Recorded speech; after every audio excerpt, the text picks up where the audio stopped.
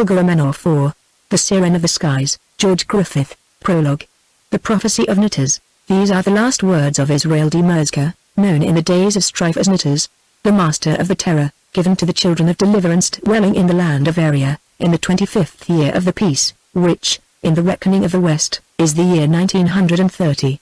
My life is lived, and the wings of the angel of death overshadow me as I write, but before the last summons comes, I must obey the spirit within me that bids me tell of the things that I have seen, in order that the story of them shall not die, nor be disguised by false reports, as the years multiply and the mists gather over the graves of those who, with me, have seen and wrought them. For this reason the words that I write shall be read publicly in the ears of you and your children and your children's children, until they shall see a sign in heaven to tell them that the end is at hand. No man among you shall take away from that which I have written, nor yet add anything to it, and every 5th year, at the festival of deliverance, which is held on the anniversary of victory, one this writing of mine shall be read, that those who shall hear it with understanding may lay its warnings to heart, and that the lessons of the great deliverance may never be forgotten among you. The 8th of December, on which day, in the year 1904, the armies of the Anglo-Saxon Federation and the aerial navy of the terrorists defeated and almost annihilated the hosts of the Franco-Slavonian League, then besieging London under the command of Alexander Romanoff, last of the Tsars of Russia, and so made possible the universal disarmament which took place the following year. The Angel of the Revolution, Chap. Sylvie. It was in the days before the beginning of peace that I, Knitters the Jew, cast down and broken by the hand of the tyrant, conceived and created that which was known as the terror.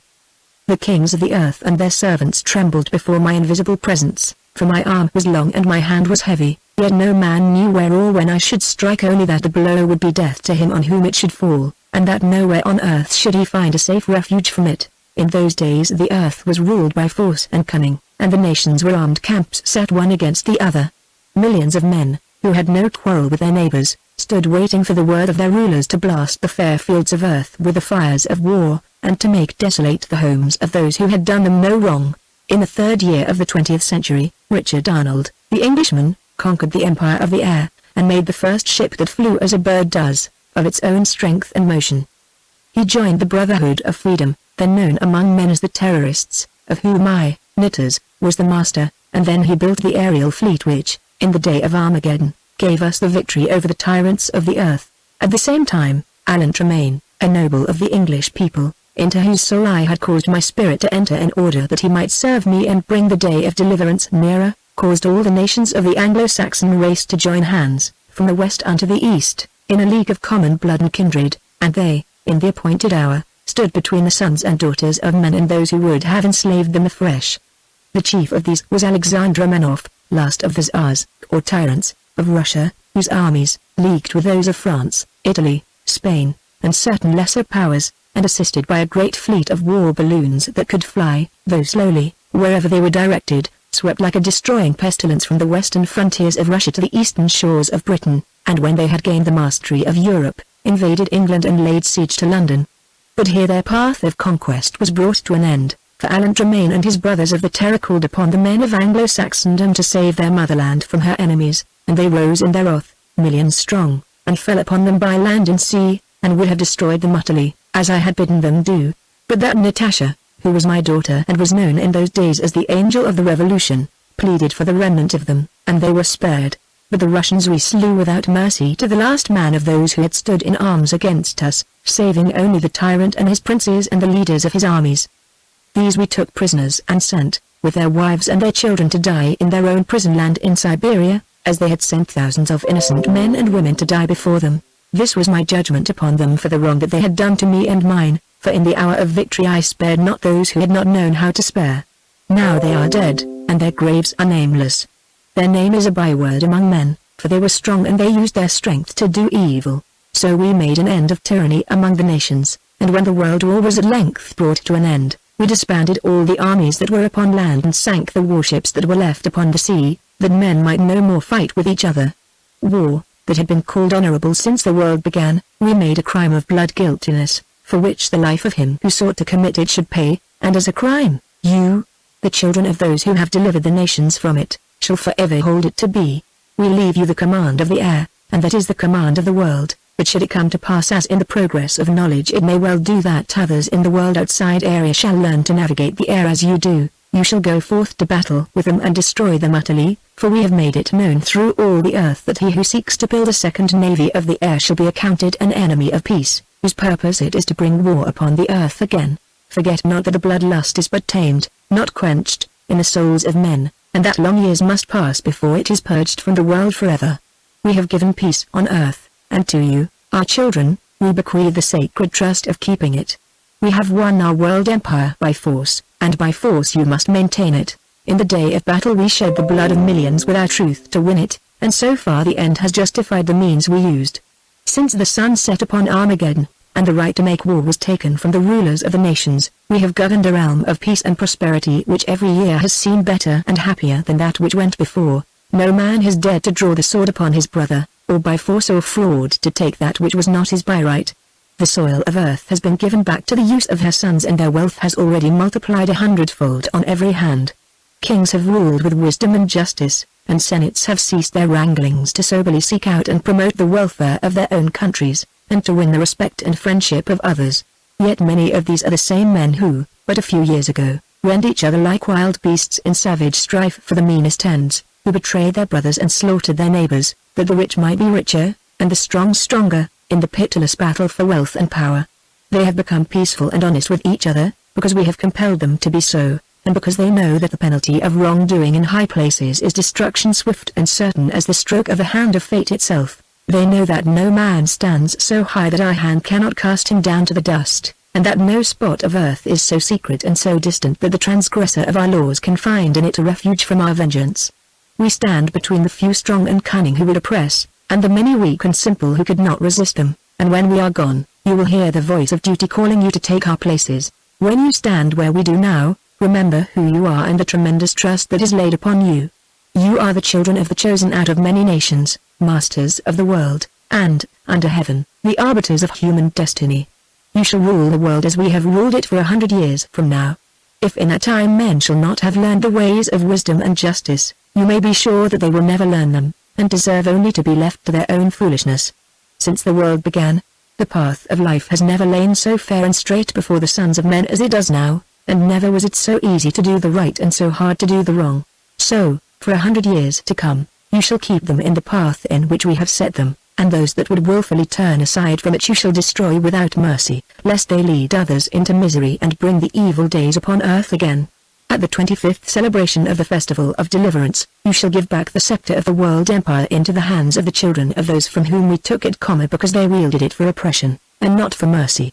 At that time you shall make it known throughout the earth that men are once more free to do good or evil, according to their choice, and that as they choose well or ill so shall they live or die. And woe to them in those days if, knowing the good, they shall turn aside to do evil.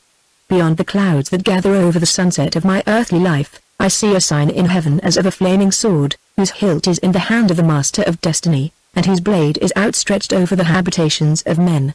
As they shall choose to do good or evil, so shall that sword pass away from them or fall upon them, and consume them utterly in the midst of their pride.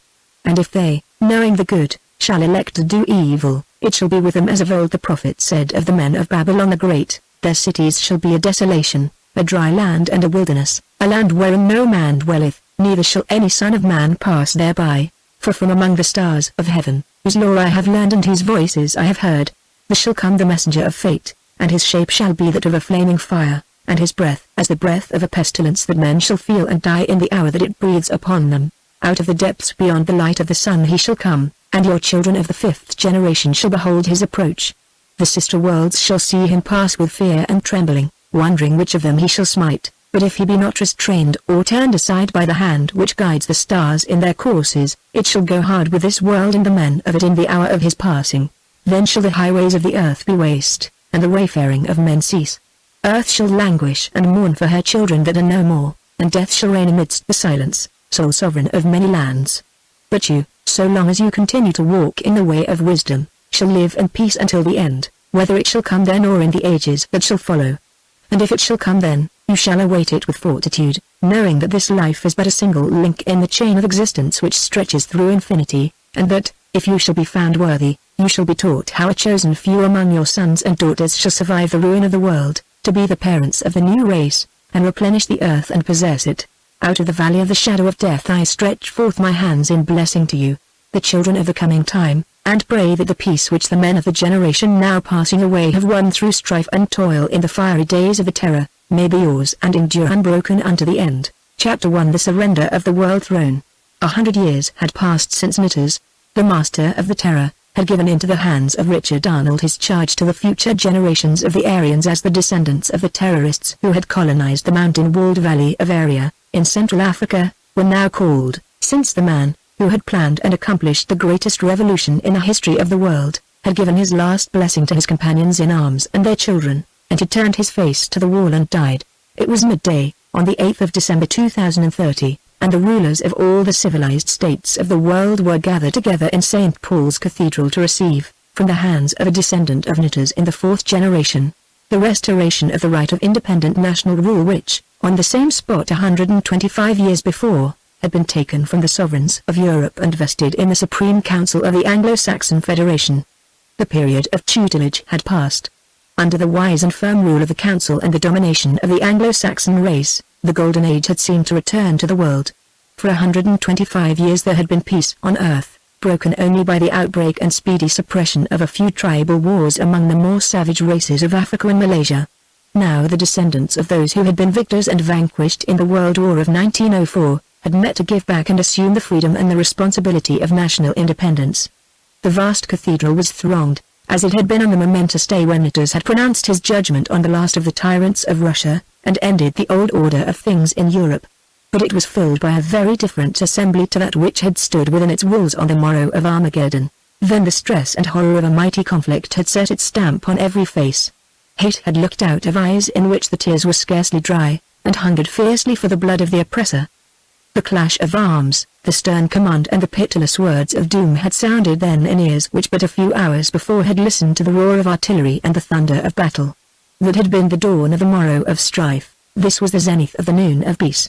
Now, in all the vast assembly, no hand held a weapon, no face was there which showed a sign of sorrow, fear, or anger, and in no heart, save only two among the thousands, was there a thought of hate or bitterness. For 3 days past the festival of deliverance had been celebrated all over the civilized world, and now, in the center of the city which had come to be the capital, not only of the vast domains of Anglo-Saxondom, but of the whole world, a solemn act of renunciation was to be performed, upon the issues of which the fate of all humanity would hang, for the members of the Supreme Council had come through the skies from their seat of empire in Aria to abdicate the world throne in obedience to the command of the dead master, from whom their ancestors had derived it. At a table, drawn across the front of the chancel, sat the president and the 12 men who with him had up to this hour shared the empire of the human race. Below the steps on the floor of the cathedral, sat, in a wide semicircle, the rulers of the kingdoms and republics of the earth assembled to hear the last word of their overlords, and to receive from them the power and responsibility of maintaining or forfeiting, as the event should prove, the blessings which had multiplied under the sovereignty of the Aryans. The president of the council was the direct descendant not only of Alan Tremaine, its first president, but also of Richard Arnold and Natasha, for their eldest son, born in the first year of the peace, had married the only daughter of Tremaine, and their firstborn son had been his father's father, although the average physique of civilized man had immensely improved under the new order of things. The Aryans, descendants of the pick of the nations of Europe, were as far superior to the rest of the assembly as the latter would have been to the men and women of the 19th century. But even amongst the members of the council, the splendid stature and regal dignity of Alan Arnold, the president, stamped him as a born ruler of men, whose title rested upon something higher than election or inheritance. At the last stroke of 12, the president rose in his place, and, in the midst of an almost breathless silence, read the message of Knitters to the great congregation. This done, he laid the parchment down on the table and, beginning from the outbreak of the World War, rapidly and lucidly sketched out the vast and beneficent changes in the government of society that its issues had made possible. He traced the marvelous development of a new civilization, which, in 4 generations, had raised men from a state of half-barbarous strife and brutality to one of universal peace and prosperity, from inhuman and unsparing competition to friendly cooperation in public, and generous rivalry in private concerns, from horrible contrasts of wealth and the misery to a social state in which the removal of all unnatural disabilities in the race of life has made them impossible. He showed how, in the evil times which, as all men hoped, had been left behind forever, the strong and the unscrupulous ruthlessly oppressed the weak and swindled the honest and the straightforward. Now dishonesty was dishonorable in fact as well as in name. The game of life was played fairly, and its prizes fell to all who could win them, by native genius or earnest endeavor. There were no inequalities, save those which nature herself had imposed upon all men from the beginning of time. There were no tyrants and no slaves. That which a man's labor of hand or brain had won was his, and no man might take toll of it. All useful work was held in honor, and there was no other road to fame or fortune save that of profitable service to humanity. This, said the President in conclusion, is the splendid heritage that we of the Supreme Council, which is now to cease to exist as such, have received from our forefathers, who won it for us and for you on the field of the world's Armageddon.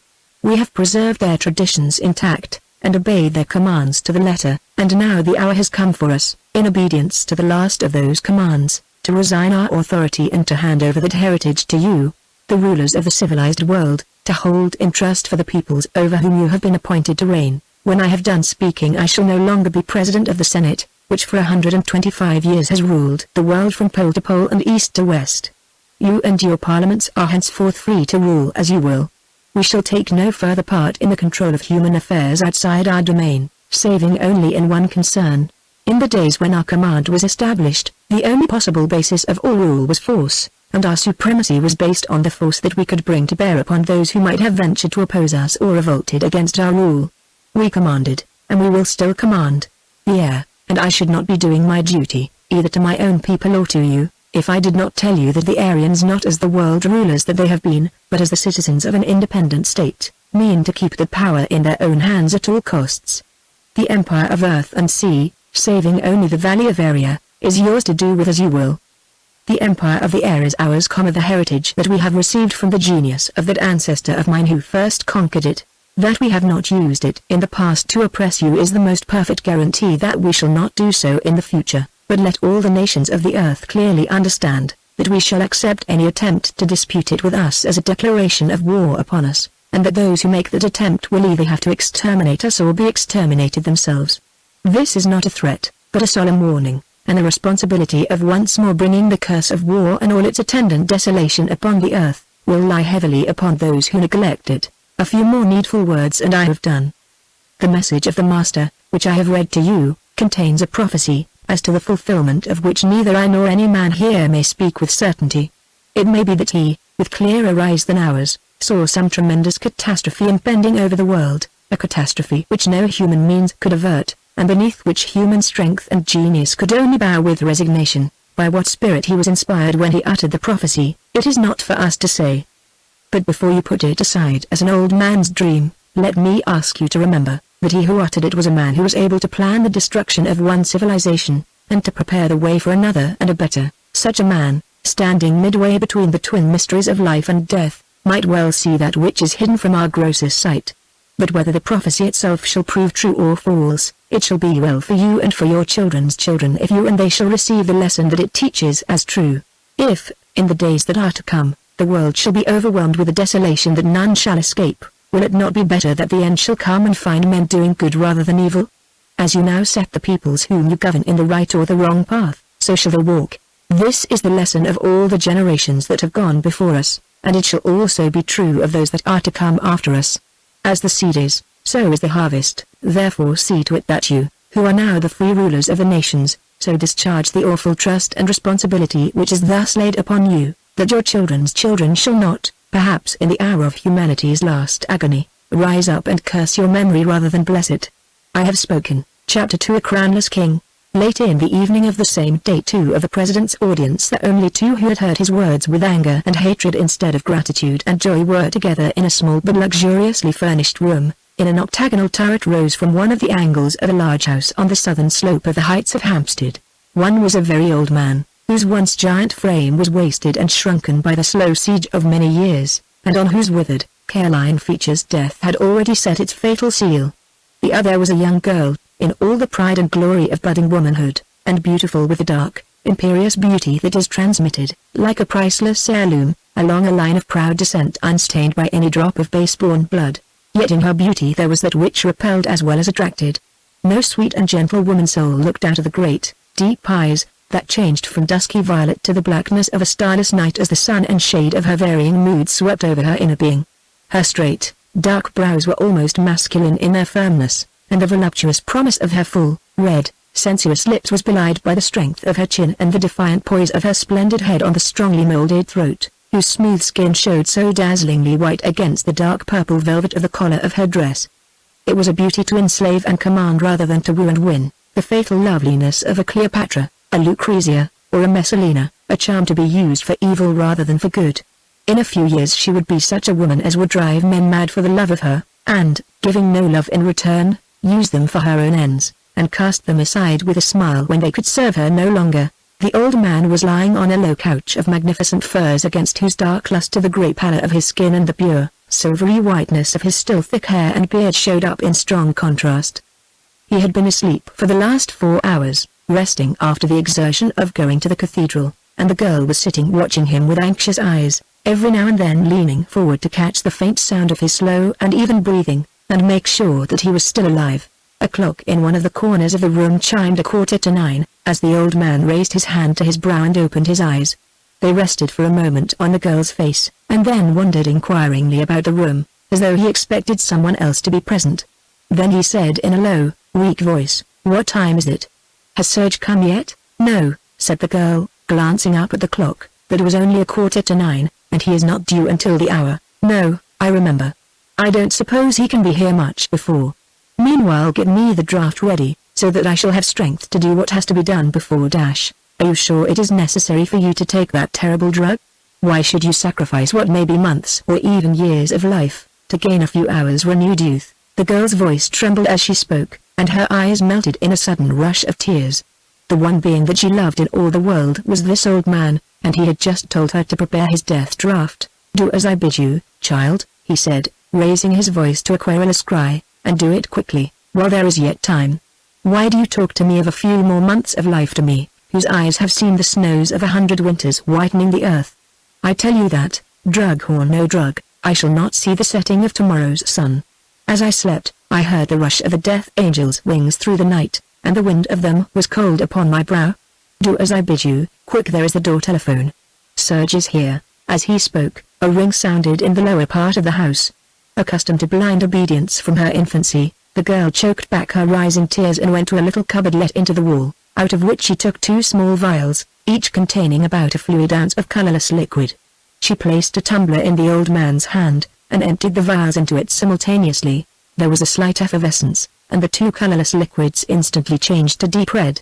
The moment that they did so, the dying man put the glass to his lips and emptied it at a gulp. Then he threw himself back upon his pillows, and let the glass fall from his hand upon the floor. At the same moment a little disc of silver flew out at right angles to the wall near the door, and a voice said, "Serge Nikolaevich is here to command. Serge Nikolaevich is welcome. Let him ascend," said the girl, walking towards the transmitter, and replacing the disc as she ceased speaking. A few moments later there was a tap on the door.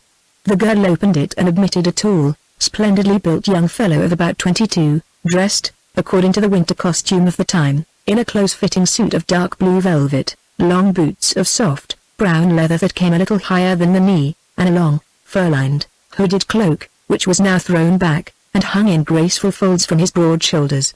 As he entered, the girl held out her hand to him in silence. A bright flush rose to her clear, pale cheeks as he instantly dropped on one knee and kissed it, as in the old days a favored subject could have kissed the hand of a queen. "Welcome, Serge Nikolaevich, Prince of the House of Romanoff. Your bride and your crown are waiting for you." The words came clear and strong from the lips which, but a few minutes before, had barely been able to frame a coherent sentence. The strange drug had wrought a miracle of restoration. 50 years seemed to have been lifted from the shoulders of the man who would never see another sunrise. The light of youth shone in his eyes, and the flush of health on his cheeks. The deep furrows of age and care had vanished from his face, and, saving only for his long, white hair, if one who had seen Alexander Romanoff, the last of the Tsars of Russia, on the battlefield of Muswell Hill could have come back to earth, he would have believed that he saw him once more in the flesh. Without any assistance he rose from the couch, and drew himself up to the full of his majestic height. As he did so the young man dropped on his knee before him, as he had done before the girl, and said in Russian, "The honor is too great for my unworthiness. May heaven make me worthy of it. Worthy you are now, and shall remain so long as you shall keep undefiled the faith and honor of the imperial house from which you are sprung. replied the old man in the same language, raising him from his knee as he spoke. Then he laid his hands on the young man's shoulders, and, looking him straight in the eyes, went on, Serge Nikolaevich, you know why I have bidden you come here tonight. Speak now, without fear or falsehood, tell me whether you come prepared to take that which I have to give you, and to do that which I shall ask of you. If there is any doubt in your soul, speak it now and go in peace, for the task that I shall lay upon you is no light one, nor may it be undertaken without a whole heart and a soul that is undivided by doubt. The young man returned his burning gaze with a glance as clear and steady as his own, and replied, It is for your majesty to give and for me to take, for you to command and for me to obey. Tell me your will, and I will do it to the death.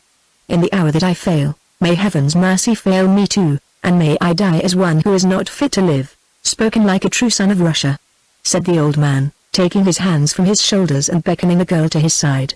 Then he placed them side by side before an icon to the eastern wall, with an ever-burning lamp in front of it. He bade them kneel down and join hands, and as they did so he took his place behind them and, raising his hands as though in invocation above their heads, he said in slow, solemn tones, Now, Serge Nikolaevich and Olga Romanoff, sole heirs on earth of those who once were Tsars of Russia, swear before heaven and all its holy saints that, when this body of mine shall have been committed to the flames, you will take my ashes to Petersburg and lay them in the church of Peter and Paul, and that when that is done, you will go to the Losenskys at Moscow, and there, in the Uspensky Sober, where your ancestors were crowned, take each other for wedded wife and husband, according to the ancient laws of Russia and the rites of the Orthodox Church.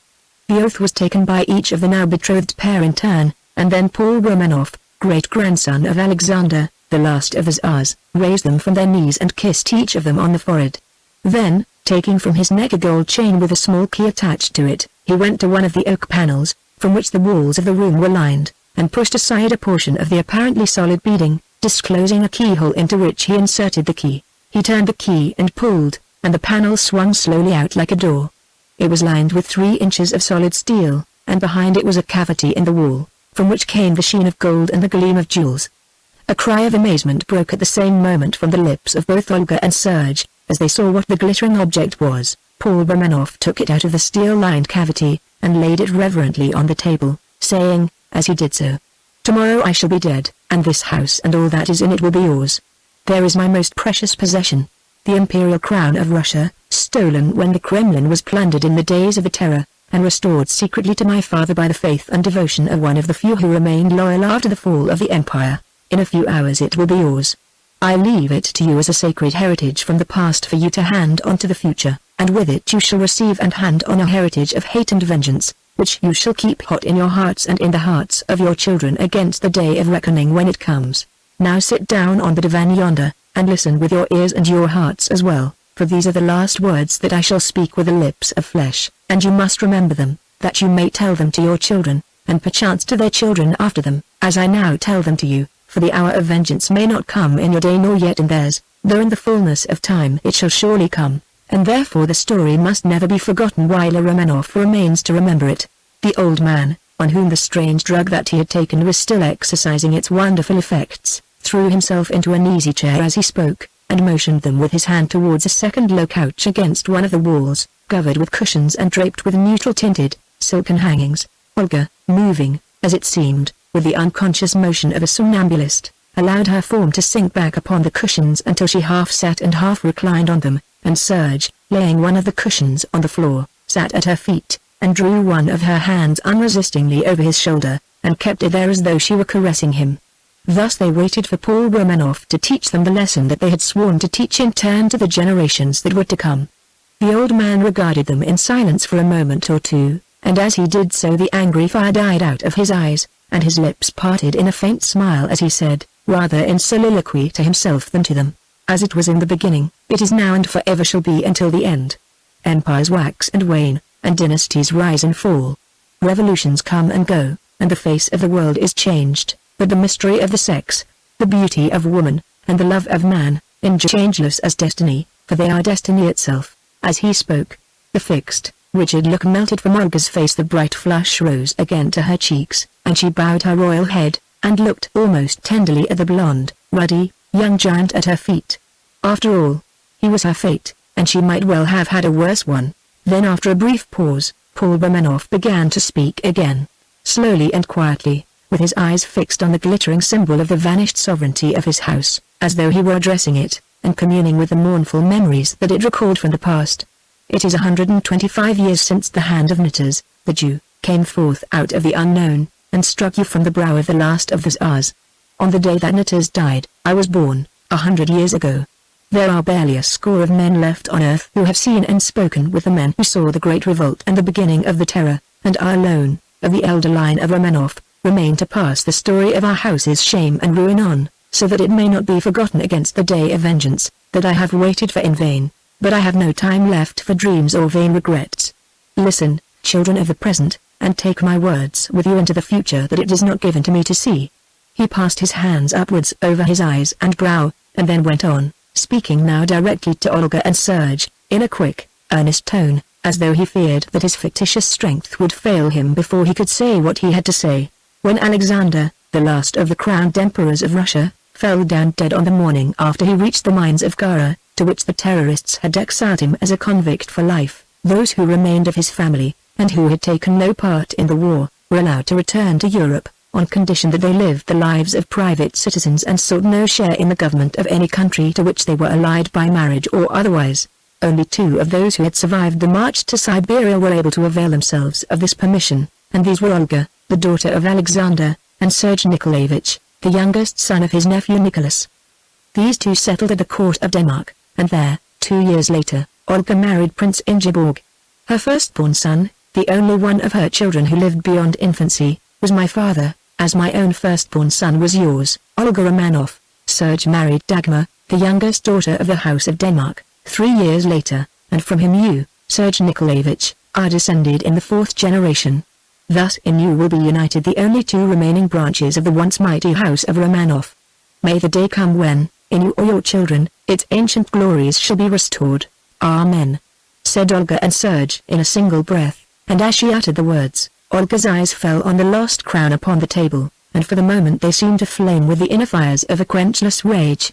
Paul Romanoff's eyes answered hers flash, for the same hatred and longing for revenge possessed them both. The old man who had carried the weight of 100 years to the brink of the grave, and the young girl whose feet were still lingering on the dividing line between girlhood and womanhood. Then he went on, speaking with an added tone of fierceness in his voice, from the day of my birth until this, the night of my death, it has been impossible to do anything to recover that which was lost in the Great Revolt. Not that stout hearts and keen brains and willing hands have been wanting for the work, but because the strong arm of the Terror has encircled the earth with unbreakable bonds, because its eye has never slept, and because its hand has hurled infallible destruction upon all who ever dared to take the first step towards freedom. Knitters spoke truly when he said that the terrorists had ruled the world by force, and Alan Arnold today spoke truly after him when he said that the supremacy of the Aryans was based upon the force that they could bring to bear upon any who revolted against them, through their possession of the empire of the air. It is this priceless possession that gives them the command of the world, and for 100 years they have guarded it so jealously, that they have slain without mercy all who have ventured to take even the first step towards an independent solution of the mighty problem which Richard Arnold solved 126 years ago. The last man who died in this cause was my only son, and your father, Olga. Remember that, for it is not the least item in the legacy of revenge that I bequeath to you tonight. He had devoted his life, as many others had done before him, to the task of discovering the secret of the motive power of the terrorists' airships. The year you were born, success had crowned the efforts of 10 years of tireless labor. Working with the utmost secrecy in a lonely hut buried in the forests of Norway, he and 6 others, who were, as he thought, devoted to him and the glorious cause of wresting the empire of the world from the grasp of the terrorists, had built an airship that would have been swifter and more powerful than any of their aerial fleet. 2 days before she was ready to take the air, one of his men deserted. The traitor was never seen again, but the next night a terrorist vessel descended from the clouds, and in a few minutes not a vestige of our airship or her creators remained. Only a blackened waste in the midst of the forest was left to show the scene of their labors. Within 48 hours, it was known all over the civilized world that Vladimir Romanoff and his associates had been killed by order of the Supreme Council, for endeavoring to build an airship in defiance of its commands. Such are the enemies against whom you will have to contend. They are still virtually the masters of the world, and the task before you is to wrest that mastery from them. It is no light task, but it is not impossible, for these Aryans are, after all, but men and women as you are, and what they have done, other men and women can surely do. The great secret cannot always remain theirs alone. While they actively controlled the nations, nothing could be done against them, for their hand was everywhere and their eyes saw everything. But now they have abdicated the throne of the world, and left the nations to rule themselves as they can. For a time things will go on in their present grooves, but that will not be for long. I, who am their bitterest enemy on earth, am forced to confess that the terrorists have proved themselves to be the wisest as well as the strongest of despots. Under their rule the world has become a paradise for the canaille and the multitude. For they have curbed the mob as well as the king, and abolished the demagogue as well as the despot. Now the strong hand is lifted and the bridle loosed, and before many years have passed, the brute strength of the multitude will have begun to assert itself. The so-called kings of the earth, who rule now in a mockery of royalty, will speedily find that the real kings of the old days ruled because, in the last resource, they had armies and navies at their command and could enforce obedience. These are but the puppets of the popular will, and now that the moral and physical support of the Supreme Council and its aerial fleet is taken from them, they will see democracy run rampant, and, having no strength to stem the tide, they will have to float with it or be submerged by it.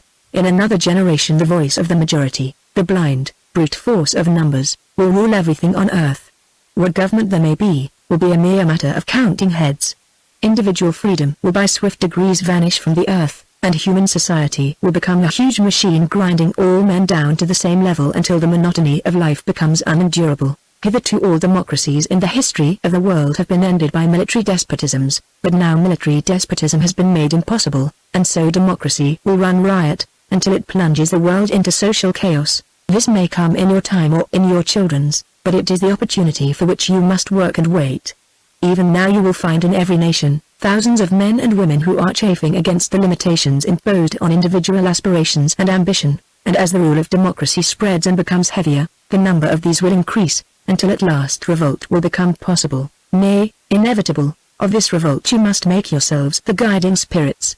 The work will be long and arduous, but you have all your lives before you, and the reward of success will be glorious beyond all description. Not only will you restore the house of Romanoff to its ancient glories in yourselves and your children, but you will enthrone it in an even higher place than that which your ancestor had almost won for it, when these thrice accursed terrorists turned the tide of battle against him on the threshold of the conquest of the world. Do not shrink from the task, or despair because you are now only two against the world. Think of Nitters and the mighty work that he did, and remember that he was once only one against the world which in the day of battle he fought and conquered. Above all things, never let your eyes wander from the land of the Aryans. That once conquered the world is yours to do with as you will. To do that, you must first conquer the air as they have done. Arya itself, by all reports, is such a paradise as the sun nowhere else shines upon. Some day, whether by force or cunning, it may be yours, and when it is, the world also will be yours to be your footstool and your plaything, and all the peoples of the earth shall be your servants to do your bidding. Yes, I can see, through the mists of the coming years and beyond the grave that opens at my feet, aerial navies, flying the eagle of Russia and scaling the mighty battlements of Arya, hurling their lightnings far and wide in the work of vengeance long delayed. Behind the battle, I see darkness that my weak eyes cannot pierce, but yours shall see clearly where mine are clouded with the falling mists of death. The shadows are closing round me, and the sands in the glass are almost run out. Yet one thing remains to be done. Since Alexander Romanoff died at the mines of Gara, no Tsar of Russia has been crowned. Now I, Paul Romanoff, his rightful heir, will crown myself after the fashion of my ancestors, and then I will crown you, the daughter of my murdered son, and you will place the diadem on your husband's brow when God has made you one. So saying, the old man rose from his seat, with his face flushed and his eyes aglow with the light of ecstasy. Olga and Serge rose to their feet, half in fear and half in wonder, as they looked upon his transfigured countenance. He lifted the imperial crown from the table, and then, drawing himself up to the full height of his majestic stature, raised it high above his head, and lowered it slowly down towards his brow. The jeweled circlet of gold had almost touched the silver of his snowy hair when the light suddenly died out of his eyes, leaving the glaze of death behind it. He gasped once for breath, and then his mighty form shrank together and pitched forward in a huddled heap at their feet, flinging the crown with a dull crash to the floor, and sending it rolling away into a corner of the room. God grant that may not be an omen, Olga, said Serge, covering his eyes with his hands to shut out the sudden horror of the sight. Omen or not, I will do his bidding to the end, said the girl slowly and solemnly. Then her pent-up passion of grief burst forth in a long, wailing cry, and she flung herself down on the prostrate form of the only friend she had ever known and loved, and laid her cheek upon his, and let the welling tears run from her eyes over those that had forever ceased to weep. Chapter 3 Tsarina Olga. 3 days after his death, the body of Paul Romanoff was reduced to ashes in the Highgate Crematorium, a magnificent building, in the somber yet splendid architecture of ancient Egypt, which stood in the midst of what had once been Highgate Cemetery, and what was now a beautiful garden, shaded by noble trees, and in summer ablaze with myriads of flowers. Not a grave or a headstone was to be seen, for burial in the earth had been abolished throughout the civilized world for nearly a century. In the vast galleries of the central building, thousands of urns, containing the ashes of the dead, reposed in niches inscribed with the name and date of death, but these mostly belonged to the poorer classes, for the wealthy as a rule devoted the chamber in their own houses to this purpose. The body was registered in the Great Book of the Dead at the crematorium as that of Paul Ivanich, and the only two mourners signed their names, Serge Ivanich and Olga Ivanich, grandchildren of the deceased. The reason for this was, that for more than a century the name of Romanoff had been prescribed in all the nations of Europe. It was believed that the Vladimir Romanoff who had been executed by the Supreme Council, for attempting to solve the forbidden problem, was the last of his race, and Paul had taken great pains not to disturb this belief. Long before his son had met with his end, he had called himself Paul Ivanich, and settled in London and practiced his profession as a sculptor, in which he had won both fame and fortune. Olga had lived with him since her father's death, and Serge, who at the time the narrative opens had just completed his studies at the Art University of Rome, had passed as her brother. They took the urn containing the ashes of the old man back with them to the house, which now belonged, with all its contents, to Olga and Serge. On the morning after his death, a notice, accompanied by an abstract of his will, had been inserted in the official gazette, the journal devoted exclusively to matters of law and government. Paul Romanoff had, however, left two wills behind him, one which had to be made public in compliance with the law, and one which was intended only for the eyes of Olga and Serge.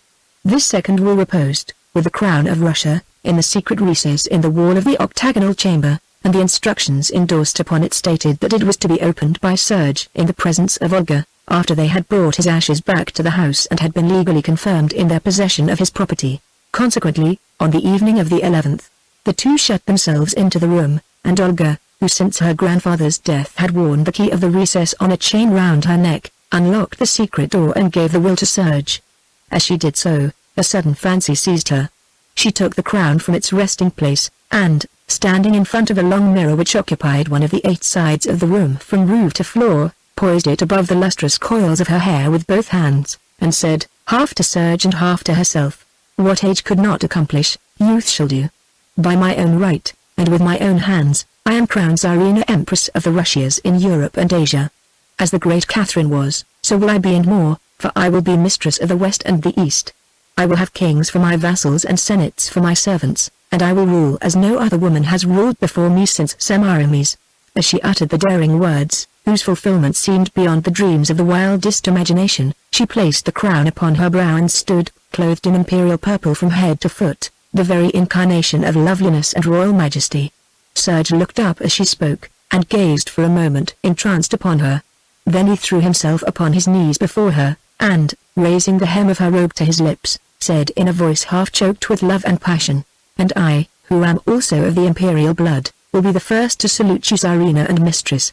You have taken me as your lover, let me also be the first of your subjects. I will serve you as woman ever was served before. You shall be my mistress, my goddess, and your words shall be my laws before all other laws. If you bid me do evil, it shall be to me as good, and I will do it. I will kill all evil alive according to your pleasure, and I will hold my own life as cheap as any other in your service, for I love you, and my life is yours." Olga looked down upon him with the light of triumph in her eyes. No woman ever breathed to whom such words would not have been sweet, but to her they were doubly sweet, because they were a spontaneous tribute to the power of her beauty and the strength of her royal nature, and an earnest of her future sway over other men. More than this, too, they had been won without an effort, from the lips of the man whom she had always been taught to look upon as higher than other men, in virtue of his descent from her own ancestry, and the blood right that he shared with her to the throne which it was to be their joint life task to re-establish. If she did not love him, it was rather because ambition and the inborn lust of power engrossed her whole being, than from any lack of worthiness on his part. Of all the men she had ever seen, none compared with him in strength and manliness save one, and he, bitter beyond expression as the thought was to her, was so far above her as she was now, that he seemed to belong to another world and to another order of beings. As their eyes met, a thrill that was almost akin to love passed through her soul, and, acting on the impulse of the moment, she took the crown from her own head and held it above his as he knelt at her feet, and said, "Not as my subject or my servant, but as my co-ruler and helpmate, you shall keep that oath of yours, Serge Nikolaevich. We have exchanged our vows, and in a few days I shall be your wife. We will wed as equals, and so now I crown you, as it is my right to do. Rise, my lord the Tsar, and take your crown." Serge put up his hands and took the crown from hers at the moment that she placed it on his brow. He rose to his feet, holding it on his head as he said solemnly, "So be it, and may the God of our fathers help me to wear it worthily with you, and to restore to it the glory that has been taken from it by our enemies." Then he laid it reverently down on the table and turned to Olga, who was still standing before the mirror looking at her own lovely image, as though in a dream of future glory. He took her unresisting in his arms, and kissed her passionately again and again, bringing the bright blood to her cheeks and the light of a kindred passion to her eyes, and murmuring between the kisses, "But you, darling, are worth all the crowns of earth, and I am still your slave, because your beauty and your sweetness make me so. Then slave you shall be," she said, giving him back kiss for kiss, well knowing that with every pressure of her intoxicating lips she riveted the chains of his bondage closer upon his soul. To an outside observer, what had taken place would have seemed but little better than boy and girl's play, the fantasy of two young and ardent souls dreaming a romantic and impossible dream of power and glory that had vanished, never to be brought back again. And yet, if such a one had been able to look forward though more than a single lustrum, he would have seen that, in the mysterious revolutions of human affairs, it is usually the seemingly impossible that becomes possible, and the most unexpected that comes to pass. The secret will of Paul Romanoff, to the study of which the two lovers addressed themselves when they awoke from the dream of love and empire into which Olga's fantasy had plunged them both, would, if it had been made public, have given a by no means indefinite shape to such vague dreams of world revolution as were inspired in thoughtful minds, even in the 31st year of the 21st century. It was a voluminous document of many pages, embodying the result of nearly 80 years of tireless scheming and patient research in the field of science as well as in that of politics. Paul Romanoff had lived his life with but one object, and that was, to prepare the way for the accomplishment of a revolution which should culminate in the subversion of the state of society inaugurated by the terrorists, and the re-establishment, at any rate in the east of Europe, of autocratic rule in the person of a scion of the House of Romanoff. All that he had been able to do towards the attainment of this seemingly impossible project was crystallized in the document bequeathed to Olga and Serge. It was divided into 3 sections. The first of these was mostly of a personal nature, and contained details which it would serve no purpose of use or interest to reproduce here. It will therefore suffice to say, that it contained a list of the names and addresses of 400 men and women scattered throughout Europe and America, each of whom was the descendant of some prince or noble, some great landowner or millionaire, who had suffered degradation or ruin at the hands of the terrorists during the reorganization of society, after the final triumph of the Anglo-Saxon Federation in 1904. The second section of the will was of a purely scientific and technical character. It was a theoretical arsenal of weapons for the arming of those who, if they were to succeed at all, could only do so by bringing back that which it had cost such an awful expenditure of blood and suffering to banish from the earth in the days of the terror. The designs of Paul Romanoff, and the vast aspirations of those to whom he had bequeathed the crown of the Great Catherine, could have but one result if they ever passed from the realm of fancy to that of deeds. If the clock was to be put back, only the armed hand could do it, and that hand must be so armed that it could strike at first secretly, and yet with paralyzing effect.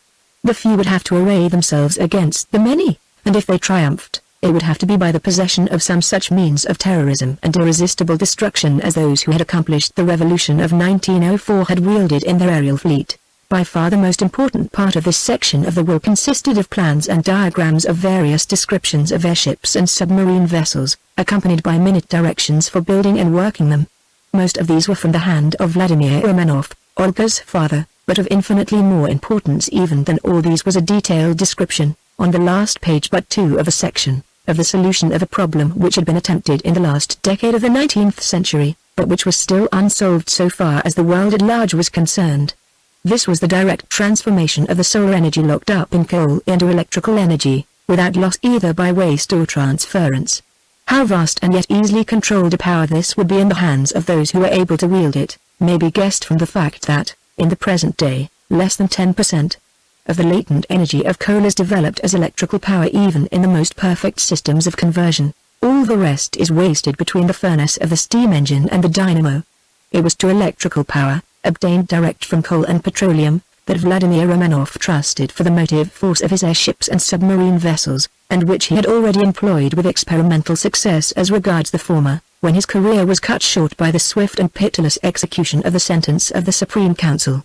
The remainder of this section was occupied by a list of chemical formula for the most powerful explosives then known to science, and minute instructions for their preparation. At the bottom of the page which contained these, there was a little strip of parchment, fastened by one end to the binding of the other sheets, and covered with very small writing. Olga's eyes, wandering down over the maze of figures which crowded the page, reached it before Serge's did.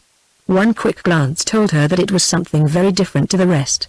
She laid one hand carelessly over it, and with the other softly caressed Serge's crisp, golden curls.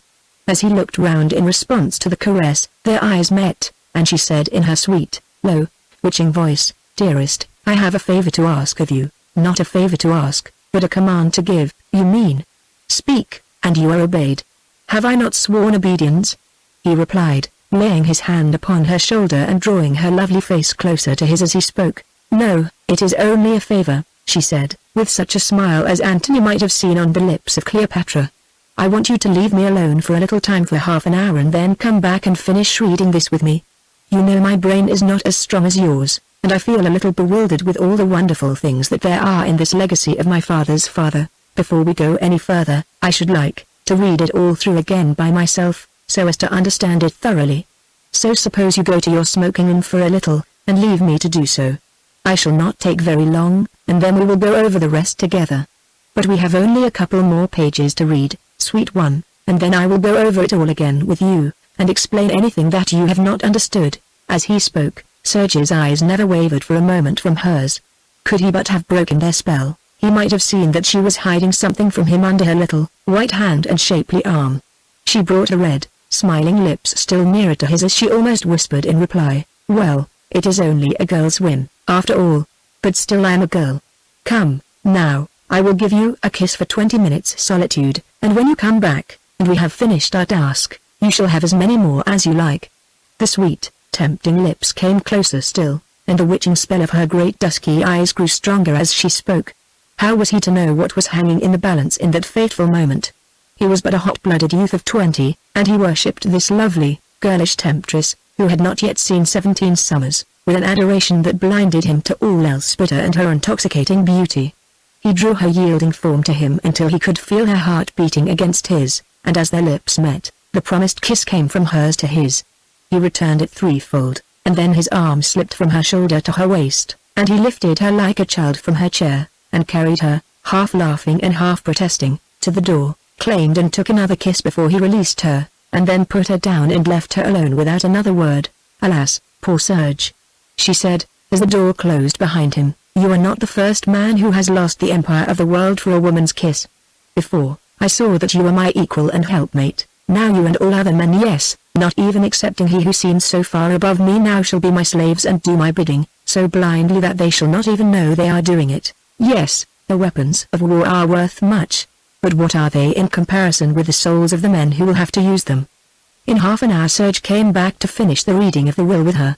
The little slip of paper had been removed so skillfully that it would have been impossible for him to have even guessed that it had ever been attached to the parchment, or that it was now lying hidden in the bosom of the girl who would have killed him without the slightest scruple to gain the unsuspected possession of it. Chapter 4 A Son of the Gods. On the day but one following the reading of Paul Romanoff's secret will, Olga and Serge set out for St. Petersburg, to convey his ashes to their last resting place in the Cathedral of SS. Peter and Paul in the fortress of Petropolovsky, where reposed the dust of the tyrants of Russia, from Peter the Great to Alexander II. Of Russia, now only remembered as the chief characters in the dark tragedy of the days before the revolution.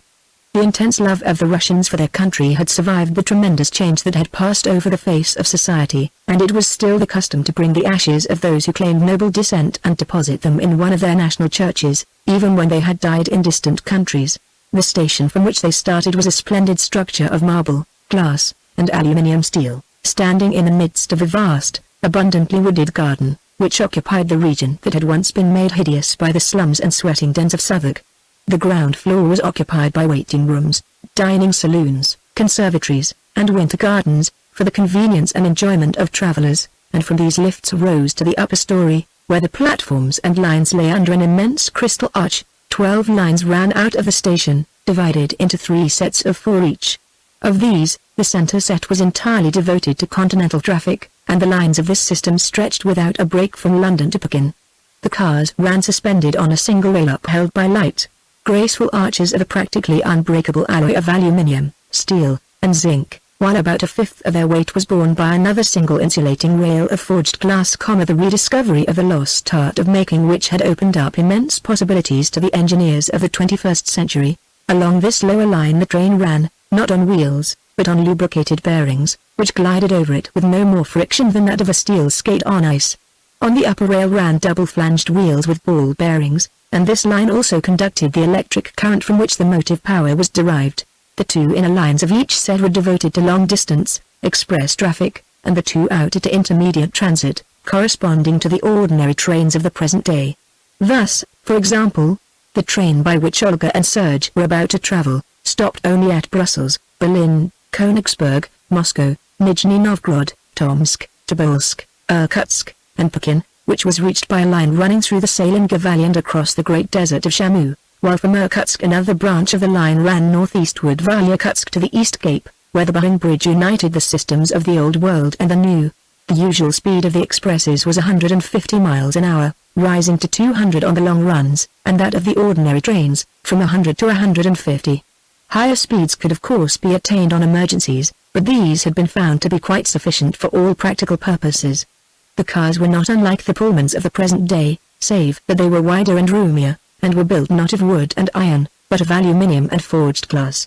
Their interiors were, of course, absolutely impervious to wind and dust, even at the highest speed of the train, although a perfect system of ventilation kept their atmosphere perfectly fresh. The long-distance trains were fitted up exactly as moving hotels, and the traveler, from London to Pekin or Montreal, was not under the slightest necessity of leaving the train, unless he chose to do so, from end to end of the journey. One more advantage of railway traveling in the 21st century may be mentioned here.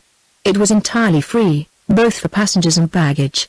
Easy and rapid transit being considered an absolute necessity of a high state of civilization, just as armies and navies had once been thought to be, every self-supporting person paid a small traveling tax, in return for which he or she was entitled to the freedom of all the lines in the area of the Federation. In addition to this tax, the municipality of every city or town through which the lines passed, set apart a portion of their rent tax for the maintenance of the railways, in return for the advantages they derived from them. Under this reasonable condition of affairs, therefore, all that an intending traveler had to do was to signify the date of his departure and his destination to the superintendent of the nearest station, and send his heavier baggage on in advance by one of the trains devoted to the carriage of freight.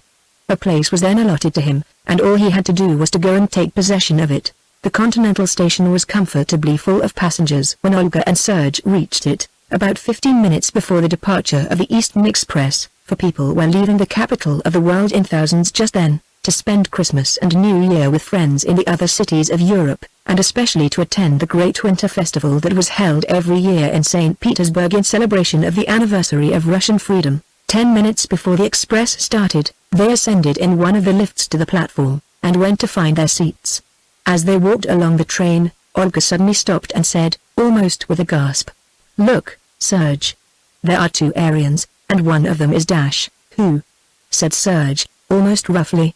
"I didn't know you had any acquaintances among the masters of the world." The son of the Romanoffs hated the very name of the Aryans, so bitterly that even the mere suspicion that his idolized betrothed should have so much as spoken to one of them was enough to rouse his anger. "No, I haven't," she replied quietly, ignoring the sudden change in his manner, "but both you and I have very good reason for wishing to make their distinguished acquaintance.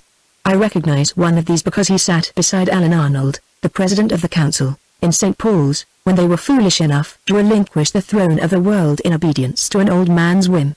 The taller of the 2 standing there by the pillar is the younger counterpart of the president, and if his looks don't belie him, he can be no one but the son of Alan Arnold, and therefore the future ruler of Area, and the present or future possessor of the great secret. Do you see now why it is necessary that we should, well, I will say, make friends of those 2 handsome lads?" Olga spoke rapidly and in Russian, a tongue then scarcely ever heard and very little understood even among educated people, who, whatever their nationality, made English their language of general intercourse. The words handsome lads had grated harshly upon Serge's ears, but he saw the force of Olga's question at once, and strove hard to stifle the waking demon of jealousy that had been roused more by her tone and the quick bright flush on her cheek than by her words, as he answered, "Forgive me, darling, for speaking roughly. Their 100 years of peace have not tamed my Russian blood enough to let me look upon my enemies without anger. Of course, you are right, and if they are going by the express, as they seem to be, we should be friendly enough by the time we reach Königsberg." "I am glad you agree with me," said Olga, "for the destinies of the world may turn on the events of the next few hours. Ah, the fates are kind. Look. There is Alderman, Heatherstone talking to them. I suppose he has come to see them off, for no doubt they have been the guests of the city during the festival. Come, he will very soon make us known to each other." The good old word had now regained its ancient and uncorrupted meaning. A couple of minutes later the alderman, who had been an old friend of Paul Ivanitch, the famous sculptor, had cordially greeted them and introduced them to the two Aryans, whose names he gave as Alan Anelson, the son of the president of the late Supreme Council, and Alexis Masarov, a descendant of the Alexis Mazanov who had played such a conspicuous part in the War of the Terror. They were just starting on the tour of the world, and were bound for St. Petersburg to witness the Winter Festival. Olga had been more than justified in speaking of them as she had done. Both in face and form, they were the very ideal of youthful manhood. Both of them stood over 6 feet in the long, soft, white leather boots which rose above their knees meeting their close-fitting, grey tunics of silk-embroidered cloth, confined at the waist by belts curiously fashioned of flat links of several different metals, and fastened in front by heavy buckles of gold studded with great, flashing gems. From their broad shoulders hung traveling cloaks of fine, blue cloth, lined with silver fur and kept in place across the breast by silver chains and clasps of a strange, blue metal whose luster seemed to come from within like that of a diamond or a sapphire. On their heads they wore no other covering than their own thick, curling hair, which they wore somewhat in the picturesque style of the 14th century, and a plain, broad band of the gleaming blue metal, from which rose above the temples a pair of marvelously chased, golden wings about 4 inches high, the insignia of the Empire of the Air, and the sign which distinguished the Aryans from all the other peoples of the earth. As Olga shook hands with Alan, she looked up into his dark blue eyes, with a glance such as he had never received from a woman before, a glance in which he seemed instinctively to read at once love and hate, frank admiration and equally undisguised defiance. Their eyes held each other for a moment of mutual fascination which neither could resist, and then the dark fringed lids fell over hers, and a faint flush rose to her cheeks as she replied to his words of salutation. "Surely the pleasure will rather be on our side, with traveling companions from the other world. For my own part, I seem to remind myself somewhat of one of the daughters of men whom the sons of the gods dash." She stopped short in the middle of her daring speech, and looked up at him again as much as to say, "So much for the present. Let the fates finish it." And then, appearing to correct himself, she went on, with a half-saucy, half-deprecating smile on her dangerously mobile lips. "You know what I mean, not exactly that, but something of the sort, more true, I fancy, of the daughter of men than of the supposed sons of the gods," retorted Alan, with a laugh, half startled by her words, and wholly charmed by the indescribable fascination of the way in which she said them, for the daughters of men were so fair that the sons of the gods lost heaven itself for their sakes. "Even so," said Olga, looking him full in the eyes, and at that moment the signal sounded for them to take their places in the cars. A couple of minutes after they had taken their seats, the train drew out of the station with an imperceptible, gliding motion, so smooth and frictionless that it seemed rather as though the people standing on the platform were sliding backwards than that the train was moving forward.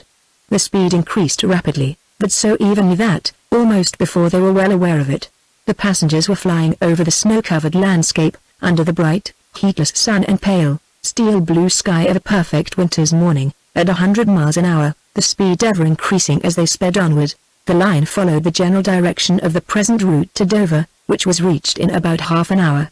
Without pausing for a moment in its rapid flight, the express swept out from the land over the Channel Bridge, which spanned the straits from Dover to Calais at a height of 200 feet above the water, traveling at a speed of 3 miles a minute. 7 minutes sufficed for the express to leap, as it were, from land to land. As they swept along in midair over the waves, Olga pointed down to them and said to Alan, who was sitting in the armchair next her own, "Imagine the time when people had to take a couple of hours getting across here in a little, dirty, smoky steamboat, mingling their sorrows and their seasickness in one common misery. I really think this Channel bridge is worthy even of your admiration. Come now, you have not admired anything yet. Pardon me, said Alan, with a look and a laugh that set Serge's teeth gritting against each other, and brought the ready blood to Olga's cheeks. On the contrary, I have been absorbed in admiration ever since we started. But not apparently of our engineering triumphs, replied Olga frankly, taking the compliment to herself, and seeming in no way displeased with it. It would seem that the polite art of flattery is studied to some purpose in Aria. You are quite wrong, returned Alan, still speaking in the same half-jocular, half-serious vein. Before all things, we Aryans are taught to tell the absolute truth under all circumstance, no matter whether it pleases or offends. So, you see, what is usually known as flattery could hardly be one of our arts, since, as often as not, it is a lie told in the guise of truth, for the sake of serving some hidden and perhaps dishonest end. The blow so unconsciously delivered struck straight home, and the flush died from Olga's cheek, leaving her for the moment so white that her companion anxiously asked if she was unwell. No, she said, recovering her self-possession under the impulse of sudden anger at the weakness she had betrayed. It is nothing. This is the first time for a year or so that I have travelled by one of these very fast trains, and the speed made me a little giddy just for the instant. I am quite well, really, so please go on. You know, that wonderful fairyland of yours is a subject of everlasting interest and curiosity to us poor outsiders who are denied a glimpse of its glories, and it is so very rarely that one of us enjoys the privilege that is mine just now, that I hope you will indulge my feminine curiosity as far as your good nature is able to temper your reserve. As she uttered her request, Alan's smiling face suddenly became grave almost to sternness. The laughing light died out of his eyes, and she saw them darken in a fashion that at once convinced her that she had begun by making a serious mistake. He looked up at her, with a shadow in his eyes and a slight frown on his brow. He spoke slowly and steadily, but with a manifest reluctance which he seemed to take little or no trouble to conceal. I am sorry that you have asked me to talk on what is a forbidden subject to every Aryan, save when he is speaking with one of his own nation. I see you have been looking at these two golden wings on the band round my head. I will tell you what they mean, and then you will understand why I cannot say all that I know you would like me to say. They are to us what the toga virilis was to the Romans of old, the insignia of manhood and responsibility. When a youth of Aria reaches the age of 20 he is entitled to wear these wings as a sign that he is invested with all the rights and duties of a citizen of the nation which has conquered and commands the empire of the air. One of these duties is, that in all the more serious relations of life he shall remain apart from all the peoples of the world save his own, and shall say nothing that will do anything to lift the veil which it has pleased our forefathers in their wisdom to draw around the realm of Aria. Before we assume the citizenship of which these wings are the symbol, we never visit the outside world save to make air voyages, for the purpose of learning the physical facts of the earth's shape and the geography of land and sea. Immediately after we have assumed it, we do as Alexis and I are now doing, travel for a year or so through the different countries of the outside world, in order to get our knowledge of men and things as they exist beyond the limits of our own country. The fact that we do so, under a pledge solemnly and publicly given, of never revealing anything which could lead even to a possibility of other peoples of the earth overtaking us in the progress which we have made in the arts and sciences, is my excuse for refusing to tell you what your very natural curiosity has asked. Olga saw instantly that she had struck a false note, and was not slow to make good her mistake. She laid her hand upon his arm, with that pretty gesture which Serge knew so well, and watched now with much bitter feelings, and said, in a tone that betrayed no trace of the consuming passion within her, "Forgive me. Of course, you will see that I did not know I was trenching on forbidden grounds. I can well understand why such secrets as yours should be kept. You have been masters of the world for more than a century, and even now, although you have formally abdicated the throne of the world, it would be absurd to deny that you still hold the destinies of humanity in your hands. The secrets which guard so tremendous a power as that may well be religiously kept and held more sacred than anything else on earth. Still, you have mistaken me if you thought I asked for any of these. All I really wanted was, that you should tell me something that would give me just a glimpse of what human life is like in that enchanted land of yours. Alan laid his hands upon hers, which were still resting upon his arm, and interrupted her even more earnestly than before. Even that I cannot tell you. With us, the man who gives a pledge and breaks it, even in the spirit though not in the letter, is not considered worthy to live, and therefore I must be silent. Instead of answering with her lips, Olga turned her hand palm upwards, and clasped his with a pressure which he returned before he very well knew what he was doing, and while the magic of her clasp was still stealing along his nerves, Serge broke in, with a harsh ring in his voice.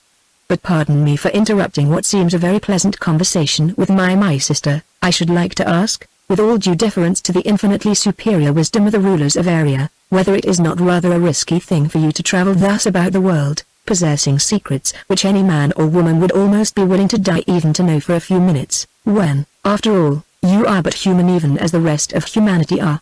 You, for instance, are only two among millions. How would you protect yourselves against the superior force of numbers? Supposing you were taken unawares under circumstances which make your superior knowledge unavailing, you know, human nature is the same yesterday, today, and tomorrow, despite the superficial varnish of civilization. The passions of men are only curbed, not dead. There may be men on earth today who, to gain such knowledge as you possess, would even resort to the tortures used by the Inquisition in the 16th century. Suppose you found yourself in the power of such men as that, what then? Would you still preserve your secret intact? Do you think? Alan heard him to the end without moving a muscle of his face, and without even withdrawing his hand from Olga's clasp. But at the last sentence he snatched it suddenly away, half-turned in his seat, and faced him. Then, looking him straight in the eyes, he said in a tone as cold and measured as might have been used by a judge sentencing a criminal to death, "We do not fear anything of the sort, simply because each one of us holds the power of life and death in his hands. If you laid a hand on me now in anger, or with an intent to do me harm, you would be struck dead before you could raise a finger in your own defense. Do you think that we, who are as far in advance of you as you are in advance of the men of 100 years ago, would trust ourselves amongst those who might be our enemies were we not amply protected against you? Tell me, have you ever read a book, written nearly 200 years ago in the Victorian age, called The Coming Race?" "Yes," said Serge, thinking, as he spoke, of the possibilities contained in The Secret Will of Paul Romanoff. "I have read it, and so has Olga." "What of it?" "Well," said Alan quietly, without moving his eyes from those of Serge, "I had better tell you at once that we have realized, to all intents and purposes, the dream that Lytton dreamt when he wrote that book. I can tell you so much without breaking the pledge of which I have spoken. All that the Vrillard did in his dream we have accomplished in reality, and more than that. Our empire is not bounded by the roofs of subterranean caverns, but only by the limits of the planet's atmosphere. We can soar beyond the clouds and dive beneath the seas. We have realized what he called the Vril force as a sober, scientific fact, and if I thought that you, for instance, were my enemy, I could strike you dead without so much as laying a hand on you. And if a dozen like you tried to overcome me by superior brute force, they would all meet with the same fate. I'm afraid this sounds somewhat like boasting," he continued in a more gentle tone, and dropping his eyes to the floor of the car, "but the turn the conversation has taken obliged me to say what I have done. Suppose we give it another turn and change the subject. We have unintentionally got upon rather uncomfortable ground." Serge and Olga were not slow to take the pointed hint, and of the talk drifted into general and more harmless channels. Chapter 5: A Vision from the Clouds. At Königsberg, which was reached in 9 hours after leaving London, that is to say, soon after 7 o'clock in the evening, the Eastern Express divided. 5 of the cars went northward to St. Petersburg, carrying those passengers who were going to participate in the Winter Festival, while the other 5 which made up the train went on to Moscow and the East. During the 20 minutes stop at Berlin, Olga had found an opportunity of having a few words in private with Serge, and had succeeded in persuading him, much against his will, of the necessity for postponing their marriage, and therefore their visit to Moscow, for the execution of a daring and suddenly conceived plan which she had thought out, but which she had then no time to explain to him. Serge, though very loath to postpone even for a day or two the consummation of his hopes and the hour which should make Olga irrevocably his, so far as human laws could bind her to him, was so far under the domination of her imperious will that, as soon as he saw that she had determined to have her own way, he yielded with the best grace he could.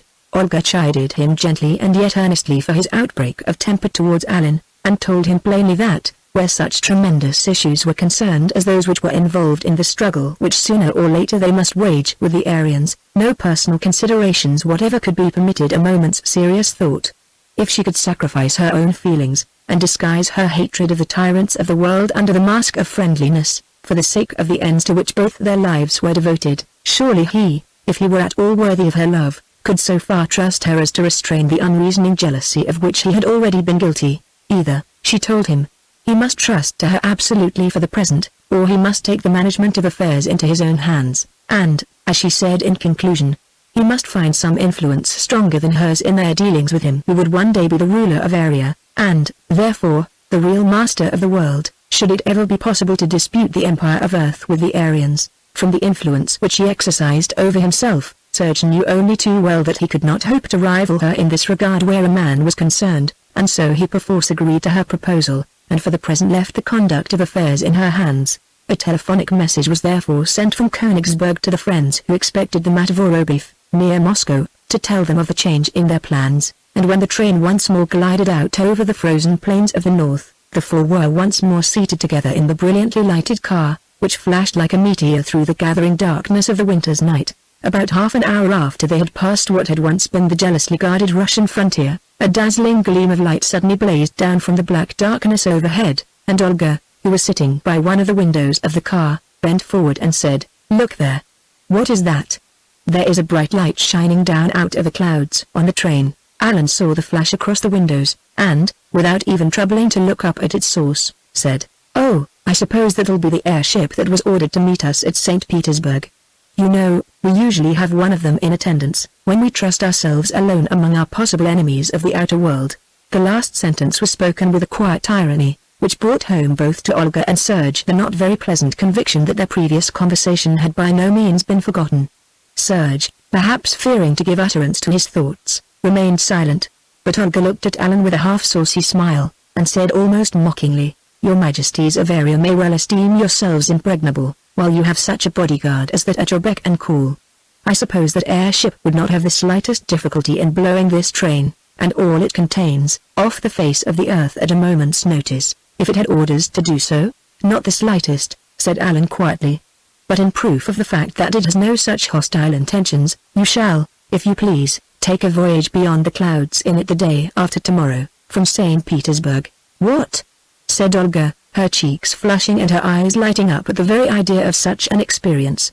"Do you really mean to say that you would permit a daughter of the earth, as I am told you call the women who have not the good fortune to be born in Area, to go on board one of those wonderful airships of yours, and taste the forbidden delights of spurning the earth and sharing, even for an hour, your empire of the air?" "Why not?" replied Alan, with a laugh. "What harm would be done by taking you for a trip beyond the clouds? We are not so selfish as all that, and if the novel experience would give you any pleasure, we have a perfect right to ask you to enjoy it. Will you come? Surely there is scarcely any need for me to say yes. Why, do you know, I believe I would give 5 years of my life for as many hours on board that airship of yours," said Olga, "and if you will do as you say, you will make me your debtor forever." "Indeed, how could a poor earth dweller such as I am repay a favor like that?" "Ah, if only you were an Aryan, I should not have much difficulty in telling you how you could do that," retorted Alan with almost boyish candor. "As it is, I am afraid I must be satisfied for my reward with the pleasure of knowing that I have given you a pleasurable experience. Your Majesty has put that so prettily, that it almost atones for the sense of hopeless inferiority which, I need hardly tell you, is just a trifle bitter to my feminine pride," said Olga, in the same half-bantering tone she had used all along. Before a reply had risen to Alan's lips, the conversation was interrupted by the airship suddenly swooping down from the clouds to the level of the windows of the train, which was now flying along over a wide, treeless plain at a speed of fully 200 miles an hour. As the searchlights of the aerial vessel flashed along the windows of the cars, the blinds, which had been drawn down at nightfall, were sprung up again by the passengers, who were all eager to get a glimpse of one of the marvelous vessels which so rarely came within close view of the dwellers upon earth. The airship, on which all eyes were now bent with such intense curiosity, was a beautifully proportioned vessel built chiefly of some unknown metal, which shone with a brilliant pale blue luster.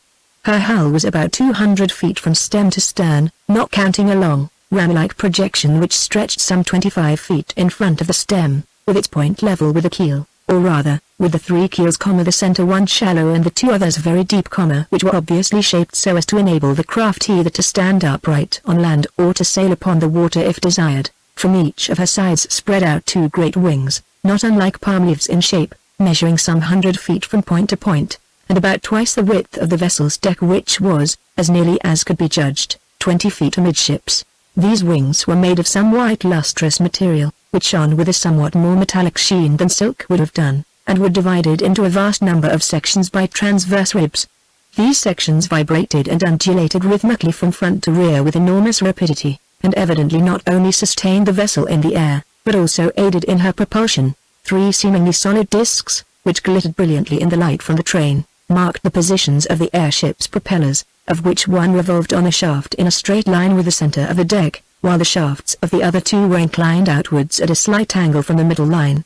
From the deck rose 3 slender, raking masts, apparently placed there for ornament rather than use, unless indeed they were employed for signaling purposes. The whole deck was covered completely from end to end by a curved roof of glass, and formed a spacious chamber pervaded by a soft, diffused light, the origin of which was invisible, and which showed about half a dozen figures clad in the graceful costume of the Aryans, and all wearing the headdress with golden wings.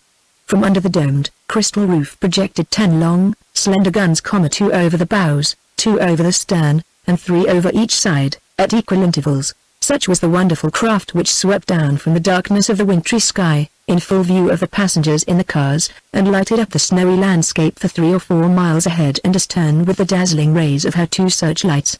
Although, as has been said, the express was moving at quite 200 miles an hour, the airship swept up alongside it with as much apparent ease as though it had been stationary.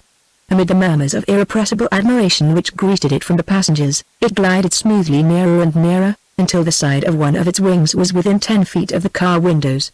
Alan and Alexis stood up and saluted their comrades on the deck, then a few rapid, unintelligible signals made with the hand passed between them. A parting salute was waved from the airship to the express, and then, with a speed that seemed to rival that of a lightning bolt, the cruiser of the air darted forward and upward, and in 10 seconds was lost beyond the clouds. "Well, now that you have seen one of our aerial fleet at close quarters," said Alan, turning to Olga and Serge, "what do you think of her?" "A miracle," they both exclaimed in one breath, and then Olga went on, her voice trembling with an irresistible agitation, "I can hardly believe that such a marvel is the creation of merely human genius.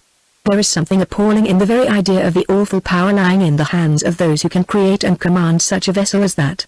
You Aryans may well look down on us poor earth-dwellers, for truly you have made yourselves as gods." She spoke earnestly, and for once with absolute honesty, for the vision of the airship had awed her completely for the time being. Alan appeared for the moment as a god in her eyes, until she saw his lips curve in a very human smile, and heard his voice say, without the slightest assumption of superiority in its tone, "No, not as gods, but only as men who have developed under the most favorable circumstances possible, and who have known how to make the best of their advantages." "God or man," said Olga in her soul, while her lips were smiling acknowledgment of his modesty. "By this time tomorrow you shall be my slave, and I will be mistress both of you and your airship." Chapter 6 Deed and Dream. When Olga went to her room that night in St. Petersburg, instead of going to bed, she unpacked from her valise a series of articles which seemed strange possessions for a young girl of not quite 17 to travel with on her wedding journey. First came a tiny spirit furnace from which, by the aid of an arrangement something like the modern blowpipe, an intense heat could be obtained. Then a delicate pair of scales, a glass pestle and mortar, and a couple of glass liquid measures, and lastly, half a dozen little phials filled with variously colored liquids, and as many little packets of powders, that looked like herbs ground very finely. When she had placed these out on the table, after having carefully locked the door of her room, and seen that the windows were completely shuttered and curtained, she drew from the bosom of her dress a gold chain, at the end of which was fastened, together with the key of the secret recess in the wall of the turret chamber of the house at Hampstead, a small bag of silk, out of which she took a little roll of parchment, the slip which she had abstracted from Paul Romanoff's secret will after she had persuaded Serge, with her false kisses, to leave her alone for a while. She seated herself at the table, drew the electric reading lamp which stood on it close to her, laid the slip down in front of her, keeping it unrolled by means of a couple of little weights, and studied it intently for several minutes. Then she made a series of calculations on another sheet of paper and compared the result carefully with some figures on the slip. She made them 3 times over before she was satisfied that they were absolutely correct, and then, with all the care and deliberation of a chemical analyst performing a delicate and important experiment, she proceeded to weigh out tiny quantities of the powders, and to mix them very carefully in a little glass mortar. This done, she emptied the mixture into a little platinum crucible, which she placed on the furnace at the same time applying a gentle heat. Then she turned her attention to the phials, measuring off quantities of their contents with the most scrupulous exactitude, mixing them 2 and 2, and adding this mixture to a third, and so on, in a certain order which was evidently prearranged, as she constantly referred to the slip of parchment and her own calculations as she was mixing them. By the time she finished this part of her work, she had obtained from the various colored liquids one perfectly colorless and odorless, of a specific gravity apparently considerably in excess of that of water, although, at the same time, it was extremely mobile and refractive. She held it up to the light, looking at it with her eyelids somewhat screwed up, and with a cruel smile on her pretty lips. "So far, so good," she said in a voice little higher than a whisper. "The lives of 50 strong men in that couple of ounces of harmless-looking fluid.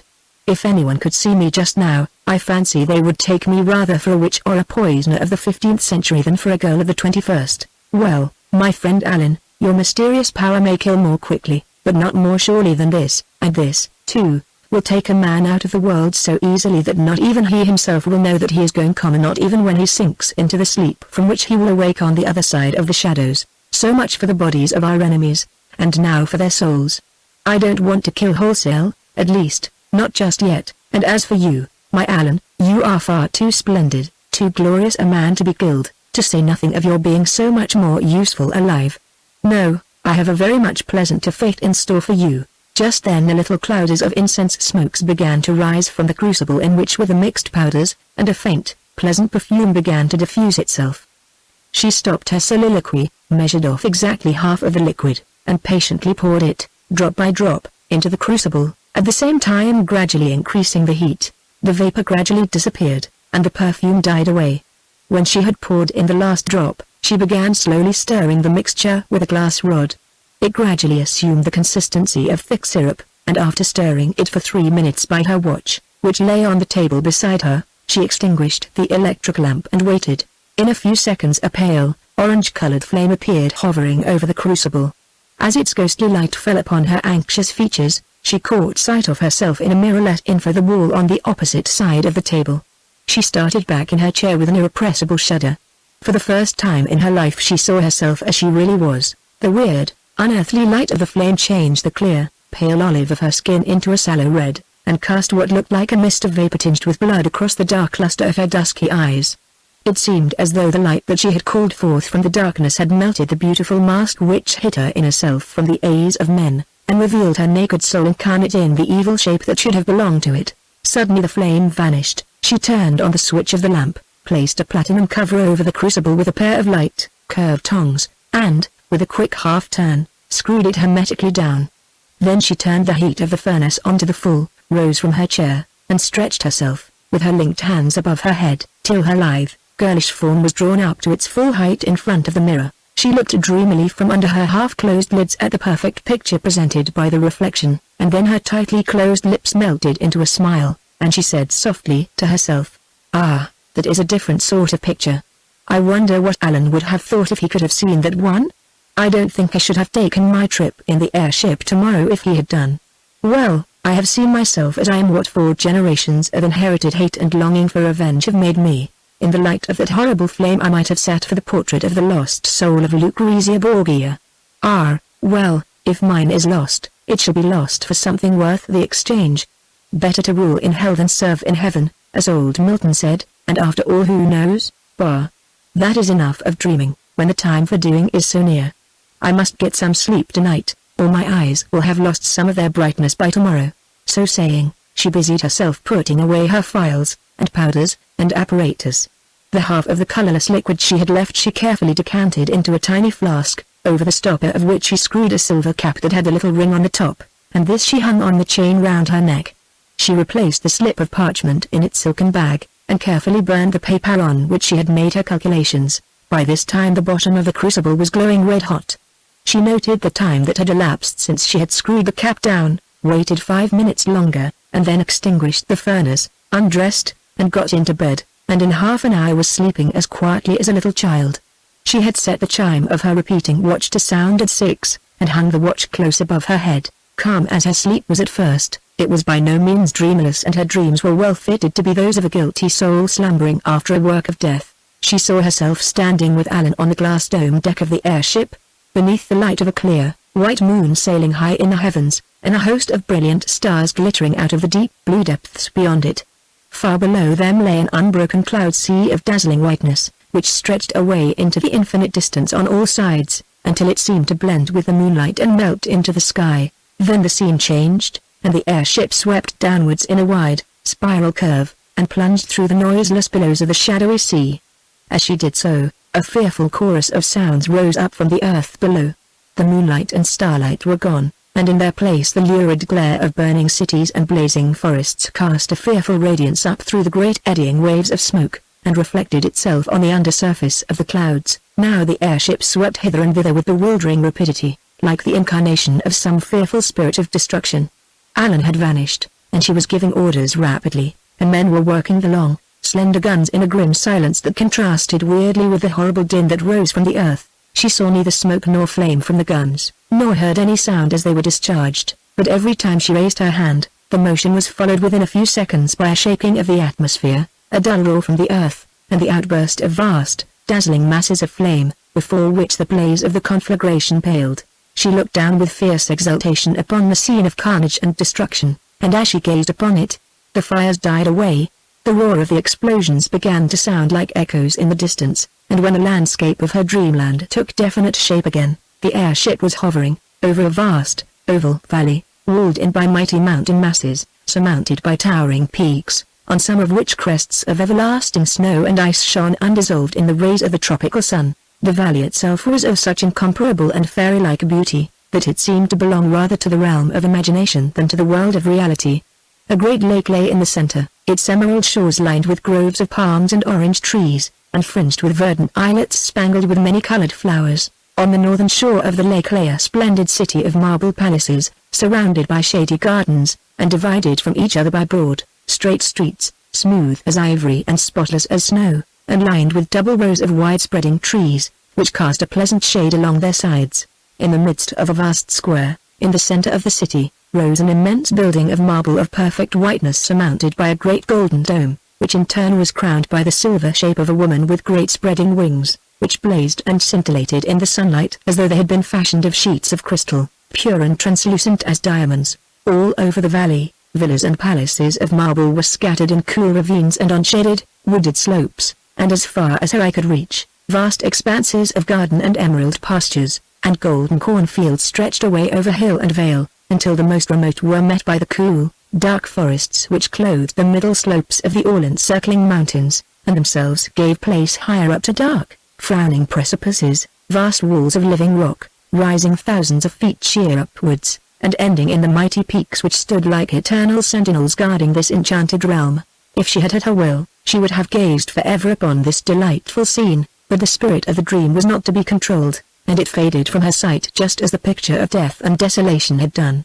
As it faded away, Alan, who had now come back to her side, laid his hand upon her shoulder and, looking at her with mournful eyes, said wearily, "That was your first and last glimpse of heaven. Now comes the judgment." As he spoke, the airship soared upwards again, and was instantly enveloped in a cloud of impenetrable darkness. She sped on and on in utter silence through the gloom, which was so dense that it seemed to cast the rays of the ship's electric lights back upon her as she floated amidst it. Presently the death-like silence was broken by a low, weird sound, that seemed like a wail of universal agony rising up from the earth beneath. Then, far ahead and high up in the sky, appeared a faint light, which grew and brightened until the darkness melted away before it, and Olga saw the airship floating near enough to the earth for her to see that all its vegetation was withered and yellow, and the beds of its streams almost dry, with only little, thin rivulets trickling sluggishly along them. Millions of people seemed wandering listlessly and aimlessly about the streets of the cities and the parched fields of the open country, ever and anon stretching their hands as though in appeal up to the dark, moonless sky, in which the fearful shape of light and fiery mist was growing every moment brighter and vaster. It grew and grew until it arched half the horizon with its tremendous curve, and then out of the midst of it came a huge, dazzling globe of fire, from the rim of which shot forth great flames of every color, some of which seemed to descend to the surface of the earth like long fiery tongues that licked up the seething lakes in wreathing clouds of steam, which hissed and roared as they rose like ascending cataracts. She looked down between them at the earth. The myriads of figures were still, but now they lay prone and lifeless on the ground, as though the last agony of mankind were past. The light of the blazing globe grew more and more dazzling, and the heat more and more intense. The speed of the airship slackened visibly, although the wings and propellers were working at their utmost speed, and it was falling rapidly, as though there was no longer any air to support it. She gasped for breath in the choking, burning atmosphere of the deck chamber, and then a swift, vivid wave of light seemed to sweep through her brain, and she woke with a choking gasp of terror, with the chimes of her watch ringing sweetly in her ears. telling her that the vision had been but a dream of a night had passed. Wide awake in an instant, she got out of bed and turned on the electric lamp.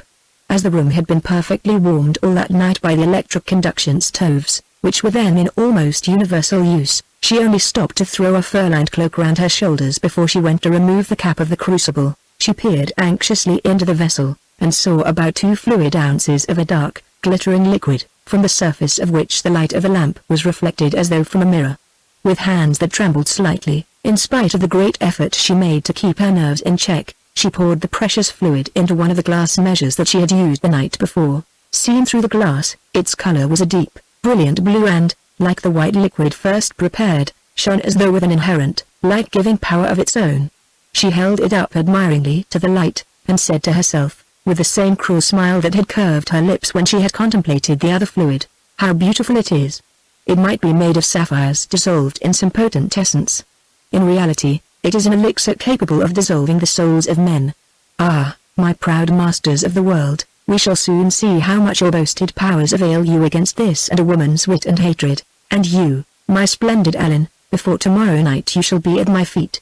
2 drops of this, and that proud, strong soul of yours shall melt away like a snowflake under warm rain, and you shall be my slave and do my bidding, and never know that you are not as free as you are now. The days have gone by when men sought the elixir of life, but Paul Romanoff sought and found the elixir of death, death of the body or of the soul, as the possessor of it shall will, and he is gone, and I, alone of all the children of men, possess it.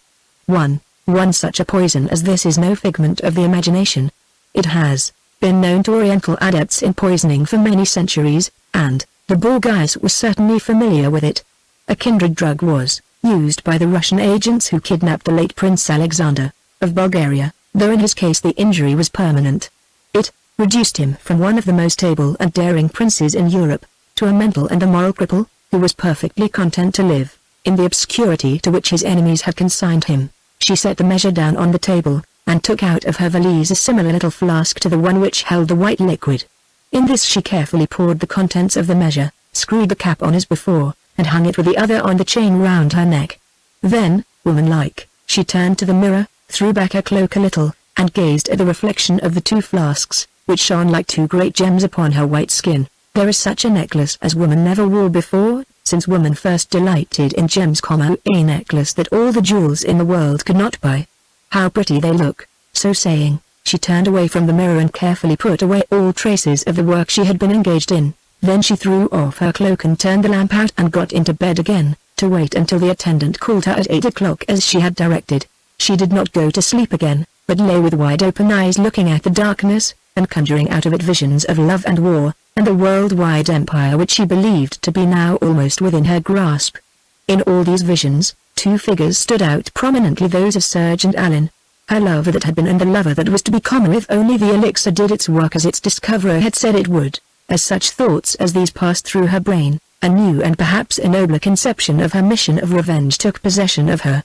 In the past, Natasha had won the love of the man whose genius had made possible, nay, irresistible, the triumph of that revolution which had subverted the throne of her ancestors, and sent the last of the Tsars of Russia to die like a felon in chains amidst the snows of Siberia. What more magnificent vengeance could she, the last surviving daughter of the Romanoffs, win than the enslavement of the man descended not only from Natasha and Richard Arnold, but also from that Alan Tremaine whose name he bore, and who, as first president of the Anglo-Saxon Federation, had ensured the victory of the Western races over the Eastern. The empire of freedom and peace, which Richard Arnold had won for Natasha's sake, this son of the line of knitters should convert, at her bidding, into an empire such as she longed to rule over, an empire in which men should be her slaves and women her handmaidens. For her sake the wave of destiny should flow back again, she would be the Semiramis of a new despotism. What was the freedom or the happiness of the mass of mankind to her? If she could raise herself above them, and put her foot upon their necks, why should she not do so? By force the leaders of the terror had overthrown the despotisms of the old world, why should not she employ the self-same force to seat herself, with a man she loved in spite of all her hereditary hatred, upon the throne of the world, and reign with him in that glorious land whose beauties had been revealed to her in the vision which surely had been something more than a dream. Thus thinking and dreaming, and illumining the darkness with her own visions of glories to come, she lay in a kind of ecstasy, until a knock at the door warned her that the time for dreaming had passed and the hour for action had arrived. A brief half-hour sufficed for her toilet, and she entered the room of a hotel, in which Serge was awaiting her, dressed to perfection in her plain, clinging robe of royal purple, and self-composed as though she had passed the night in the most innocent and dreamless of slumbers. She submitted to his greeting kiss with as good a grace as possible, and yet with an inward shrinking which almost amounted to loathing, born of the visions which were still floating in her mind. She shuddered almost invisibly as he released her from his embrace, and then the bright blood rose to her cheeks, and a sudden light shone in her eyes, as the thought possessed her, that not many hours would pass before a far nobler lover would take her in his arms, and would press sweeter kisses upon her lips, the lips which had sworn fealty and devotion to the enemies of his race. Serge, with the true egotism of the lover, took the blush to himself, and said, with a laugh of boyish frankness, "Traveling and Russian air seem to agree with your majesty. Evidently you have slept well your first night on Russian soil. I was half afraid that what happened yesterday, and your conversation with that golden-winged braggart from Aria, would have sufficiently disturbed you to give you a more or less sleepless night. But you look as fresh and as lovely as though you had slept in the most perfect peace at home." The anger that these unthinking words awoke in her soul, brought back the bright flush to Olga's cheeks and the light into her eyes, and again Serge mistook the sign, as indeed he might well have done, and so he entirely mistook the meaning of her words when she replied, with a laugh, of the true significance of which he had not the remotest conception. On the contrary, how was it possible that I could have anything but the sweetest sleep and the most pleasant dreams, after such a delightful journey and the making of such pleasant acquaintances? Do you not think the fates have favored us beyond our wildest expectations, in thus bringing our enemies so unconsciously across our path at the very outset of our campaign against them? But really, these Aryans are delightful fellows. No, don't frown at me like that, because you know as well as I do, that in that chivalrous good nature of theirs lies our best hope of success. As she spoke she went up to him, and laid her two hands upon his shoulder, and went on looking up into his eyes with a seductive softness in hers. "I am afraid I made you terribly jealous yesterday. But really, Serge, you must remember that in diplomacy, and diplomacy alone, lies our only chance of advantage in the circumstances which the kindly fates appear to have specially created for our benefit. The time for you to act will come later on, and when it comes, I know you will acquit yourself like the true Romanoff that you are, but for the present well, you know these Aryans are men, and where diplomacy alone is in the question it is better that a woman should deal with them. You will trust me for the present, won't you, Serge?" For all answer, he took her face between his hands, put her head back, and kissed her, saying as he released her, "Yes, darling, I will trust you not only now, but forever. You are wiser than I am in these things. Do as you please, I will obey." As he spoke, the door opened, and an attendant came in with 2 little cups of coffee on a silver salver. He placed it on the table, told them that breakfast would be ready for them in the morning and in 10 minutes, and retired. As they sipped their coffee, Olga said to Serge, "Now, we shall meet our enemies at breakfast, and I want you to be a great deal more cordial and friendly than you were yesterday. Our own feelings concern ourselves alone, but in our outward conduct we owe something to the sacred cause which we both have at heart. You can imagine how great a sacrifice I am making in my relations with those whom I have been taught to hate from my cradle. I can see as well as you do, perhaps better, that this future ruler of Aria admires me in his own boyish way. If I can bring myself to appear complaisant, surely it is not too much to ask you to look upon it with indifference, or even with interest, a brotherly interest, you know, for you must remember that he knows me only as your sister. Now, I want you to ask them to come and have breakfast with us at our table, and to exert yourself to appear agreeable to them, even as I shall, and above all things, promise me that you will fall in with any suggestions that I may make as regards our trip in this wonderful airship which we are to make tomorrow. There is no time now to explain to you what I mean, but I swear to you, by the blood that flows in both our veins, that if I can only carry through, without any let or hindrance, the plans that I have already formed, that before 48 hours have passed that airship shall no longer be under Alan Arnoldsson's command." He looked at her for a moment with almost incredulous admiration. She returned his inquiring glance with a steady, unwavering gaze, which made suspicion impossible. All his life he had grown up to look upon her as sharing with him the one hope that was left of restoring the ancient fortunes of their family. More than this, they had been lovers ever since either of them knew the meaning of love. How then could he have dreamt that behind so fair an appearance lay as dark and treacherous a design as the brain of an ambitious woman had ever conceived? Intoxicated by her beauty and the memory of his lifelong love, he took a couple of steps towards her, took her unresisting into his arms again, and said passionately, "Give me another kiss, darling, and on your lips I will swear to trust you always and do your bidding even to the death." She returned his kiss with a passion so admirably simulated that his resolve was thrice strengthened by it, and then she released herself gently from his embrace, saying, "Even so, unto the death if needs be, as I shall serve our sacred cause to the end, cost what it may. Come, it is time that we went down to breakfast." Chapter 7 The Spell of Circe. Breakfast passed off very pleasantly, and by the time it was over Serge was upon much better terms with the two Aryans than he had been on the previous day.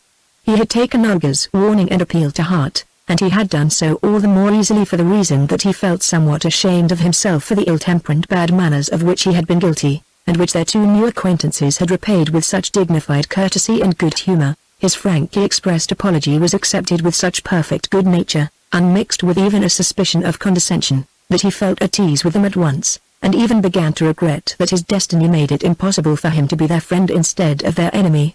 The discussion of their plans for the day occupied the rest of the meal.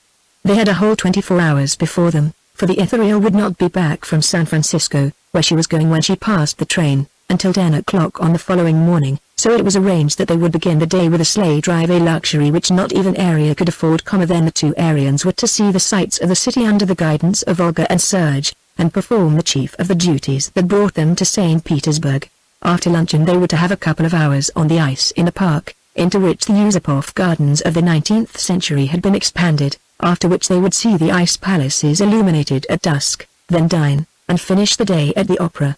When the airship arrived, a rapid flight was to be taken across Europe over the Alps and back to Moscow, across Italy, Greece, and the Black Sea, which would enable Alan and Alexis to deposit their guests with their Moscow friends soon after nightfall. The sleigh drive took the form of a race, on the plain stretching towards Lake Ladoga, between the two troikas driven by Serge and Olga, who had so managed matters that she had Alan for a companion, and who, not a little to Serge's disgust, won it, after a desperate struggle, by a head. The race was a revelation to the two Aryans, and when Alan handed Olga out of the sleigh after they had trotted quietly back to the city, the interest which she had excited in him during the railway journey had already begun to deepen into a sentiment much more pleasing and dangerous.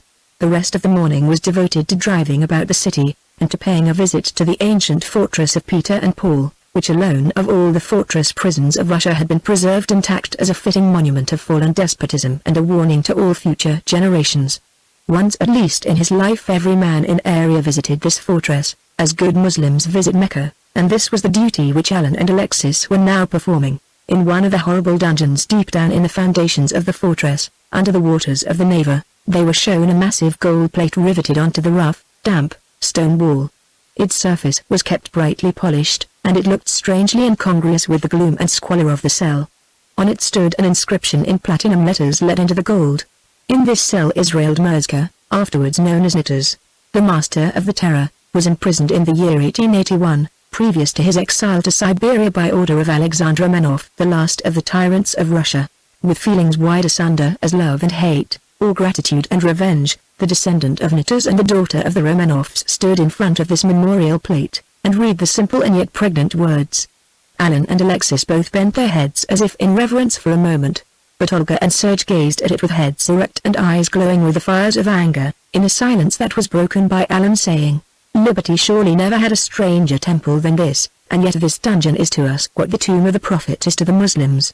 I wonder what the last of the Tsars would have thought if he could have foreseen even a little part of all that sprang from the tragedy that was begun in this dismal cell?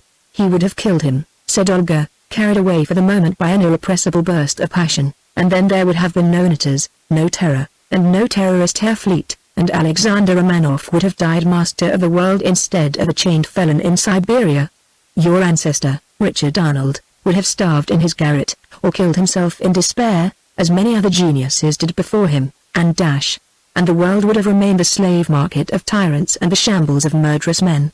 Let us thank God that Nitas lived to do his work," said Alan in a tone of solemn reverence, wondering not a little at Olga's strange outburst, and yet not having the remotest idea of its true cause. Neither Olga nor Serge could reply to this speech.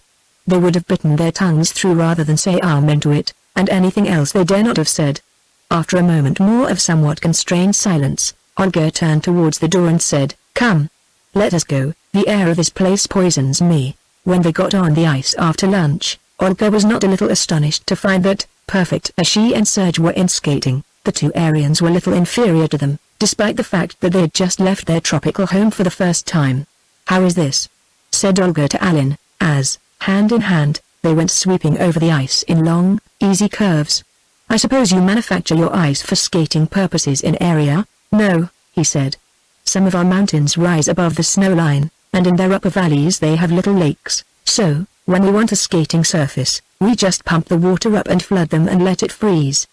Besides this, I don't think there is any harm in my telling you that we have a sort of wheel skate which runs quite as easily as steel does on ice." "Ah," said Olga, possessed by a sudden thought. "Then I suppose that is why the streets of your splendid city are so broad, and white, and smooth." Quietly as the words were spoken, Alan's hand tightened upon hers as he heard them with a grip that almost made her cry out with pain. It was some moments before he recovered from his astonishment sufficiently to ask her the meaning of her unexpected and amazing question. She greeted his question with a saucy smile and a mocking, upward glance, and said quietly, "Simply because I have seen them." It was a bow drawn at a venture. She had suddenly determined to test the truth of her vision and hazard a description from it of the unknown land. "You have seen them?" cried Alan, now more amazed than ever. "But, pardon me, even at the risk of contradicting you, I must tell you that that is impossible. No one not a born Aryan has set eyes on Area for more than 100 years, so you think perhaps," she said in the same quiet, half-mocking tone. "Well now, listen and tell me whether this description is entirely incorrect. If it is correct you need say nothing, if it is not you can tell me so." And then she began, while he listened in a silence of utter stupefaction, and described the valley and city of Area as she had seen them in her dream vision. When she had finished he was silent for several moments, and then said in a voice that told her that she had really seen it as though with the eyes of flesh, "What are you? A sorceress? Or no, you cannot be an Aryan girl in disguise, for none ever leaves the country till she is married." "Then as I cannot be the latter," said Olga, "you must, I suppose, consider me the former. Now I shall take my revenge for your reticence in the train yesterday, and tell you no more. We are quits to that extent at least, and now we will go back to my brother, if you please." With this Alan was forced to be content. Indeed, he could not have pursued the subject without breaking his oath, and so a few minutes later it came about that Olga and Serge were skating together in an unfrequented part of the lake, and here Olga took an opportunity that she might not have again of telling him as much as she thought fit for him to know of her plans for capturing the airship on the following day. "I needn't tell you," said she, "that this airship is worth everything to us, and that therefore we must be ready to go to any extremities to get possession of it. It is the first step to the command of the world, for you heard Alan say today that she is the swiftest vessel in the whole Aryan fleet. But to do that we must first overcome the crew," said Serge, looking anxiously about to see if there was anyone within earshot. "How are we going to do that, 2 of us against 10 or a dozen, armed with powers we know nothing about? We must find means to drug them, to poison them, if necessary, during tomorrow's voyage," came the reply, in a whisper that made his heart stand still for the moment with utter horror. "Good God! Is that really necessary? It seems a horrible thing to do, when they are trusting us and taking us as their guests," he said in a low, trembling tone. "Yes," she replied, with a well-simulated shudder, "it is horrible, I know, but it is necessary. Remember that we have solemnly sworn war to the knife against this people, and that, armed as they are, all open assault is impossible. Therefore they must be struck in secret, or not at all. Now listen. I have brought with me a flask which my grandfather gave me a day or 2 before he died. It contains enough of a tasteless, powerful narcotic to send 20 people to sleep so that nothing will wake them for several hours. I will give you half of this tonight and keep half myself, and one of us must find an opportunity to get the crew to take it in their wine, or whatever they may drink, for they are sure to have 1 or 2 meals while we are on board.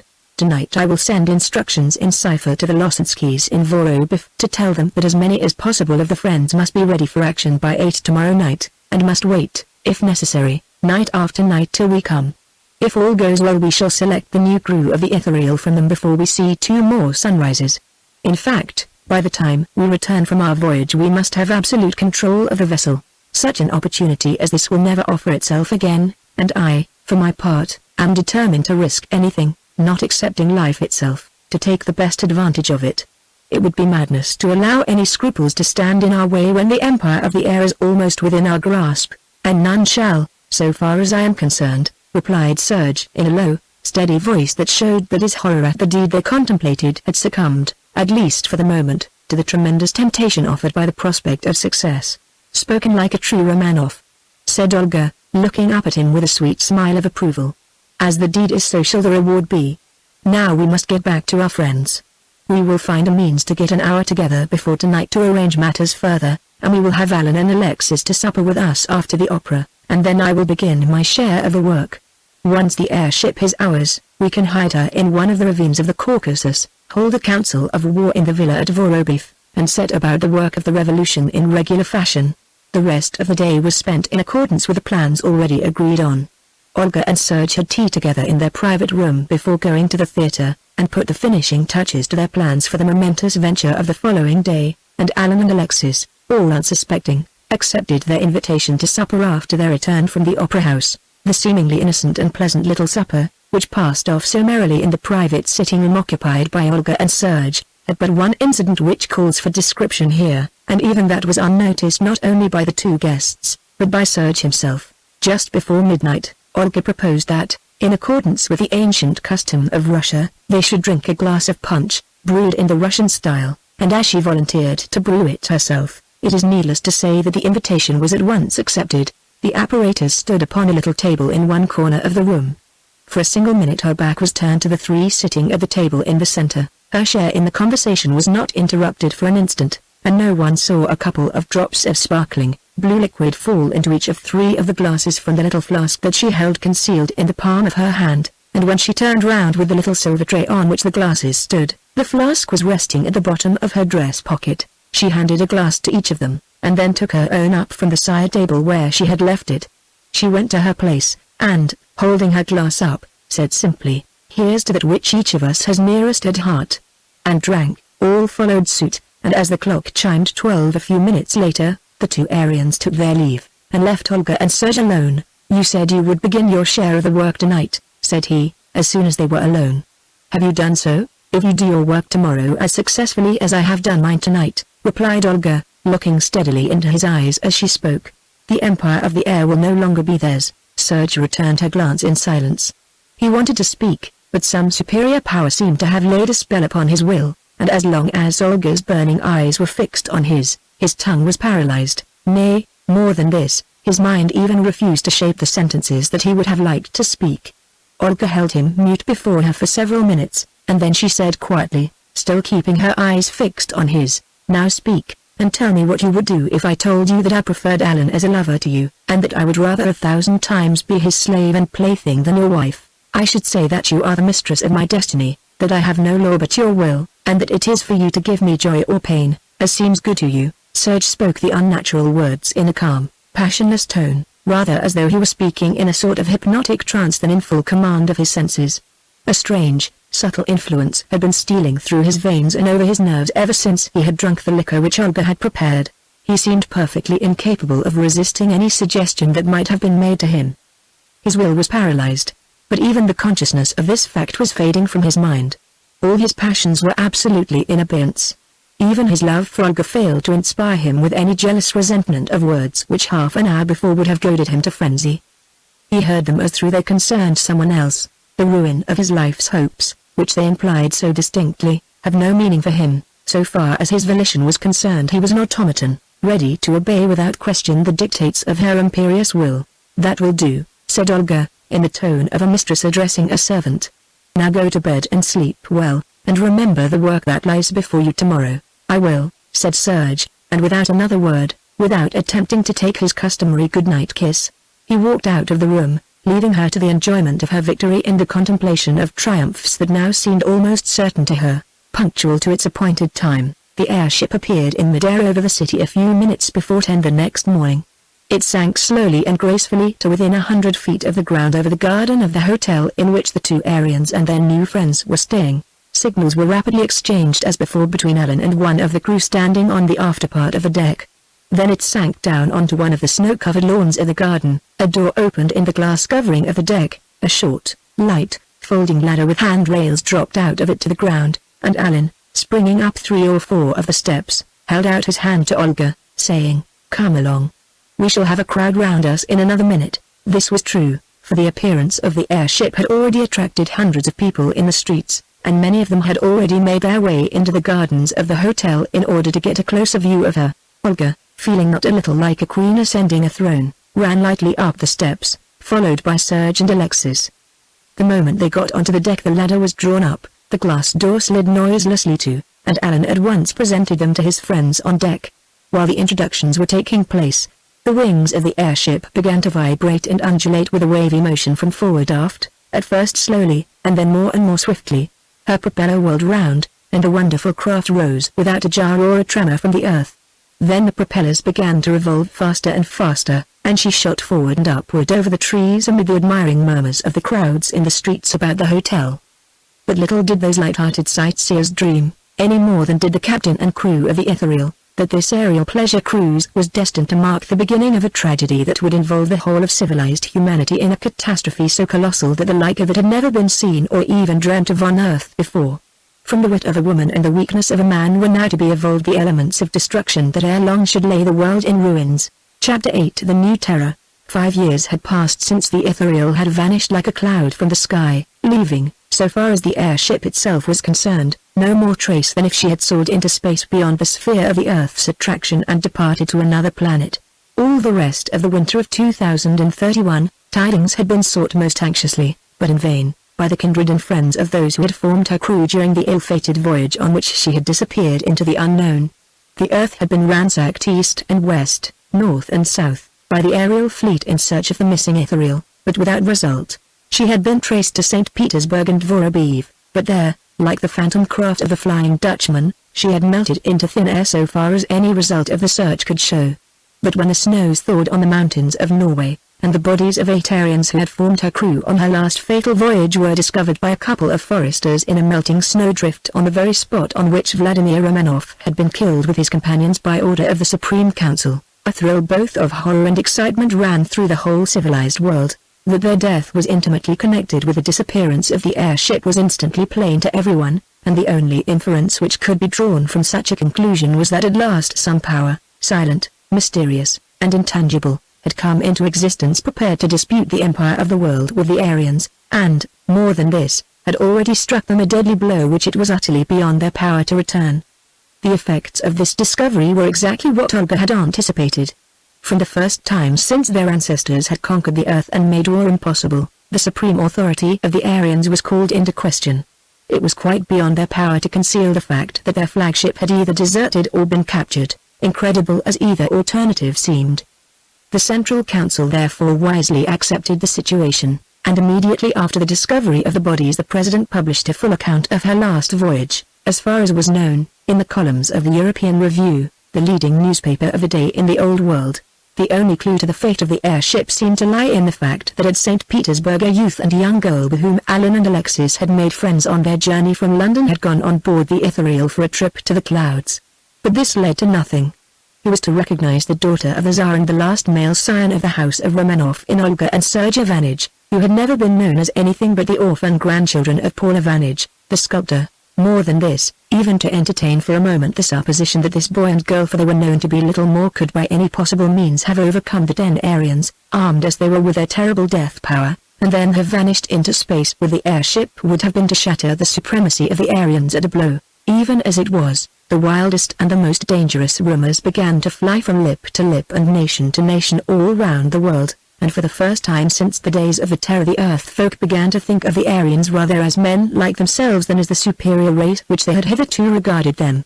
The President of Arya at once issued a proclamation asking, in the interests of peace and public security, for the assistance of all the civilized peoples of the Earth in his efforts to discover the lost airship, and also conditionally declaring a war of extermination on any power or nation which either concealed the whereabouts of the Ethereal or gave any assistance to those who might be in possession of her.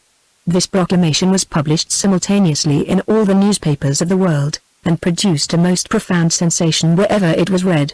The terrible magic of the ominous word war roused at once the deathless spirit of combativeness that had lain dormant for all these years.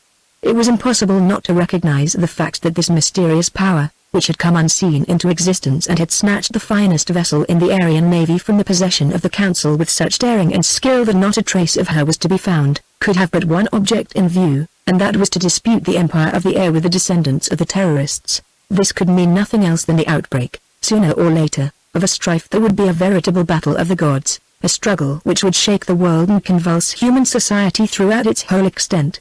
The general sense of peace and security in which men had lived for 4 generations was shattered at a stroke by the universal apprehension of the blow that all men felt to be inevitable, but which would be struck no man knew when or how. A year passed, and nothing happened. The world went on its way in peace. The Aryan patrols circled the Earth with a moving girdle of aerial cruisers, ready to give instantaneous warning of the first reappearance of the lost ethereal, but nothing was discovered. If she still existed, she was so skillfully concealed as to be practically beyond the reach of human search. Then, without the slightest warning, while Anglo-Saxondom was in the midst of the 130th celebration of the Festival of Deliverance, the civilized world was started out of a sense of security into which it had once more begun to fall by the publication, in the European Review, of the following piece of intelligence: A mystery of the sea, disappearance of 3 transports. It is our duty to chronicle the astounding and disquieting fact, that the 3 transports, Massilia, Ceres, and Astroa, belonging, respectively to the Eastern, Southern, and Western services, have disappeared. The first left New York for Southampton 4 days ago, and should have arrived yesterday. The Central Atlantic Signaling Station reported her all well at midday on Tuesday, and this is the last news that has been heard of her. The second was reported from Cape Verde Station on her voyage from Cape Town to Marseille, and there, all trace of her is lost, as she never reached the Canary Station. The third was last heard of from Station Number 2 in the Indian Ocean, which is situated at the intersection of the 80th meridian of east longitude with the 20th parallel of south latitude. She was on her way from Melbourne to Alexandria, and should have touched at Aden 2 days ago. The disappearance of these 3 magnificent vessels, filled as they were with passengers and loaded with cargoes of enormous value both in money and material, can only be described as a calamity of worldwide importance. Unhappily, too, the mystery which surrounds their fate invests it with a sinister aspect which it is impossible to ignore. That their loss is the result of accident or shipwreck it is almost impossible to believe. They represented the latest triumphs of modern shipbuilding. All were over 40,000 tons in measurement, and had engines capable of driving them at a speed of 50 nautical miles an hour through the water. For 50 years no ocean transport has suffered shipwreck or even serious injury, so completely has modern engineering skill triumphed over the now conquered elements. Added to this, no storms of even ordinary violence have occurred along their routes. After passing the stations at which they were last reported, they vanished, and that is all that is known about them. The President of Area has desired us to state that he has ordered his submarine squadrons stationed at Zanzibar, Ascension, and File, to explore the ocean beds along the routes pursued by their transports. Until we receive news of the result of their investigation, it will be well to refrain from further comment on this mysterious misfortune which has suddenly and unexpectedly fallen upon the world, and in doing so we shall only express their fervent desire of all civilized men and women when we express their hope that this calamity, grievous as it is, may not be the precursor of even greater misfortunes to come. It would be almost impossible for us of the present day to form any adequate estimate of the thrill of horror and consternation which this brief and temperately worded narration of the mysterious loss of the 3 transports sent through the world of the 21st century. Not only was it the first event of the kind that had occurred within the memory of living men, but, saving the loss of the ethereal, it was the first dark cloud that had appeared in the clear heaven of peace and prosperity for more than 120 years. But terrible as was the state of excitement and anxiety into which it threw the nations of the world, it gave place to a still deeper horror and bewilderment when day after day passed and no tidings were received of the 3 submarine squadrons, consisting of 3 vessels each, which had been sent to inquire into the fate of the transports. They died beneath the waves of the Indian Ocean and the Atlantic, and that was the last that was ever seen of them. Month after month went by, every week bringing news of some fresh calamity at sea, of the disappearance of transport after transport along the great routes of ocean travel, of squadron after squadron of submarine cruisers which plunged into the abysses of the sea to discover and attack the mysterious enemy of mankind that lay hidden in the depths, and which never reappeared on the surface. Whether they were captured or destroyed it was impossible to say, simply because no member of their crews ever returned to tell the tale. Whatever doubt there had been as to the existence or hostile nature of this ocean terror that was paralyzing the trade of the world was speedily set at rest by a discovery made in the spring of the year 2032 by a party of divers who descended to repair a fault in one of the Atlantic cables about 200 miles west of Ireland. There, Lying in the Atlantic ooze, they found the shattered fragments of the Sirius, a transport which had disappeared about a month before. The great hull of the splendid vessel had been torn asunder by some explosive of tremendous power, and, more than this, her hold had been rifled of all its treasure and the most valuable portions of its cargo. After this there no longer remained any doubt that the depths of the ocean were the hunting ground of some foe of society, one at least of whose objects was plunder. The President and Council of Area found themselves at last confronted and baffled by an enemy who could neither be seen nor reached in his hiding place, wherever it might be. Beneath the surface of the waters, thousands of lives had been sacrificed, and treasure in millions had been lost by the end of the first year of what men had now come to call the New Terror. New fleets of submarine cruisers were built and held in readiness in all the great ports of the world, and these scoured the ocean depths in all directions with no further result than the swift and silent annihilation of vessel after vessel by some power which struck irresistibly out of the darkness and then vanished the moment that the blow had been delivered. As yet, however, no enemy appeared on land or in the air, nor were any tidings heard of the lost Ithuriel, or her captain and lieutenant. The Aryans had replaced her with 10 almost identical vessels and had raised the strength of their navy to 250 vessels, 100 of which were kept in readiness in Area, while the other 150 were distributed in small squadrons at 24 stations, half of which were in the Western Hemisphere and half in the Eastern. The submarine warfare had now practically ceased. Nearly 200 vessels belonging to Area, Britain, and America, had been captured or destroyed by an enemy which at the period at which this portion of the narrative opens was as supreme throughout the realm of the waters as the Aryans were in the air. To the menace of the airships this hidden foe replied by severing all the oceanic cables and paralyzing the communication of the world save over land and through the air. Thus, at the end of 6 years after the capture of the Ithuriel by Olga Romanoff, more than half the work of those who had brought peace on Earth after the Armageddon of 1904 had been undone.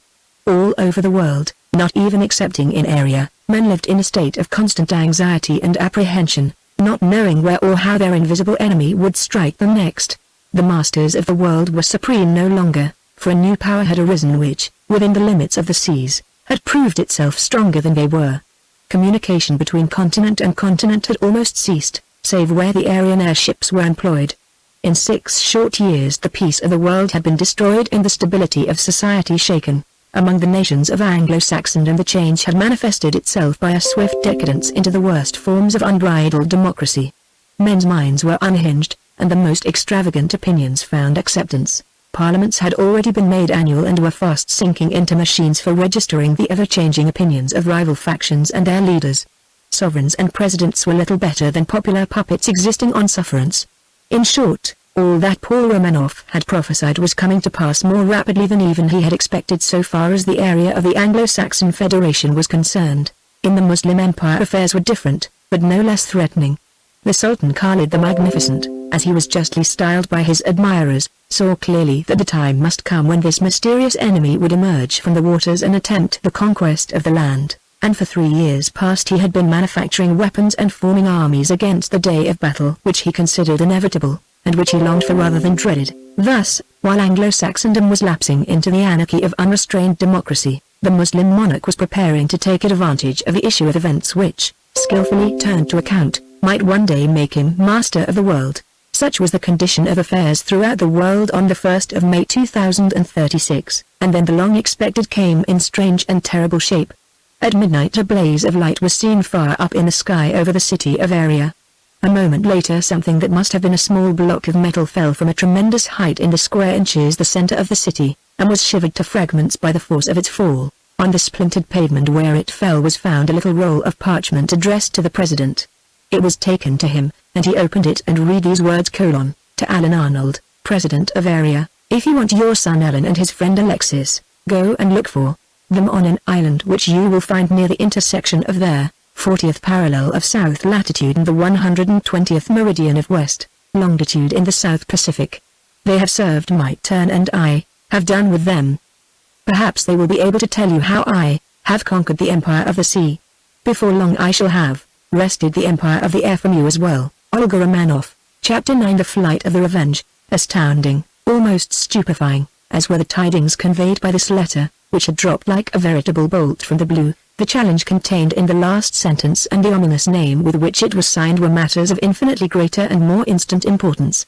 Alan Arnold was the responsible president of Area first and a father afterwards. He lost not a moment in speculating upon the strange fate of his son and firstborn. The safety not only of Area, but of the world, demanded his first attention, and he gave it. Crushing the missive in his hand, he took 2 swift strides to a telephone in the wall of the room in which he had received the message from the skies and delivered several rapid orders through it. If they had been the words of a demigod instead of those of a man, their effects could scarcely have been more instantaneous or marvelous. On 100 mountain peaks all round the great valley of Area, enormous lights blazed out simultaneously, flinging long streams of radiance, dazzling and intense, for miles into the sky towards all points of the compass, and at the same moment 50 airships soared up from their stations all round the mountains, flashing their searchlights ahead and astern in all directions. It was a scene of unearthly wonder and magnificence, a scene such as could only have been made possible by the triumphant genius of a race of men, heirs of all the best that earth could give them, who had turned the favor of circumstance to the utmost advantage. 3 minutes sufficed for the aerial cruisers to clear the mountains, and as they did so the wide sweeping rays of 50 searchlights, assisted by the blazing orbs which crowned every mountain peak, illuminated the darkness for many miles outside the valley. In the midst of the sea of light thus projected through the semi-darkness of the starlit heavens, the flying shape of an airship was detected speeding away to the southeastward. Instantly the prows of the whole squadron were turned towards her, and the first aerial race in the history of the world began. The pursuing airships spread themselves out in a huge semicircle, at the extremities of which were the 2 swiftest vessels in the fleet, almost exact counterparts of the lost Ithuriel. One of these bore the same name as the stolen flagship, and the other had been named the Ariel, after the first vessel built by Richard Arnold, the conqueror of the air, 132 years before. These 2 vessels carried 10 guns each and were capable of a maximum speed of 500 miles an hour, the highest velocity that it had so far been found possible to attain. The others were somewhat smaller craft, mounting 8 guns each, and capable of a speed of about 400 miles an hour. The chase, either because she could not travel faster or for some hidden reason, allowed the pursuing squadron to gain upon her until she was only some 5 miles ahead of its 2 foremost vessels, which were traveling at the highest speed attainable by the whole flotilla. She showed no lights, and so, in order to keep her in view, it was necessary for her pursuers to keep their searchlights constantly sweeping the skies ahead of them, lest they should lose sight of her in the semi-darkness. This placed the Aryan fleet at a serious disadvantage, which very soon became apparent, for before the pursuit had lasted an hour the chase opened fire with her stern guns, and shell after shell charged with some terrific explosive began bursting along the line of the pursuing squadron, producing fearful concussions in the atmosphere, and causing the pursuers to rock and toss in the shaken air like ships on a stormy sea.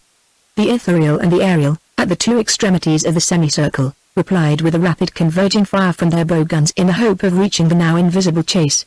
All the projectiles were, of course, time shells, but the speed at which the vessels were traveling not only made the aim hopeless, but caused such an inrush of air into the muscles of the guns that the projectiles, checked in their course through the barrels, flew wild and exploded at random, often in dangerous proximity to the vessels themselves. Hence, after about a dozen shots had been fired, the commanders of the 2 vessels found themselves compelled to cease firing, and to trust to speed alone to overtake the enemy. On the other hand, this disadvantage to them was all in favor of the chase, which was able to work her 2 stern guns without the slightest impediment. Before long she got the range of her pursuers, and at last a shell burst fairly under one of the smaller vessels. A brilliant flash of light, blue as the lightning bolt, illuminated her for an instant, and in that instant her companions saw her stop and shiver like a stricken bird in midair, and then plunge downwards like a stone to the earth. Olga Romanoff, standing on the deck of what had once been the Ithuriel, flagship of the Aryan fleet, and now renamed the Revenge, saw this catastrophe, as the others had done, through her night glasses. She lowered them from her eyes, and said to a dark-eyed, black-haired young fellow, who was commanding the gun that had done the execution, "Bravo, Boris Losinsky. Did you sight the gun?" Boris drew himself up and saluted, saying, "Yes, Majesty, I did." "Then for that you shall be a prince henceforth, and if you can bring another down you shall command an airship of your own when this fight is over." Boris saluted again, and ordered the gun to be reloaded. Before it could be discharged, a shell from the port gun, which had been fired as Olga spoke, struck another of the Aryan vessels square on the forequarter. The flash of the exploding projectile was almost instantaneously followed by the outburst of a vast dazzling mass of flame which illumined for the instant the whole scene of the aerial battle. The airship with all its cargo of explosives blew up like one huge shell, and the frightful concussion of the atmosphere induced by the explosion hurled the two vessels that were close on either side of her like feathers into space, turning them completely over and flinging them to the earth 6,000 feet below. A few moments later they struck the ground simultaneously. Two great spouts of flame shot up from the spots where they struck, and when the darkness closed over them again 4 of the pursuing squadron had been annihilated. "Better still, Lev-Nostrov," cried Olga, as she saw the awful effects of this last shot. "For that you too shall be a prince of the Empire and command an airship on our next expedition. Now, Boris, let us see if you can beat that." "Yes, Majesty," said Boris again, knitting his brows and clenching his teeth in anger at his rival's superior success. He glanced along the line of the pursuers and saw 4 of the Aryan squadron flying close together. He brought the gun to bear upon the two inner ones, took careful aim, and dispatched the projectile on its errand of destruction. The moment he had released it he said to the 2 men who were working under him, "Load again, quickly." The command was instantly obeyed, and scarcely had the explosion of the first blazed out than a second shell was sent after it. The very firmament seemed split in twain by the frightful results of the 2 well-aimed shots, each of which had found its mark on the 2 inner vessels with fatal accuracy. Great sheets of flame leapt out in all directions from the focus of the explosion, and in the midst of their dazzling radiance those on board the Revenge saw the 2 outside airships of the 4 roll over and dive head foremost into the dark abyss below them. They struck the earth as the others had done, and vanished into annihilation in the midst of the momentary mist of fire. This last catastrophe made it plain to the commanders of the ethereal and the aerial that to continue the chase under such conditions meant the destruction in detail of all the smaller ships of the squadron. Those on board the Revenge saw signals rapidly flash from one end of the line, and instantaneously answered from the other end. "Ah," said Olga. "My lords of the air seem to have had enough of it for the present. Look, the small fry are falling to the rear. Our reception has been a little too hot for them. I wonder what they are going to do now. Cease firing, and let us watch them. You 2 gunners have done gloriously and earned quite enough laurels for your first battle." It soon became evident that the Aryans had decided to send their smaller craft back. From the speed of the Revenge, and the terrible accuracy and destructiveness of her guns, the commanders of the squadron were now convinced that she was either the lost ethereal, or some vessel even superior to her, built upon the same plan. This being so, to have continued the pursuit under such conditions with a smaller craft would simply have been to court destruction for them in detail. It was impossible for them to use their guns effectively at the speed at which they were traveling, while, as had been so terribly proved, the chase could use hers with perfect ease. The flying fight could thus only result under present conditions in the ignominious defeat of the squadron by the single vessel as long as she was able to keep ahead. The only hope of success lay, therefore, in a trial of speed and maneuvering skill between her and the ethereal and aerial, so orders were flashed to the smaller vessels to return to area with the mournful tidings of the destruction of 8 of their number. As they vanished into the darkness behind, Olga divined instantly the tactics that were to be adopted. She saw the converging searchlights of the 2 remaining airships begin to glow brighter and brighter in the rear of the Revenge, proving that they had increased their speed. "So, it is going to be a race, is it?" she said, half to herself. "Well, we will see if we can lead them into the trap. How fast are we going, Boris?" He went to the engine room, and returned saying, 400 miles an hour, Majesty." "Make it 5, replied Olga. He saluted, and transmitted the order to the engineer. The lights of the pursuers immediately began to recede again, then they seemed to stop. "That will do," said Olga. "They have reached the limit of their speed. Keep to the southward, and see that they come no nearer." The 3 airships were, in fact, now traveling at their utmost speed. If anything, the advantage was slightly in favor of the Revenge, thanks to the high efficiency of the motive power which had been applied to her in accordance with the directions left by Olga's father, and transmitted in the will of Paul Romanoff. So all the rest of the night and on into the next day pursuers and pursued sped on with fearful velocity through the air. They passed over Africa and out above the ocean, and still on and on they swept until the southern sea was crossed and the mighty ice barrier that fences in the South Pole gleamed out white upon the horizon. This was past, and still they rushed on over the dreary wastes of Antarctica. The pole was crossed along the 40th meridian, and then they swept northward until the smoke cloud that crowned the crest of Mount Erebus rose above the snow clouds that hid the earth. The Revenge headed straight towards this and swept over it, followed at a distance of about 10 miles by her pursuers. Then with a mighty upward sweep she leapt 2,000 feet higher still, came to equilibrium, and discharged a shell downwards onto the ice. The explosion was answered by the rising of a flotilla of airships, which seemed to have sprung out of the bowels of the earth. 30 vessels as large as herself rose simultaneously through the clouds and spread themselves out in a wide circle round the two Aryan vessels, which thus found themselves surrounded by an overwhelming force and dominated by the Revenge floating far above them with her 10 guns pointed down upon them.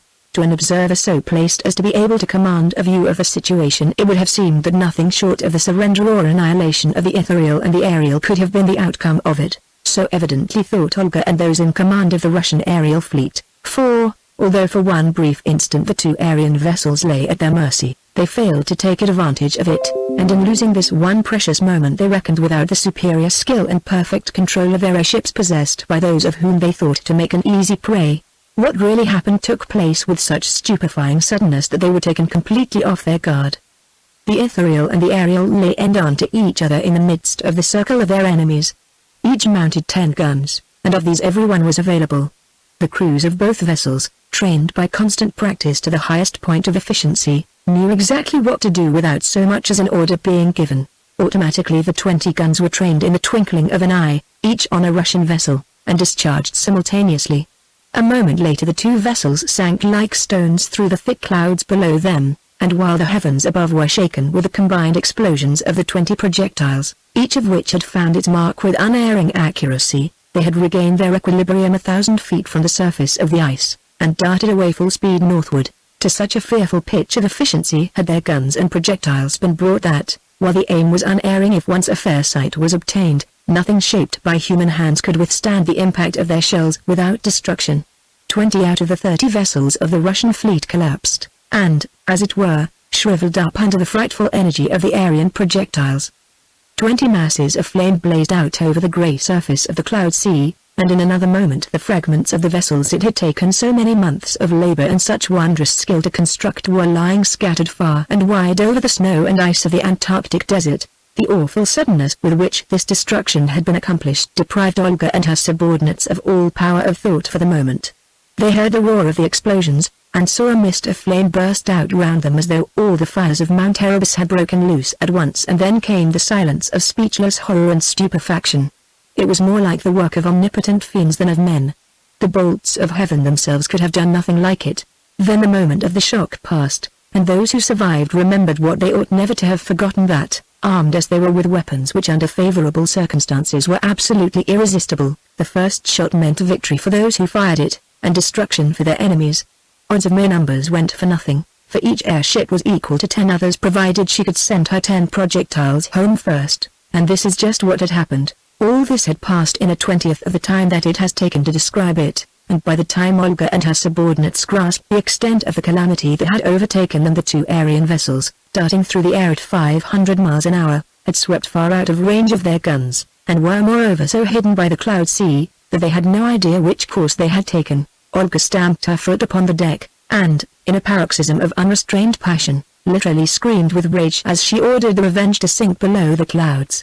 Less than 2 minutes sufficed for the remains of the fleet, that had been 31 strong 5 minutes before and now only numbered 11 vessels, to sink through the clouds. A rapid glance round showed them the ethereal and the aerial, tiny specks far out over the waste of snow and ice, speeding away to the northward.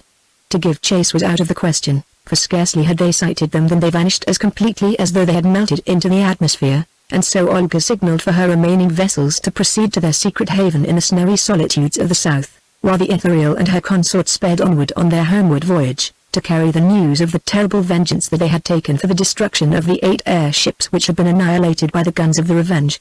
20 hours sufficed for the two Aryan vessels to pass over a quarter of the Earth's circumference, and carry their tidings of vengeance and victory to Aeria, and shortly after noon on the day but one after Olga had dropped her challenge from the skies, a meeting of the ruling council was held at the president's house in order to consider the startling and pregnant events which had taken place, and to determine the plan of the war which, after 130 years of unquestioned supremacy, they were now called upon to wage not only for the mastery of the world, but for the very lives and liberties of the citizens of Aeria. It had of course been impossible to conceal from the inhabitants of the valley the gravity of the startling events which had taken place in such rapid succession, nor did the president and council consider any such concealment desirable. There were no demagogues and no politics in Aeria, and therefore there was no need for any state secrets save those which contained the essentials of aerial navigation. There was also no fear of panic in a community which contained no ignorant or criminal classes, and so, while the council was sitting, the strange tidings were promulgated throughout the length and breadth of the valley. Marvelous and disquieting as they were, they yet gave rise to very few external signs of excitement. They were gravely, earnestly, and even anxiously discussed, for they brought with them a prophecy of calamities to come, the probability of whose realization was too plain to be ignored. But ever since the days of the terror, each generation of Aryans had been carefully trained to recognize the fact that the progress of science and the restlessness of human invention in the world outside their borders must, sooner or later, produce some challenge to their supremacy and some attempt to dispute with them the empire of the air. Now, after 4 generations, in spite of all the elaborate precautions that had been taken, the stringent laws that had been enacted and more than once mercilessly enforced, the crisis had come. It was now impossible to doubt that by some means, which so far seemed almost superhuman, the flagship of their fleet had been stolen, and the son of the president kidnapped with his greatest friend. More than this, the news brought back by the ethereal and the aerial proved beyond all doubt that means had been found to build a large fleet of aerial warships without even arousing the suspicions of the council. And, worst and the most sinister sign of all, there was also the fact, proved by Olga's letter to the president, that the moving spirit in this defiant revolt against the supremacy of Aria was one who bore the ill-omened and still hated name of Romanoff. As has been said, there was no panic that night in Aria, but still many a man and woman anxiously asked, either aloud or in his or her own soul, whether in the mysterious revolution of human affairs it might not be about to come to pass that she who had wrought this apparent miracle might not yet be able to avenge the terrible fate of her ancestor, the last of the Tsars. Then, with this thought came a universal revulsion of horror at the prospect of such a crime against humanity and a deep resolve to exact the penalty for it to the uttermost. If war was to be brought once more upon the earth, those who brought it would find Aria worthy of its splendid traditions and ready, if necessary, to reconquer the earth as the founders of its empire had done in the Armageddon of 1904. Fierce as that mighty struggle had been, its horrors would pale before those of a conflict in which conquest would mean extermination. For if Aria was forced once more to draw the sword, it would not be sheathed until there was peace again on earth, even if that peace were to be but the silence of universal desolation. Chapter 10 Strange Tidings to Aria. The sitting of the council lasted until nightfall, and just as the western mountains were throwing their huge shadows over the lovely valley, 2 more airships passed between 2 of the southward peaks and alighted in the great square inches the center of the city. They were the 2 vessels which had been sent to the island indicated in Olga's letter to bring back the long-lost Alan and Alexis. It would be vain to attempt to describe the feelings with which the president and the father of Alexis went, as they thought, to receive their sons, but the airships had returned without them, and in their stead they brought a written message which conveyed tidings no less strange and startling than those brought from Antarctica by the Ethereal and her consort. It was a letter from Alan to his father, and as soon as he received it from the captain of one of the airships, who had found it nailed to a tree on the island, he took his friend into his library, and the 2 fathers read it together. After briefly but circumstantially recounting the capture of the flagship by Olga by means of her subtle drugs, and showing how, by using the power they gave her, she had kept them in mental slavery for years, forcing them to employ their skill and knowledge in aiding her to build her aerial and submarine fleets out of the spoils of the destroyed ocean transports, from which the latter had taken an incalculable amount of treasure. Alan's letter concluded thus: I will now tell you the reason why Alexis and myself have not waited for the airship which we knew you would send for us as soon as you received the message which Olga Romanoff told us she would dispatch to you.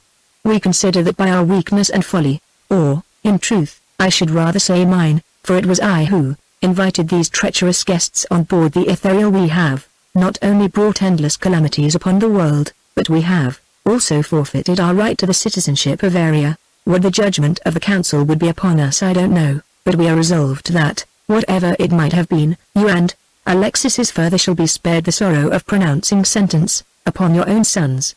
Some day perhaps we may win at least the right to plead our cause before you. At present we have none, and until we have won it you shall not see us again unless you capture us by force. We were sent here in the Null, the swiftest and the most powerful vessel of the Russian submarine fleet. Only a few days ago an accident revealed to Alexis for the first time during our long mental slavery the means which this woman, who is as beautiful as an angel and as merciless as a fiend, had used to keep us in subjection. We took the utmost care to give her no suspicion of his discovery, and although we drank no more of her poison we acted exactly as though we were still under its influence. In what could only have been mockery she gave us back our belts and coronets, bidding us wear them when we returned to our kingdom, as she put it. We shall never wear the winged circlets again till we have regained the right to do so, but the belts and a couple of brace of magazine pistols which we took before we left her stronghold in Antarctica stood us in good stead. We have killed the crew of the Null, and taken possession of her. She is far swifter and more powerful than any vessel in our submarine navy, for she can be driven at 150 miles an hour through the water, and can destroy anything that floats in or on the sea with a blow of her ram, and, more than this, she carries a torpedo battery which has an effective range of 2 miles and can strike and destroy anything within that distance, without giving the slightest warning of her presence. There are 50 vessels of this type in the Russian fleet, but their Now is at least 30 miles an hour faster than any of them. An attack will probably be made by the Russians on our station at Kerguelen Island within a week by submarine vessels and a small squadron of airships, and then we shall begin our operations against the enemy. If you have any reply to make to this letter, we will wait for it at sea off Kerguelen, and then begin the campaign we have planned. We shall never rest until we have either destroyed the Russian fleet in detail or have died in the attempt to do so. If we ever return, it will be to restore to you the supremacy of the sea, and then, and not till then, we will ask you to pardon our fault and will willingly submit to such further conditions as you may see fit to impose upon us before you give us back if ever you do their rights which we have lost, with all love and duty to yourself, and loving remembrances to their dear ones in area, your son, Alan. At the foot of the letter was a postscript signed by Alexis, endorsing all that Alan had said, save with regard to his sole responsibility for the calamity that had ensued from the admission of Olga and Serge on board the Ethereal. The two fathers discussed the strange, and, to them, most affecting communication for nearly an hour in private, and then another meeting of the council was called to consider it and pronounce authoritatively upon it. The president read the letter aloud in a voice which betrayed no trace of the deep emotion that moved his inmost being, and then left the council chamber with Morris Masroff, so that their presence might not embarrass their colleagues. The simple, manly straightforwardness of Alan's letter appealed far more eloquently to the council than excuses or prayers for forgiveness would have done. It was plain, too, that after the first indiscretion of taking the strangers on board the airship, no moral responsibility or blame could be laid on Alan and Alexis for what they had done under the influence of a drug which had paralyzed their moral sense. The council, therefore, not only accepted the conditions of the letter, but without a dissentient voice, agreed to confer the first and second commands of the Aryan submarine fleets and stations for the time being upon Alan and Alexis, with permission to call in the aid of the nearest aerial squadron when necessary. This decision was dispatched forthwith by an airship to Kerguelen, and within an hour all area was talking of nothing else than the strange fate of the two youths who for 5 years had been mourned as dead. Later on that evening, when the twin snow-clad peaks which towered high above the city of Aria had lost the pink afterglow of the departed sunlight, and were beginning to gleam with a whiter radiance in the level beams of the newly risen moon, a girl was standing on the spacious terrace of a marble villa which stood on the summit of a rounded eminence a couple of miles from the western verge of the city. She had just crossed the threshold of womanhood. The next sun that would rise would be that of her 20th birthday. Yet for 2 years she had worn the silver circle and crystal wings, for in Aria a girl became of legal age at 18, though she took no share in the civil life of the community until she was married, an event which, as a rule, took place not long after she was invested with the symbol of citizenship. It was an exceedingly rare event for an Aryan girl to reach the eve of her 20th year unmarried, for the sexes in the Central African paradise were very evenly balanced, and, as was natural in a very high state of civilization, where families seldom exceeded 3 or 4 children, celibacy in either sex was looked upon as a public misfortune and a private reproach. But Alma Tremaine, the girl who was standing on the terrace of her father's house on this most eventful evening, had become an exception to the rule through circumstances so sad and strange that her loneliness was an honor rather than a reproach. There were many of the wearers of the golden wings who had sought long and ardently to win her from the allegiance which forbade her to look with favoring eyes upon any of them. She was beautiful in a land where all women were fair, a land where, under the most favorable conditions that could be conceived, a race of almost more than human strength and beauty had been evolved, and she came of a family scarcely second in honor even to that of the president, for she was the direct descendant in the 5th generation of Alan Tremaine, first president of the Anglo-Saxon Federation, through his son Cyril, born 2 years after the daughter who had married the firstborn son of Natasha and Richard Arnold. More than 5 years before she and Alan had plighted their boy and girl troth on the eve of his departure on the fateful voyage from which he had never returned, and of which no tidings had reached Harrier until a few hours before. To the simple vow which her girlish lips had then spoken she had remained steadfast even when, as the years went by and still no tidings came of her lost lover, she, in common with her own kindred, had begun to mourn him as dead. It is true that she was in love rather with a memory than with a man, yet with some natures such a love as this is stronger than any other, more ideal and more lasting, and exempt from the danger of growing cold in fruition. So strong was the hold that this ideal love had taken upon her being that the idea of even accepting the love and homage of any other man appeared as sacrilegious to her as the embrace of an earthly lover would have seemed to a nun of the Middle Ages, and so, with a single companion in her solitary state, she stood aside and watched with patient, unregretful eyes the wedded happiness of her more fortunate friends. This companion was Isma Arnold, Alan's sister, who had a double reason for doing as Alma had done. Not only had she resolved never to marry while her brother's fate remained uncertain, but she, too, had also made her choice among the youths of Area, and in such matters an Aryan girl seldom chose twice. So she waited for Alexis as Alma did for Alan, hoping even against her convictions, and keeping his memory undefiled in the sacred shrine of her maiden soul. No artist could have dreamed of a fairer picture than Alma standing there on the terrace overlooking the stately city and the dark shining lake at her feet. She was clad in soft, clinging garments of whitest linen and finest silk of shimmering, pearly grey, edged with a dainty embroidery of gold and silver thread. A dress, confined at the waist with a girdle of interlinked azurine and gold, clothed without concealing the beauties of her perfect form, and her hair, crowned by her crystal-winged coronet, flowed unrestrained, after the custom of the maidens of Area, over her shoulders in long and lustrous waves of dusky brown. There was a shadow in the great deep grey eyes which looked up as though in mute appeal to the starlight, the shadow of a sorrow which can never come to a woman more than once. All these years she had loved in cheerful patience and perfect faith the man for whose memory she had lived in maiden widowhood, and now, who could measure the depth of the darkness, darker than the shadow of death itself, that had fallen across her life, severing the past from the present with a chasm that seemed impassable, and leaving the future but a barren, loveless waste to be trodden by her in weariness and loneliness until the end. All these years she had loved an ideal man, one of her own splendid race, the very chosen of the earth, as pure in his unblemished manhood as she was in the stainless maidenhood that she had held so sacred for his sake even while she thought him dead. And, lo! The years had passed, and he had come back to life, but how? Hers was not the false innocence of ignorance.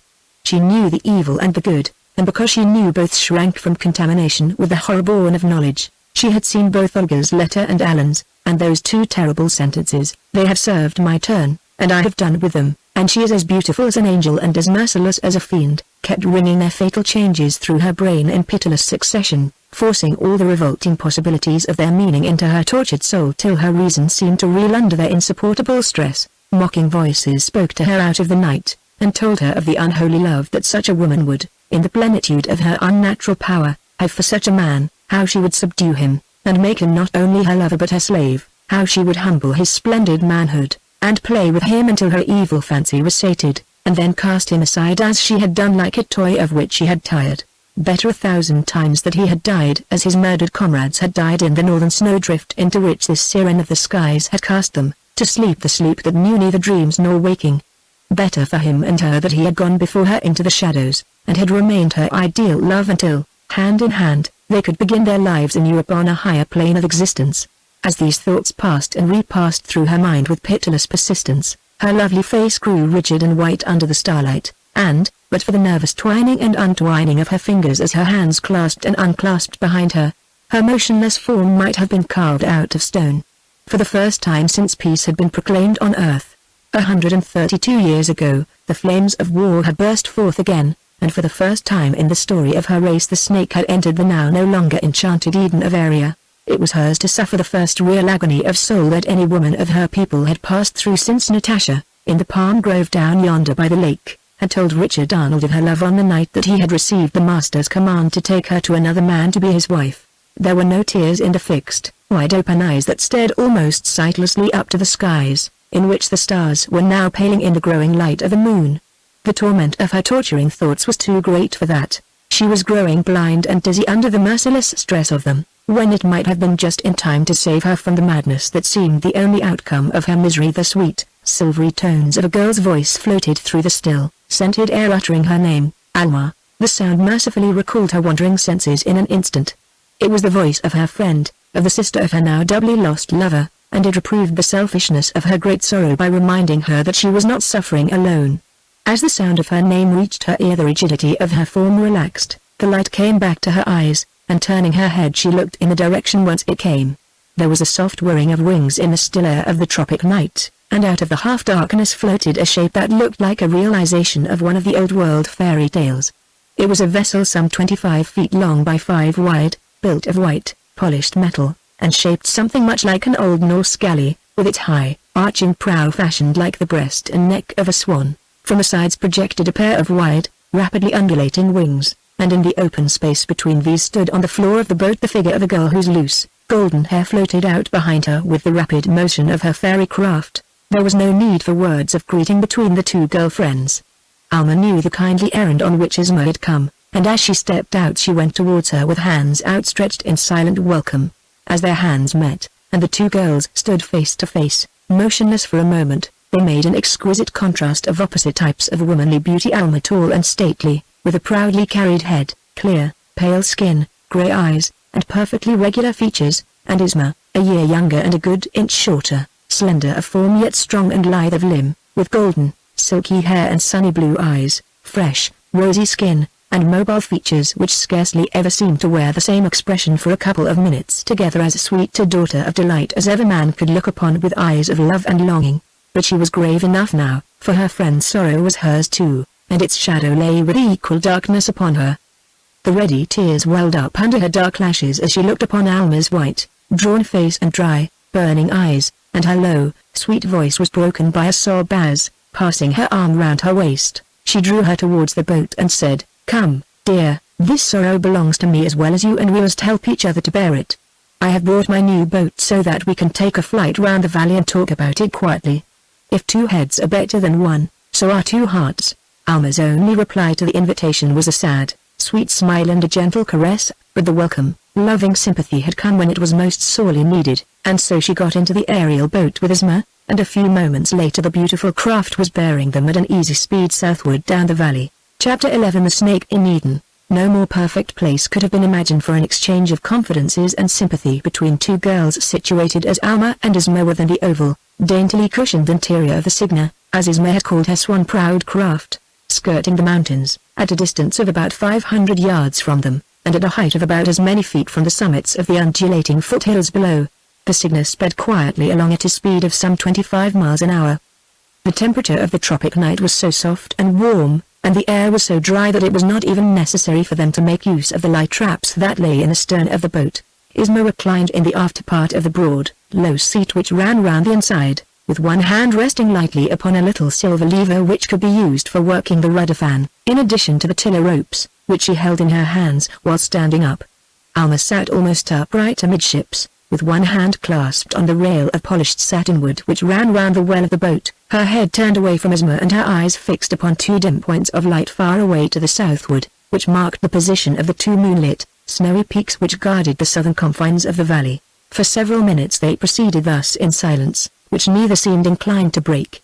At length Isma looked up at a planet that was shining really over the northern mountains, and, possessed by a sudden inspiration, said, "Look, Alma, there is Mars returning to our skies." "Yes," said Alma, turning round and gazing from beneath her slightly frowning brows at the ruddy planet, "it is a fitting time for him to come back now that, after all these years of peace and happiness, human wickedness and ambition have brought the curse of war back again on Earth." "Yes," said Isma.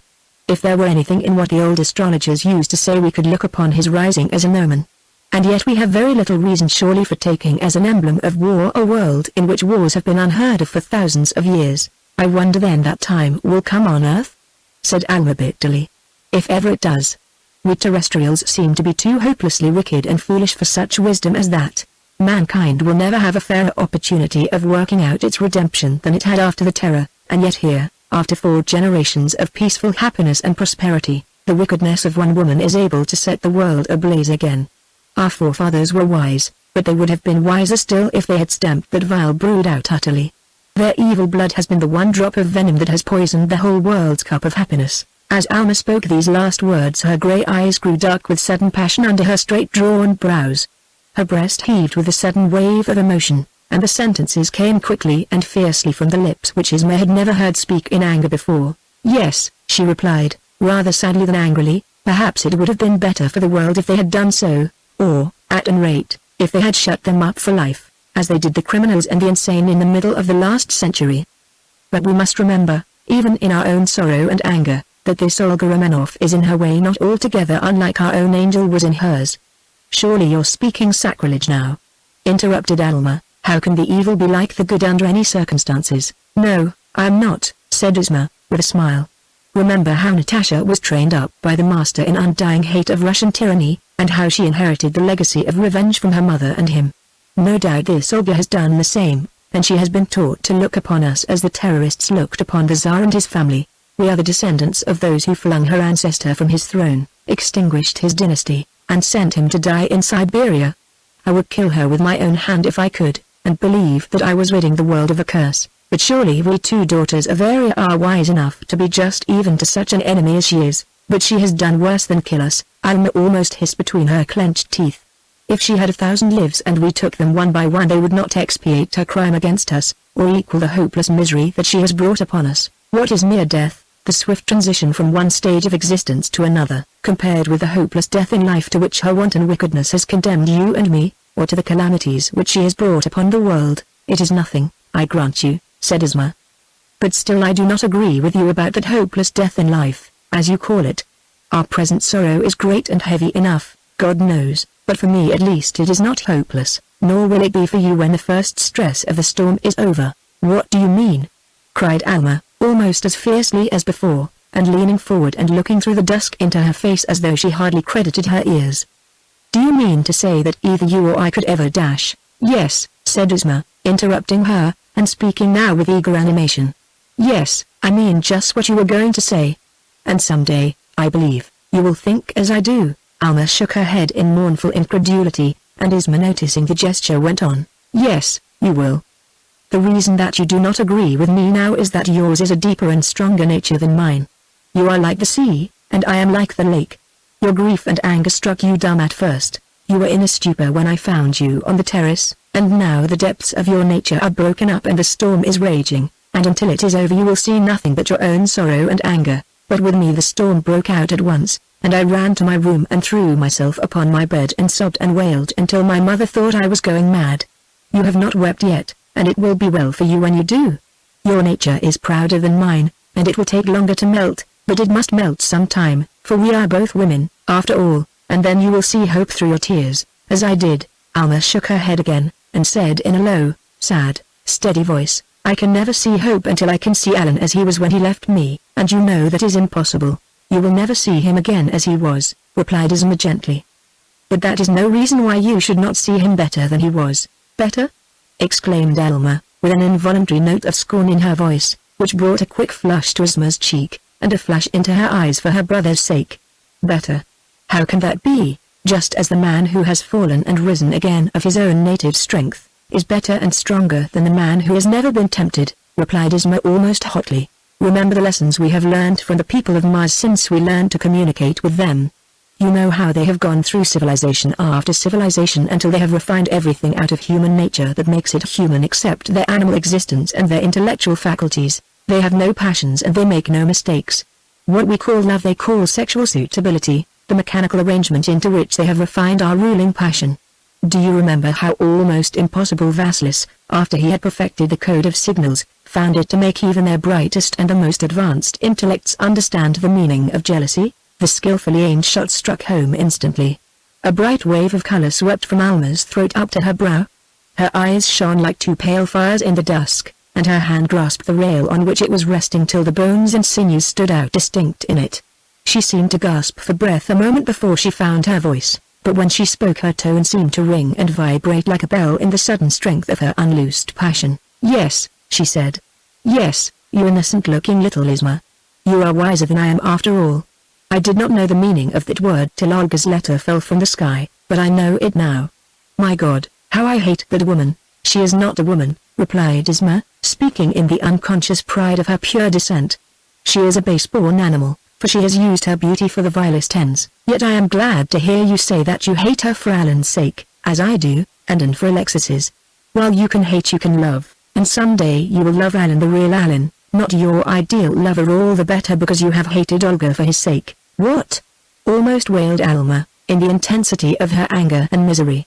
After he has held her in his arms, after his lips have kissed hers, after yes, even after that. When your first bitterness has passed, as mine has, you will be more just, and remember the influence under which he did so if he did. Do you hold yourself responsible for what you think or do in your dreams, or do you not believe what Alan said in his letter about the drug? You know too much about chemistry not to know that such horrible poisons have existed for centuries. Yes, I know that, and I know that he has no share in the moral guilt. But how can I ever forget he has been what those cruel words of Olga's told us she had made of him?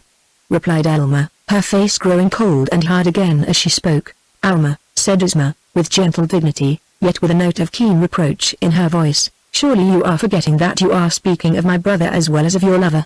No, I'm not angry, for I am too sad myself not to understand your sorrow.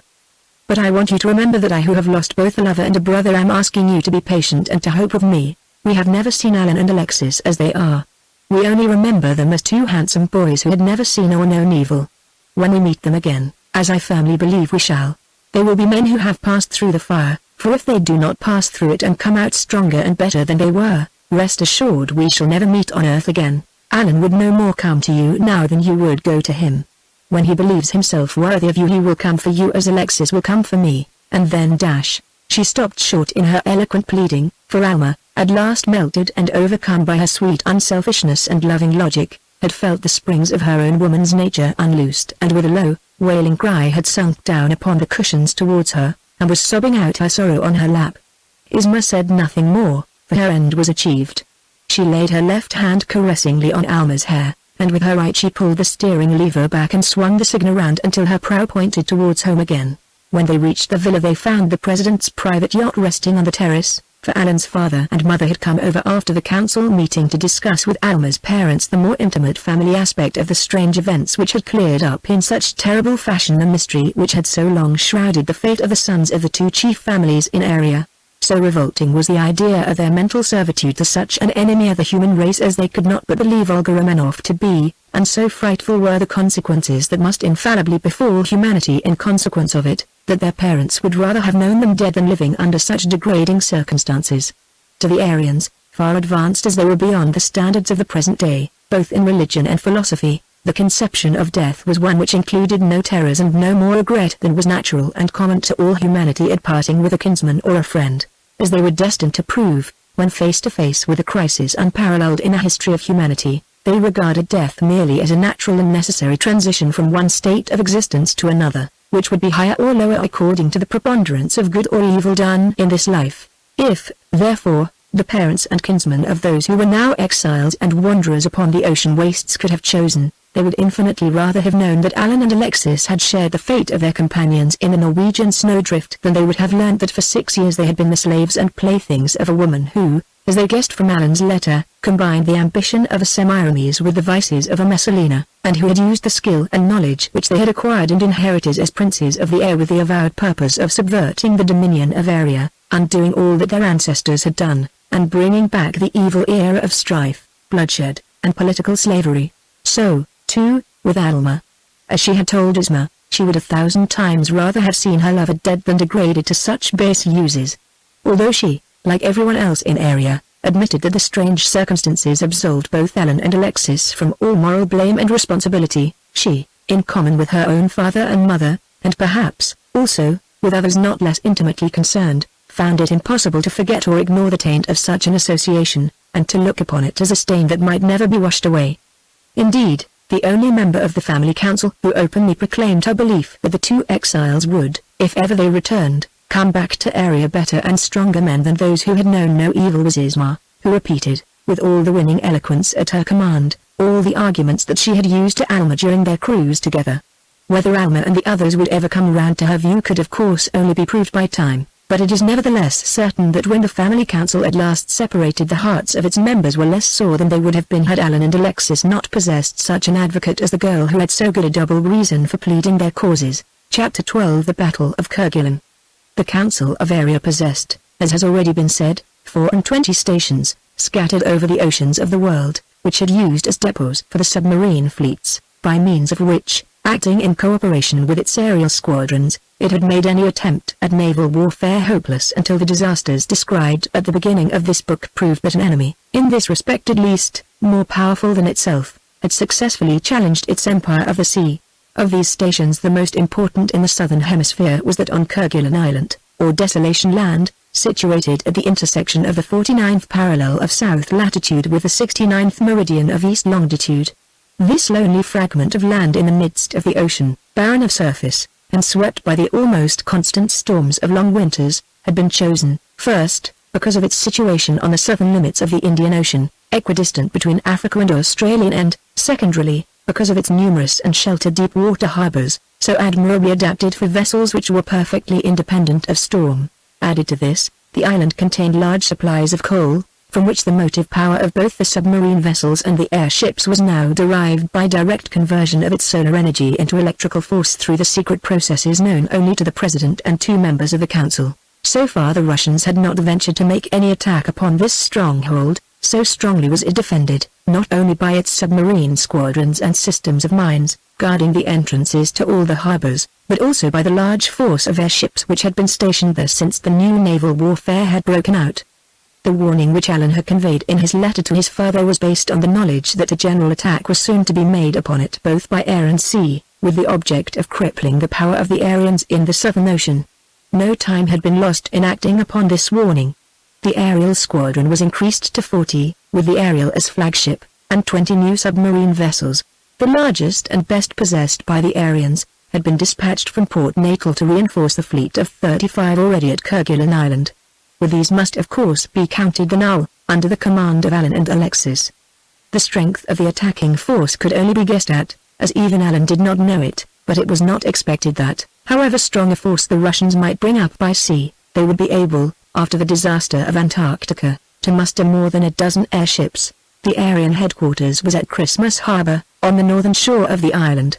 This is an admirably sheltered inlet running westward into the land between Cape Francois and Arch Point, and its upper and narrower half forms an oval basin nearly a mile long by a quarter of a mile broad, walled in by high perpendicular basaltic cliffs, and containing a depth of water varying from 2 to 16 fathoms, as compared with 25 to 30 fathoms in its outer half. North of the harbor, Table Mount rises to a height of 1,300 feet, and to the south is a huge mass of basalt over 1,100 feet high. On both of these elevations were mounted batteries of guns capable of throwing projectiles of great size and enormous explosive energy to a distance or several miles. There were altogether 12 of these batteries placed on various heights about the island, and the guns composing them were mounted on swivels, which enabled them to be trained so as to throw the projectile either into the sea or high up into the air. Soon after daybreak on the 4th day after Allen's letter had been received, the outlook on Cape Francois, a bold mass of basalt to the north of the outer bay, telephoned Null in sight to the settlement at the head of the harbor. Immediately on this message being received, the commander of the station, named Max Ernstein, a man of about 34, and the most daring and skillful submarine navigator and engineer in the service of the Council, went on board his own vessel, the Cachalot, and set out to welcome the long-lost son of the President and convey to him a commission which had been sent out by airship from Area. The Cachalot, which may as well be described here as elsewhere as a type of the submarine warship of the time, was a double-pointed cylinder, built of plates of nickelized aluminium steel, not riveted, but electrically fused at the joints, so that they formed a continuous mass equally impervious all over, and presenting no seams or overlaps. The cylinder was 150 feet from point to point, with a midship's diameter of 40 feet. The forward end was armed with a sheathing of azurine, the metal peculiar to the mines of Area, which would cut and pierce steel as a diamond cuts glass. This sheathing formed a ram, which was by no means the least formidable portion of the warship's armament. The upper part of the cylinder was flattened so as to form an oval deck 40 feet long by 15 wide. A center section of this deck, 3 feet wide, could be opened by means of a lateral slide which allowed of the elevation of a gun 25 feet long, which could be used either for discharging torpedoes by water or for throwing projectiles through the air. It could be aimed and fired from below the deck without the artillerists even seeing the objects aimed at, save in an arrangement of mirrors, so adjusted that when the object appeared in the center of the lowest of them, The gun could be fired with the certainty of the projectile reaching its mark. 4 underwater torpedo tubes, 2 ahead and 2 astern, completed the armament of the submarine warship. When underwater, the deck could be hermetically closed, and sliding plates could be drawn over the opening of the torpedo tubes, so that from stem to stern of the cylinder there were no excrescences to impede the progress of the vessel through the water, with the sole exception of a dome of thick forged glass just forward of the deck, under which stood the helmsman, who gave place to the commander of the vessel when she went into action. Her powerful 4-bladed screw, driven by engines almost precisely similar to those of the airships, gave her a maximum speed of 100 miles an hour. The cachalot ran at 25 miles an hour down the harbor, and as soon as he got abreast of Cape Francois, Captain Ernstein, who was standing on deck, saw a small red flag apparently rising from the waves about a mile to seaward. A similar flag was soon flying from a movable flagstaff on the cachalot, and a few minutes later she was lying alongside the Now. This vessel was a very leviathan of the deep, and as she lay 3 parts submerged in the water, Captain Ernstein calculated that she could hardly be less than 200 feet in length and 45 in diameter amidships. She appeared to be built on very much the same plan as the cachalot and of the same materials, saving only, of course, the ram of azurine, which was replaced by one of nickel steel. As the cachalot got alongside, a slide was drawn back in the deck of the Nile, and the head and shoulders of a man dressed in close-fitting seal fur appeared. It was Alan, little changed in physical appearance since the fatal day that he invited Olga Romanoff on board the Ethereal, save that he had grown a moustache and beard, which he wore trimmed somewhat in the Elizabethan style, and that the frank, open expression of the boy had given place to a grave, almost sad, sternness, which marked the man who had lived and suffered. Max Ernstein recognized him at once and saluted as though greeting a superior officer, for, although all the Aryans were friends and comrades, the etiquette of rank and discipline was scrupulously observed amongst them when on active service. "What do you salute me for?" said Alan gravely, as he reached the deck and came to the side on which the cachalot lay. "Do you not see that I am no longer wearing the golden wings? Are you the officer in command of the station?" "Yes, Admiral Arnold," returned the other, in the same formal tone and at the same time presenting the letter from the council. "I suppose you have forgotten me. I am Max Ernstein, in command of the naval fleet at Kerguelen. That letter will explain why I saluted and why I have come to hand over my command to you." Before he replied, Alan ran his eye rapidly over the letter. As he did so, the pale bronze of his face flushed crimson for a moment, and he turned his head away from Ernstein, brushed his hand quickly across his eyes, and then read the letter again more deliberately. Then he turned and said in a voice that he vainly strove to keep steady, "This is more than I have deserved or could expect, but obedience is the first duty, so I accept the command. Come on board, Ernstein. Of course I recognized you, but until I knew how I stood with the council I looked upon myself as an outlaw, and therefore no friend or comrade for you." The captain of the cachalot had a gangway plank brought up and passed from one vessel to the other, and in another moment he was standing beside Alan on the deck of the Null, and their hands were joined in a firm clasp. "That's the first honest hand that I have grasped for 6 years, except Alexis," said Alan, as he returned the clasp with a grip that showed his physical forces had been by no means impaired by his long mental servitude. "Come down into the cabin, we shall find him there." He led the way below, and as soon as Alexis had been told the unexpected good news, which seemed to affect him even more deeply than it had Alan, the 3 sat down at the table in the saloon of the Null, a plain but comfortably furnished room, about 25 feet long by 15 broad and 10 high, to discuss a plan of operations in view of the expected attack on the station. Alan at once assumed the authority with which he had been invested by the council, and made minute inquiries into the nature and extent of the defending force at his disposal. "I think that ought to be quite sufficient, not only to defeat, but pretty well destroy any force that the Russians can bring against us," said Alan, as soon as Ernstein had finished his description. "We have much more to fear from the airships than from the submarine boats, because the Nile would give a very good account of them, even by herself. Have any more vessels of the type of the Ethereal been built since the old Ethereal was lost?" "Yes," replied Ernstein, "but only 10, I am sorry to say. One of them is here, as I told you just now, but we have 40 of the others, and I don't suppose the Russians can bring more than a dozen against us." "What do you mean?" said Alan. "They have 50, every one of them as fast and as powerful as the old Ethereal. I ought to know," he continued grimly, "for they were every one of them built under my own eyes." "I beg your pardon," said Ernstein. "I ought to have told you before now that we have already won our first victory, and that though we lost 8 vessels we destroyed 20 of the Russians." And then he went on to give Alan and Alexis a rapid description of the pursuit of the Revenge, and the havoc wrought at the end of it by the Ethereal and the Aerial. "That is glorious news," said Alan. "But they have 30 ships at their disposal still, and I expect they will bring at least 20 of these against us, and they are all swifter than ours, saving only the Aerial. Of course my command ends with the shore, but I think it would be as well if the captain of the Aerial were to come on board the Null so that we could arrange our plans of defense together, I for the sea, and he for the air. But why not come ashore and see him?" said Ernstine. "He and all of us will be delighted to see you on the island." "No," said Alan, shaking his head.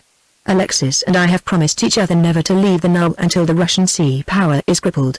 The day that we set foot on dry land again will be the day that we give back the supremacy of the sea to the Council, so if we two admirals of the sea and air are to meet, the commander of the Aerial must come here." "Very well," said Ernstine.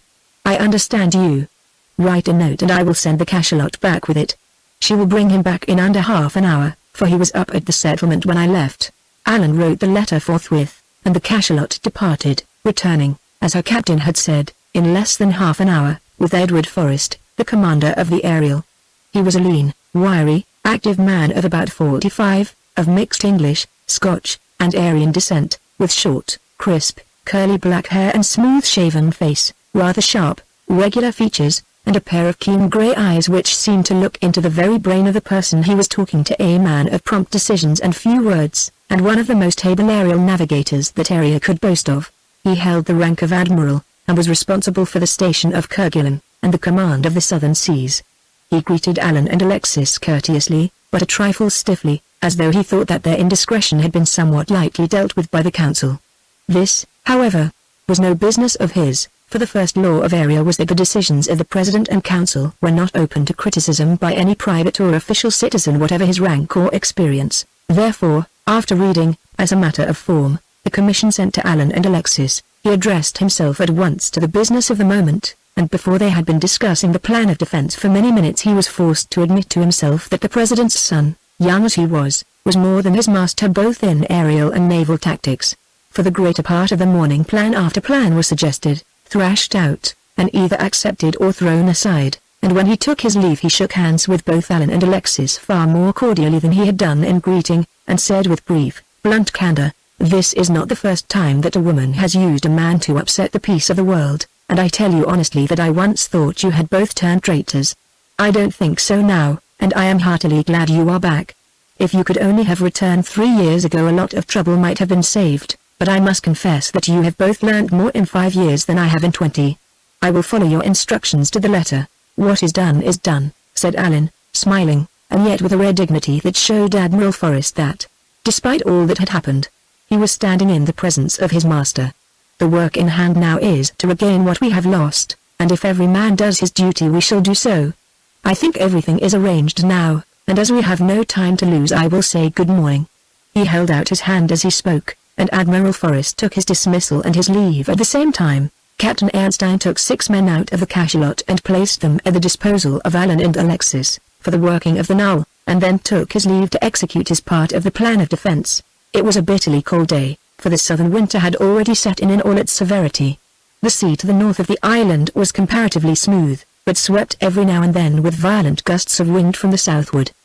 The sky was entirely covered by thick masses of cold grey cloud, every now and then torn up into great rolling masses by the sudden blasts of icy wind from the pole, which drove fierce storms of hard frozen snow across the bare and desolate island. But the roughness of the elements was a matter of small concern to the crews of the airships and the submarine cruisers, for both were independent alike of sea and storm. The former could literally ride upon the wings of the fiercest gale that ever blew. Their interiors were warm and windproof, and their machinery was powerful enough to drive them 4 and 5 times as fast as the air currents in which they floated, while the latter had only to sink a few feet below the level of the waves to find perfect calm. The days, in short, were past when men had been at the mercy of the elements, and so the atmospheric conditions which would have made a modern naval attack upon a rocky and exposed coast almost impossible were not even taken into account in preparing to meet the threatened assault on Kerguelen Island. No one knew when or how the first assault would be delivered. All that was known was that, unless Olga and her advisers had completely altered their plans, the attack would take place either that day or the next, and consequently ceaseless vigilance was necessary on sea and land and in the air.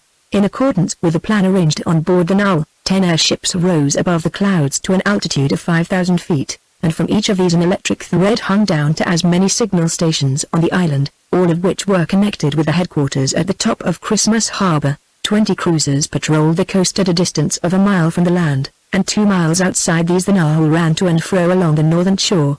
All the more important inlets which had sufficient depth of water for submarine attack were guarded with mines and chains of torpedoes, so disposed that no vessel could possibly enter without firing them, and so giving warning of the locality of the attack. The afternoon passed without any alarm, and at nightfall the clouds sent down a blinding storm of snow, which, added to the intense darkness, made vision impossible both on land and sea. Although high above the clouds the 10 airships floated in a calm, clear atmosphere, under the brilliant constellations of the southern hemisphere, no attack seemed possible without warning, either by sea or above the clouds, for the hostile airships could not approach without being seen from a great distance through the clear, starlit sky, and without their lights, which would instantly betray their presence. It was impossible for the submarine vessels even to find the coast. Hour after hour passed, and still no hostile sign rewarded the vigilance of the defenders. No one of the present day could have guessed that all the preparations had been made for such a battle as had never been fought before on sea or land, or in the air. Nothing was visible but the snow-covered earth and the storm-swept sea, for the sentinel ships, floating far above the clouds, were beyond the reach of vision. And yet, if the combined fleets of the modern world had attacked Kerguelen that night, not a ship would have escaped to tell the tale of annihilation, so terrible were the engines of destruction which waited but the signal of battle to strike their swift and irresistible blows. It was about 6:30 the next morning when Alexis, who was on watch in the conning tower of the Null, saw a faint beam of light illuminating the water a long way ahead. He instantly signaled to Alan, enemy in sight. Back. I am going to ram. Alan, unwilling to leave the new crew, who were not yet perfectly acquainted with the working of the machinery, had taken command of the engine room alternately with Alexis, who was now taking his 4 hours watch in the conning tower, and to whom the fortune of war had given the honor of striking the first blow. The Null backed rapidly, and as she did so Alexis turned a small wheel in the side of the conning tower, and the whole chamber sank into the hull of the vessel. As soon as it stopped he pulled a lever and a heavy steel sheet slid over the opening where the glass dome had been. In front of him as he stood at the steering wheel was a long, very slender needle hung with extreme delicacy on a pivot, up which an electric current constantly passed. This needle was terrestrially insulated by a magnet which always swung opposite to the magnetic pole, and when acted upon only by the steel of the vessel's fabric, swung indifferently as long as there was no other vessel within 1,000 yards of the Null. But the moment one came within that distance the needle pointed towards it with unerring accuracy, as it was doing at the present moment. Alexis allowed the vessel to back until he saw the needle begin to waver. Then he knew that the 1,000-yard limit had been reached, and signaled, full speed ahead.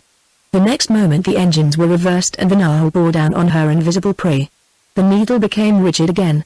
Alexis kept it pointing dead ahead as the Null gathered way and rushed silently but with irresistible force upon her victim. She passed over the 1,000 yards in 40 seconds. Then came a dull, rending crash, a slight shiver of the mighty fabric, and then she swept on her way as though she had passed through a couple of inches of planking instead of the steel hull of a submarine warship more than 2/3 her own size. And so in silence and darkness, without the discharge of a gun or the flash of a shot or an audible cry of human pain, the work of death and destruction began and ended. In the passing of an instant a warship had been destroyed which could have annihilated a fleet of modern battleships in detail without once appearing above the surface of the water.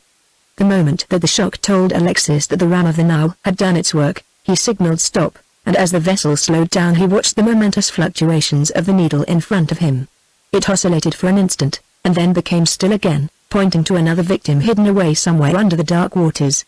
He brought the vessel round until it pointed ahead again, and then once more the Leviathan plunged forward at full speed on her errand of destruction. 30 seconds later a rasping tearing sound told him that he had ripped the side out of a second Russian vessel, and again he stopped, and again the fatal telltale needle pointed to a mark on which he hulled his irresistible ram.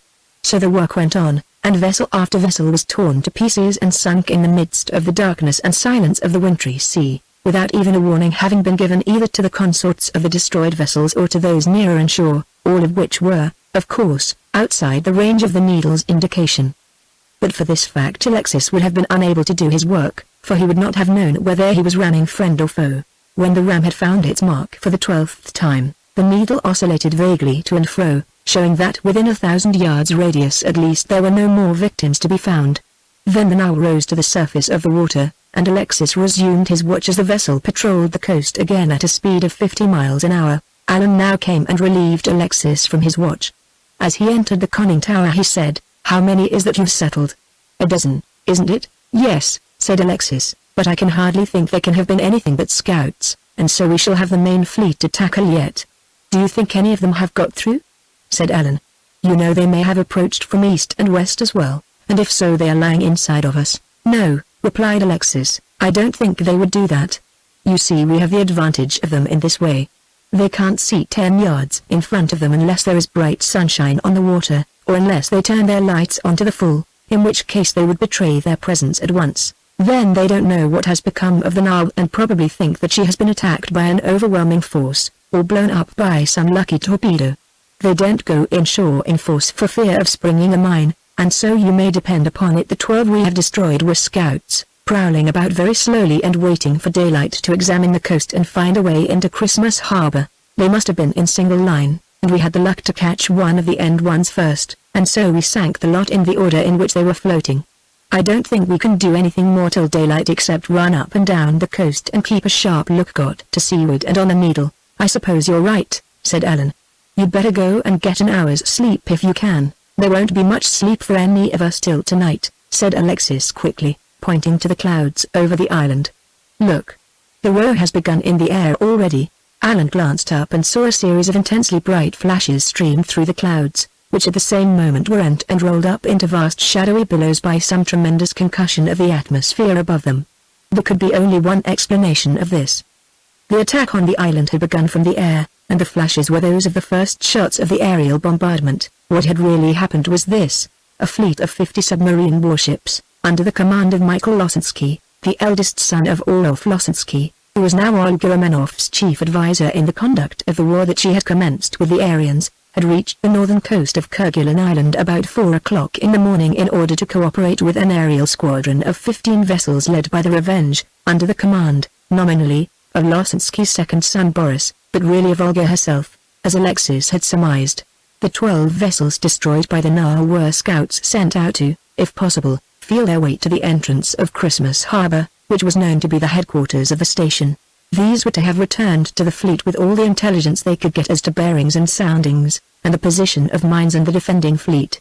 Then at daybreak, that is to say about 8 o'clock, the whole squadron was to have advanced to the entrance to the harbor, ramming any of the defenders who barred their way, and then, after sending a swarm of torpedoes into the mouth of the bay to explode the mines and blow up any submarine defenses that might exist, to have made a rush for the inner bay at the same time that the airships engaged the land defenses. The naval portion of the program was completely frustrated by the destruction of the scouts, while the aerial attack was foiled by the lookouts stationed above the clouds. Soon after 7 it became light enough at their altitude for the powerful glasses of their commanders to make out the 15 Russian airships coming up from the southward at a distance of about 20 miles. A few minutes later they were themselves discovered by the Russians, and Olga, to her intense chagrin, saw at a glance that all hope of a surprise was gone. By some means or other the Aryans had received intelligence of the attack, and were ready for it. The terrible experience taught by the disaster of Antarctica warned her and her lieutenants that any approach, now that they were seen, must be made with the utmost caution, for they had no precise knowledge as to the range of the Aryan guns. All they knew was that it was very great, and that where one of their projectiles found its mark destruction followed instantly. Added to this, there was another difficulty. The dense masses of cloud completely hid both sea and land from their view, and made accurate shooting at the land defenses impossible. Consequently there was nothing for it but to fight the battle out in the upper regions of the air, against a force of whose actual strength they were ignorant. They dare not attempt to surround the 10 airships, which hung stationary over the island, for this meant bringing all their guns into play, while they could only use half of their own. While they were debating on a plan of operations, 2 new factors in the coming struggle were swiftly and unexpectedly brought into play. As soon as the news of their arrival had been telegraphed to headquarters, the Ariel took the air and passed under the clouds to the rear of the Russian squadron. 10 miles behind them, she swept round sharply, and with her wings inclined to the utmost, and her engines working at the fullest capacity, she took a mighty upward swoop, passed through the clouds like a flash of light, and before the Russians knew what had happened, she was floating 3,000 feet above them. out of reach of their guns, and hurling projectile after projectile into their midst. 3 of their ships, struck almost simultaneously, were torn into 1,000 fragments, and vanished through the clouds. It was the glare and shock of this explosion that Alexis had seen from the conning tower of the Now. The remaining Russian ships instantly scattered and sank through the clouds to seek a refuge from the foe whose deadly blows they were completely unable to return. But the moment they appeared on the underside of the cloud sea, all the guns of the land batteries opened fire in all directions with time shells, and so rapid were the discharges, and so terrible the energy of the explosives, that the whole firmament above the island seemed ablaze with them, while the concussions of the nether atmosphere were so tremendous and continuous, that it would have been madness for the Russian airships to have approached within the zone of fire with which the Aryans had covered and encircled their positions. The clouds were torn and broken up into vast whirling masses, which completely obscured the view of the Russians, and rendered anything like accurate shooting in the direction of the island impossible. Worse than this, the range of the great land guns, fired at an elevation of 45 degrees, was so enormous that they were forced by the incessantly exploding projectiles, which were hurled up into the air in all directions, to retire to a distance which, beyond the most random shooting, the results of which were spent upon the rocks of the island and the sea, rendered their own guns useless. Rise up through the clouds they dare not, for they knew the Ariel was still there, and that the first ship that showed herself would be an almost helpless mark for one of the 10 guns which, for the time being, commanded the heavens.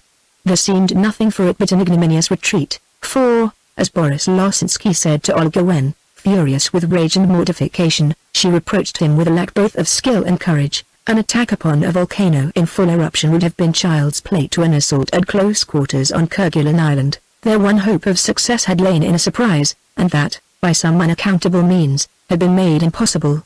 They had reckoned only on the airships and the submarine defenses, and even these they had expected to take unawares.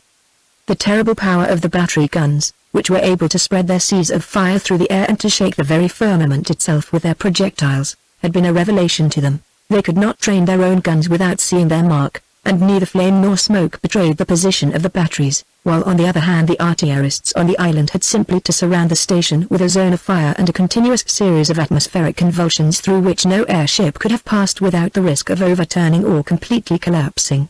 So Olga was at last convinced that her choice lay between abandonment of the attack or running the gauntlet of fire in the almost forlorn hope of engaging the land batteries and an aerial fleet of unknown strength at close quarters. Baffled and defeated, and yet convinced that to continue the unequal contest under its present conditions would be merely to court still more disastrous defeat, and even probable destruction, Olga at last allowed Losinsky to give the signal for retreat, and the Russian squadron withdrew to a position 12 miles northward of the island. Its departure was seen both from the air and the land, and the cannonade immediately stopped. Meanwhile Alan had run the Nile into the mouth of Christmas Harbor flying his red flag.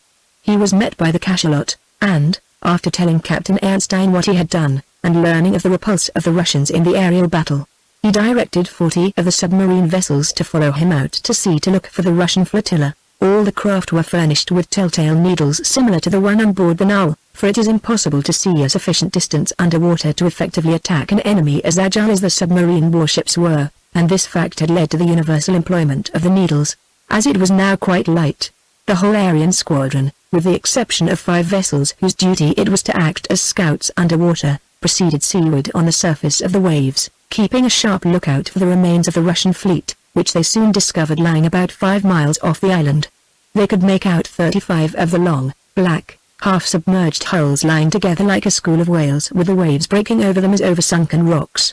Alan immediately signaled from his conning tower in the manual sign language, used by the Aryans to communicate between their airships, to his consorts, and ordered them to scatter and form a wide circle round the Russian squadron at a distance of a mile, and a depth of 2 fathoms, but on no account to approach within 1,000 yards of them.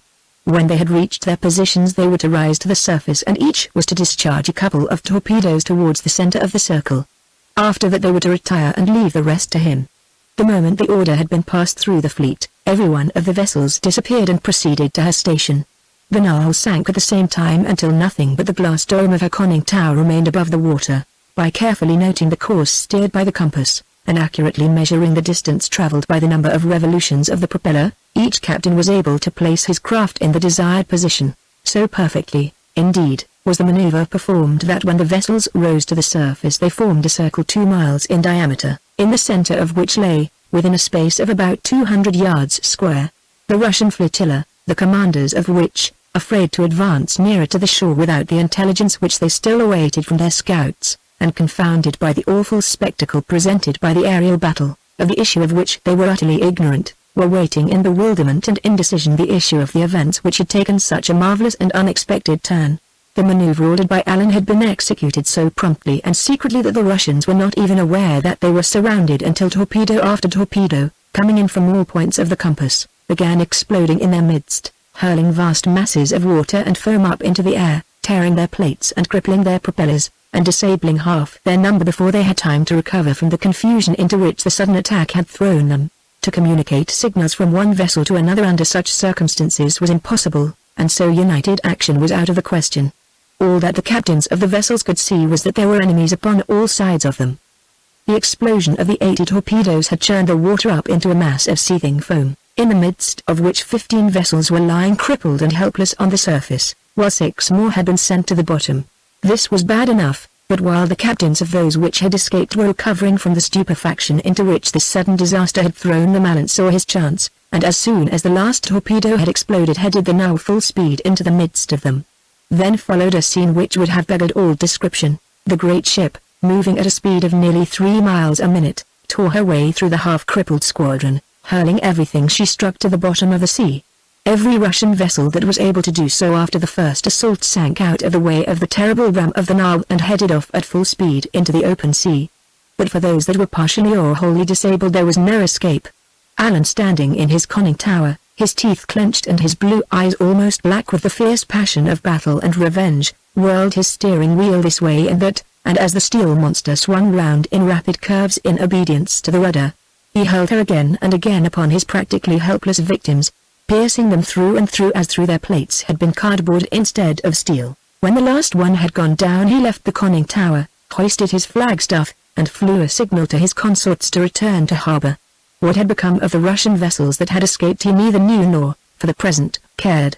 The victory of the Aryans both at sea and in the air was complete, and he was certain that the Russians had received such a lesson as would convince them that Kerguelen Island was impregnable to any assault that they could make upon it, unless they were able to take its defenders by surprise, a contingency which was justly considered impossible. Chapter 13 The Syren's Stronghold. As soon as the first pitched battle in the World War was over, a lengthy and detailed report of the attack on Kerguelen and its repulse was drawn up by Allen, Captain Ernstein, and Admiral Forrest for presentation to the Council. To this report Allen added a supplement, which is here reproduced in his own words. From what I know of the designs of Olga Romanoff and her advisers, I am convinced that the defeats which have been inflicted upon them will merely have the effect of checking, and not putting a stop to, their operations against the peace and freedom of the world. I have seen and heard enough during the last 5 years to feel satisfied that there exists a very widespread conspiracy, the object of which is the restoration of the Romanoff dynasty, in the person of Olga, the breaking up of the Anglo-Saxon Federation, and the inauguration of an era of personal despotism and popular slavery. As far as we have been able to learn, this conspiracy embraces practically all the descendants of those families who lost their rank, official position, or property during the reconstitution of Russia after the fall of the Romanoffs.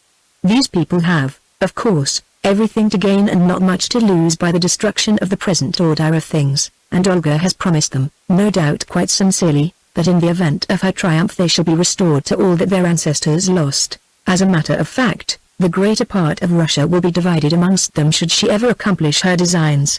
The old order of things, as it existed before the days of Alexander II, is to be completely reinstated.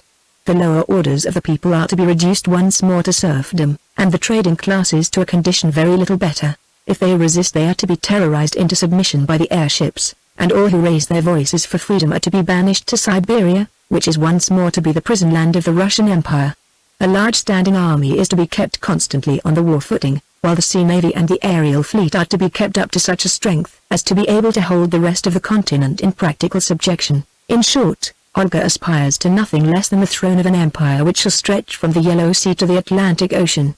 I am afraid, too, that there can be no doubt but that this conspiracy is not only favored, but actually assisted, by large numbers of people throughout the Federation area. In fact, during the latter part of our stay at Mount Terror, the stronghold was visited by men of all that nations, who, of course, came and went away in the submarine vessels, and who openly promised to do everything they could to further what they called the cause of the new revolution in their own countries, on the understanding that the old evils of capitalism and private ownership of land by which their ancestors had grown wealthy are to be restored. This will, I trust, be enough to show you that the triumph of Olga Romanoff means nothing less than the complete undoing of all the work that was done in the days of the Terror. We have proved so far that Kerguelen, and, therefore, area, is impregnable to attack save by surprise, which will now, of course, be impossible. But, on the other hand, the force at the disposal of Olga and her allies is still so strong that all our present resources will have to be kept constantly employed to protect ourselves, and this leaves the world at the mercy of any power which can obtain the assistance of the Russians' aerial navy, which still numbers 27 vessels, all equal to our best ships. In addition to these they possess a submarine navy of at least 40 vessels, all of which are swifter and more powerful than ours, with the exception of the Now. I therefore suggest that the whole of the resources at the command of the Council shall at once be devoted to the building of at least 50 airships of the ethereal type, and the same number of submarine battleships like the Now, complete plans of which I enclose. Until this additional force is at our command, I think it would be useless to attempt the destruction of the Russian stronghold in Antarctica, and until this is destroyed there can be no hope of peace.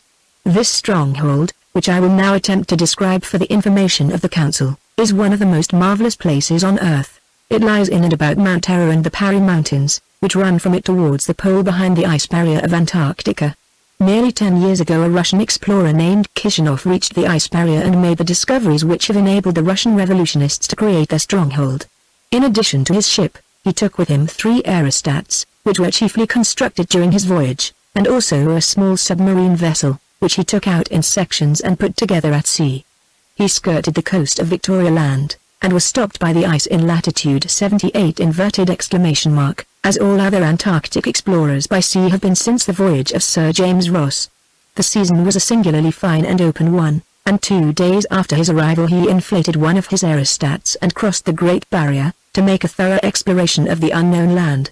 Kishinov was the first man, not an Aryan, who had ever seen what there was on the other side of the Antarctic ice wall. But he discovered far more than our explorers did, for while he was in the neighborhood of Mount Terror an earthquake, accompanying a violent eruption of Mount Erebus, made a huge fissure in the south side of Mount Terror.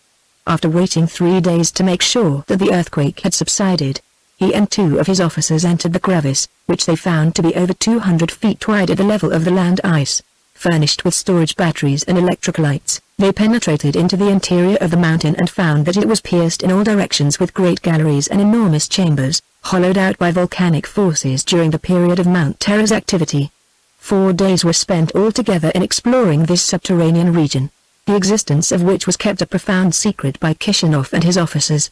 Not the least strange and, as it has proved, one of the most valuable portions of his discovery was the finding of a subterranean lake in the heart of Mount Terror, the temperature of which was kept far above the freezing point by the heat which the interior of the mountain derived from the neighboring fires of Mount Erebus.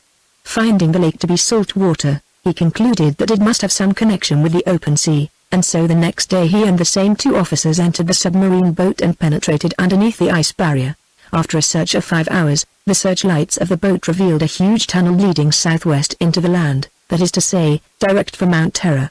They followed this tunnel up for a distance of nearly 5 miles, and then struck the end. They now rose, and finally found themselves floating on the surface of the lake in the interior of the mountain. One of Kishinov's officers, a man named Louis Komsky, was a member of the Russian Revolutionary Society, whose existence only became known 5 years ago. After the capture of the ethereal the heads of this society met, and to them this man communicated the secret of Mount Terror. Kishinov and the other officer refused to join the revolutionists, and were assassinated. Komsky was at once taken on board the ethereal, now renamed the Revenge, and guided her to the fissure leading into Mount Terror. Its outer portion was of course filled and covered with ice and snow, but as soon as Komsky had found its position by his landmarks, a couple of shells speedily reopened it, and it was here that the Revenge lay hidden while you were ransacking the world for her. Olga inherited from her grandfather, the father of the Vladimir Romanoff, who was executed for disobeying the order of the council, all the plans and directions necessary for the building both of airships and submarine vessels, and as soon as this perfect stronghold and hiding place was discovered, her accomplices in the conspiracy for the restoration of the Russian monarchy at once devoted their fortunes to the supply of money and materials. The Revenge made one more voyage to Russia, and by traveling at full speed at a great elevation managed to make it unobserved. The services of the cleverest engineers and most skillful craftsmen among the revolutionists was secured. Transports were chartered and sent out to Antarctica loaded with materials. On the shores of the subterranean lake the first squadron of submarine vessels was built, and then began the system of ocean terrorism which soon paralyzed the trade of the world. Piracy was carried on with utter ruthlessness. Transports were sunk by the vessels, and then plundered by divers of the treasure which they carried, and which was employed to purchase new materials and to repay those who had furnished the first funds. Alexis and myself were kept by Olga, as I said in my first letter, under the influence of a drug which completely paralyzed our volitional power, and were compelled to reveal all we knew concerning our own airships, submarine vessels, guns, and explosives. And in this manner was created and equipped the force which will be employed to dispute with us the empire of the world unless we are able to extirpate it utterly. While the dispatch to the council was being drawn up, the Nile had been lying in the inner basin of Christmas Harbor, renewing her store of motive power from the generating station ashore. As soon as the engineer in charge reported that her power reservoirs were full, and Alan had delivered the dispatch for conveyance to area by airship, Alexis, who had been apparently buried in a brown study for the last 2 hours or so, asked Alan to come with him into his private cabin, and as soon as the two friends were alone together he said to him, "Look here, old man. While you fellows have been drawing up the dispatch, and talking about the impossibility of attacking the stronghold at Mount Terror, I've been doing some thinking, and I've come to the conclusion that as far as an undersea attack is concerned, it isn't quite so hopeless as you've made out." "I shall be only too delighted to hear you prove us wrong," replied Alan, his eyes brightening at the prospect, for he knew Alexis too well not to be sure that he would not have spoken in this way unless he had pretty solid reasons for doing so. "Say on, my friend, I am all attention."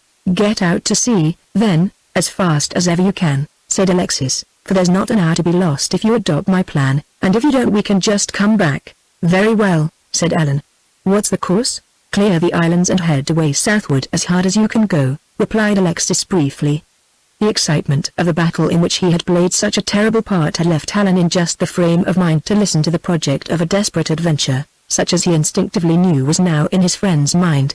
Without hesitating further he went into the saloon, summoned the crew of the Nile, and said to them, "Alexis and I have decided upon an enterprise which will end either in very great injury to our enemies or our own destruction. You have seen enough today to know that in the warfare we are engaged in there are only two choices, victory or destruction. We don't want to take anyone against his will to what may be certain death. Those who care to go ashore may do so." Not a man moved. An athletic sailor named George Cosmo, who held the post of chief engineer, saluted, and said briefly, "We shall all go, sir." "What are the orders?" "Get out of the harbor as fast as you can, and as soon as you are clear of the islands sink 2 fathoms, steer a straight course due southeast, and put her through the water as hard as she'll go," replied Alan. Cosmo saluted again, and left the room with his comrades to execute the order. "Now, my friend," said Alan, turning to Alexis as soon as they were alone again, "what is your plan?" "Simply this," replied Alexis. "Mount Terror, or at any rate the mouth of the submarine tunnel, is in round numbers 3,000 geographical miles from here. Our speed is 30 miles an hour faster than that of Volga's squadron. That means that even if they go back at once and at full speed we shall be there 4 or 5 hours before them. They, I think, have had quite enough fighting for today, and I don't believe they'll attack the island again first, because they know that they can't take our sea defenses by surprise, and, second, because they think the Nile will remain on guard. Either they will go off on a raiding expedition somewhere else with the airships, in which case we can't follow them, for we don't know where they're going, or they will return to Mount Terror at an easy speed of 50 or 60 miles an hour. They will never dream that you and I will venture to attack the stronghold single-handed, and, therefore, that is just what I propose to do." "That will be odds of about 40 to 1 against the Nile," replied Alan, somewhat gravely. "Unless we can destroy it completely before they get back. But go on. Let's hear the rest." "I don't think you can propose anything too desperate for me now that I have really tasted the blood of the enemy." "Well, what I propose is not to destroy the stronghold, simply because it would be impossible to do that by sea. I merely propose to get quietly into the tunnel, go to that narrow part about 2 miles from the entrance, fix a dozen torpedoes with time fuses up against the roof of the tunnel, and then clear out into the open water. when those 12 torpedoes go off, if they don't bring a few thousand tons of rock down into the tunnel and block it pretty securely. I'll grant I know very little about explosives." "Good so far, very good," said Ellen. "I confess I envy you that idea." "What next?" "Well, after that," replied Alexis. "You see, we shall have shut in the vessels that are inside and shut out those that are outside. The ones inside will be no use for some time, for it will take the divers a good many days to open the tunnel again, even if they ever do. As for those outside, we can lie in wait for them if they return, and trust to the Narwhal's speed and strength to sink as many of them as we can, or else, if they don't put in an appearance, we can come home with the consciousness that we have done about all the damage in our power. Now, what do you think?" Alan was silent for a few moments, weighing the pros and cons of the desperate venture, for desperate it was, in spite of the incomparable speed and strength of the splendid vessel he commanded. It was easy enough, always supposing that it could be accomplished without interruption, but to be caught in the tunnel, as was quite possible, between a force inside and one outside, meant almost certain destruction, for if the Narwhal was not rammed and sunk in a space too narrow for her to turn, she would be certain to be blown up by the torpedoes which would be launched against her. In the end, the very character of the desperate venture, combined with the magnitude of the injury it would do to the enemy, overcame the scruples of his prudence. He put his hand on Alexis' shoulder, and giving him a gentle shake, said with a laugh, "Bravo, old philosopher. You've done more with your thinking than we have with our talking and writing. We'll do it, if there isn't a square foot of the Narwhal left when the business is over." "I knew you'd say that," said Alexis.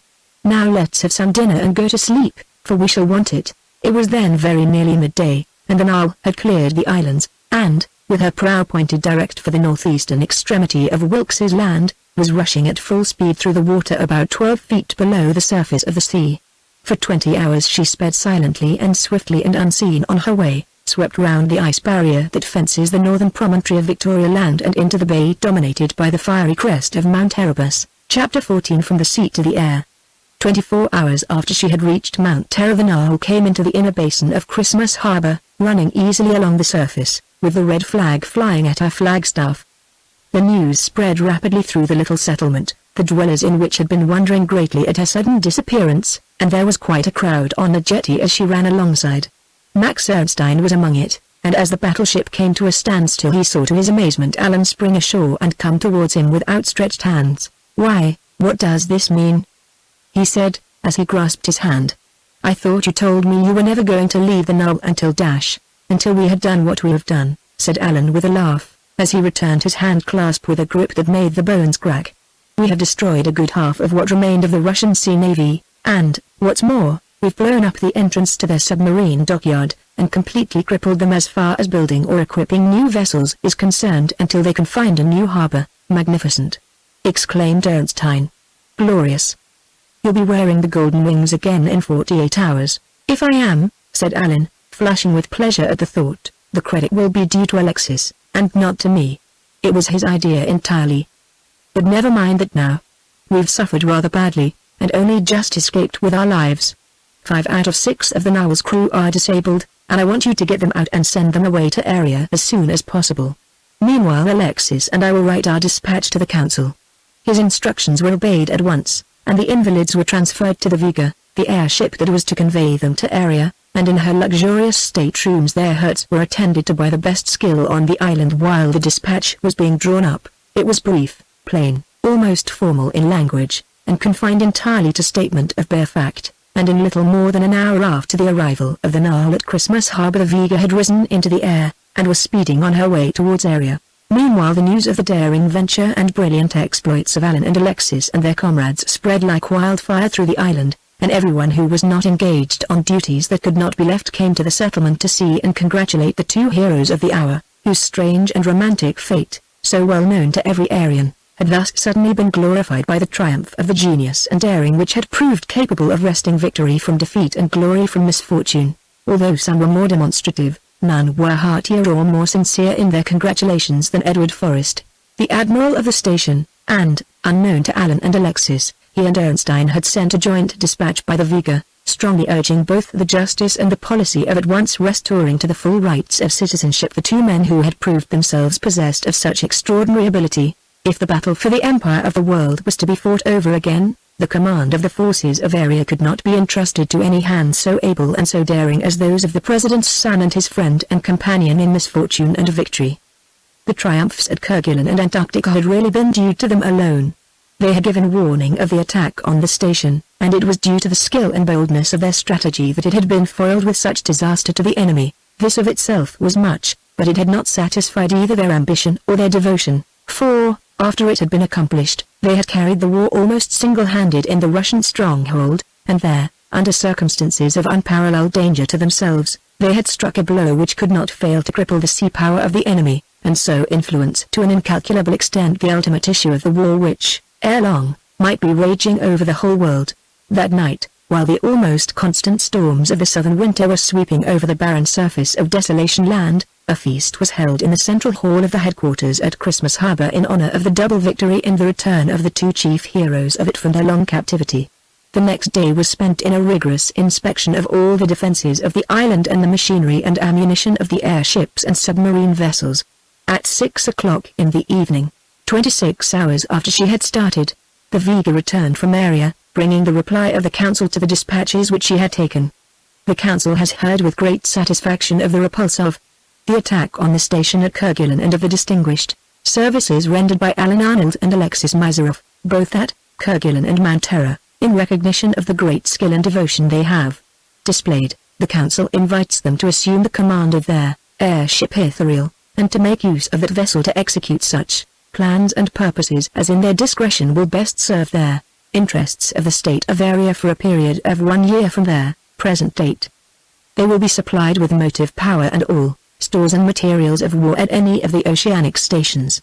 The council accepts the recommendation contained in the supplement to the first dispatch, and has given orders for the immediate building of 100 airships of the Ithuriel class and the same number of submarine battleships of the Nile type.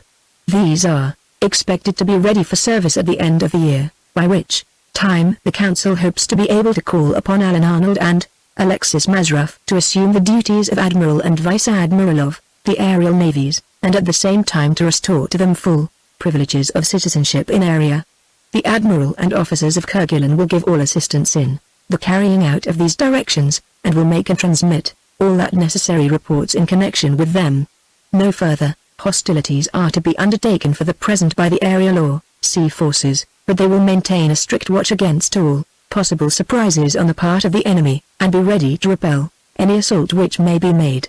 This order does not apply to their airship Ithuriel, given in the Council Hall of Area on the 11th day of May in the 132nd year of their deliverance. Alan Arnold, President; Francis Tremaine, Vice President; to Edward Forrest, Admiral in command at the station of Kerguelen. Such was the reply of the council to the news of the daring foray made by the Nile upon the stronghold of Mount Terror, and the suggestions of Admiral Forrest and Captain Ernstine. Although it did not precisely adopt the latter, which, indeed, the council was well justified in looking upon as inspired rather by enthusiasm than the judicial spirit proper to the occasion, it was even more satisfactory both to Alan and Alexis than an immediate recall would have been. True, they had done great and brilliant service in the first few days of their return to freedom. They had virtually crippled the Russian sea power by the blows which they had so skillfully, so swiftly, and so daringly struck, but neither of them felt that this was a sufficient achievement to warrant their full restoration to all that they had lost through the fatal error that they had made on board the old Ithuriel. Both, indeed, longed ardently for just such further opportunity of devoting themselves to the service of their race and country as this order offered them. In command of the new Ithuriel, one of the swiftest and the most formidable aerial warships in existence, there was no telling the damage that they might do to the enemy or what service they might render to their friends. They knew that, as regarded the Russian force, the odds against them were about 24 to 1, and they also knew that Olga and her lieutenants would lose no time in increasing their navy to the utmost extent in their power in preparation for the war of extermination that was now inevitable. They had a year before them during which they would have an absolutely free hand, and all the supplies that the resources of area could give them. True, it was a year of exile and probation, but they gladly welcomed the test of fidelity and devotion which it offered, and which, worthily passed through, would mean restoration of all they had lost, and a return to their friends and kindred in their beloved valley of area armed with powers and responsibilities which would make them practically the arbiters of the destinies of their people, and perhaps of the whole human race. But the Vega had brought something more to the two friends and exiles than the reply of the council to their dispatches, for immediately he landed her captain handed to Alan a small sealed packet addressed to him in the handwriting of his sister Isma. When he opened it, as he did at the first opportunity that found him alone, he found that it contained 2 letters and 2 chromatic photographs. The letters were from his parents and sister. His father's was, as may well be imagined, very different from the cold informal dispatch that he had signed as president of the council. It was full of tender and loving sympathy for him in the strange fate that had overtaken him, and, while it entirely absolved them of all moral blame for the loss of the flagship and the lives of his companions, it exhorted him earnestly to apply himself without useless regrets to the work of the year of probation which the council had seen fit to impose upon him, and it ended with an assurance that the happiest day that had been known in area within the memory of its citizens would be that on which the golden wings would be replaced on their foreheads in the council hall of the city. To this letter was added another, written by Alan's mother, and written as only a mother can write to her son. Strong and well-tried as he was, there were tears in Alan's eyes when he had finished reading these 2 letters, but they did not remain there long after he had begun the one from his sister. Isma, proud beyond measure of the exploits of her brother and the man she still looked upon as her lover, and absolutely assured that when the time came both would return covered with honor, wrote in the highest spirits. As it was an invariable rule of life among the Aryans to be perfectly frank with one another, and to take every precaution to avoid those misunderstandings which in a less perfect state of society had produced so much personal and social suffering, she told him in plain yet tender language exactly what had passed between her and Alma on the night that his first letter had been received. Yet she said nothing that in any way committed either Alma or himself to a renewal of the troth which had been broken by the designs of Olga Romanoff, and though she sent her remembrances to Alexis, she sent them as though to a friend, tacitly giving both to understand that no words of love must pass between the 2 exiles and their former sweethearts until they met again upon equal terms. But there was another message not contained in the letter, or written in any words, which said more than all that she had written, and this was conveyed by the photographs, which she sent without a word of allusion to them. As Alan looked upon them the 6 years of mental slavery and degrading servitude to the daughter of the enemies of his race passed away for the moment, and he saw himself standing with Alma in one of the groves of Area plighting his boyish troth on the night before he started on his fatal voyage in the ethereal. The face that looked at him with such marvelous life-likeness, with all its perfection of form and exquisite coloring, reproduced with the most absolute fidelity, was the same face that had been upturned to his to receive his kisses on that never-to-be-forgotten night.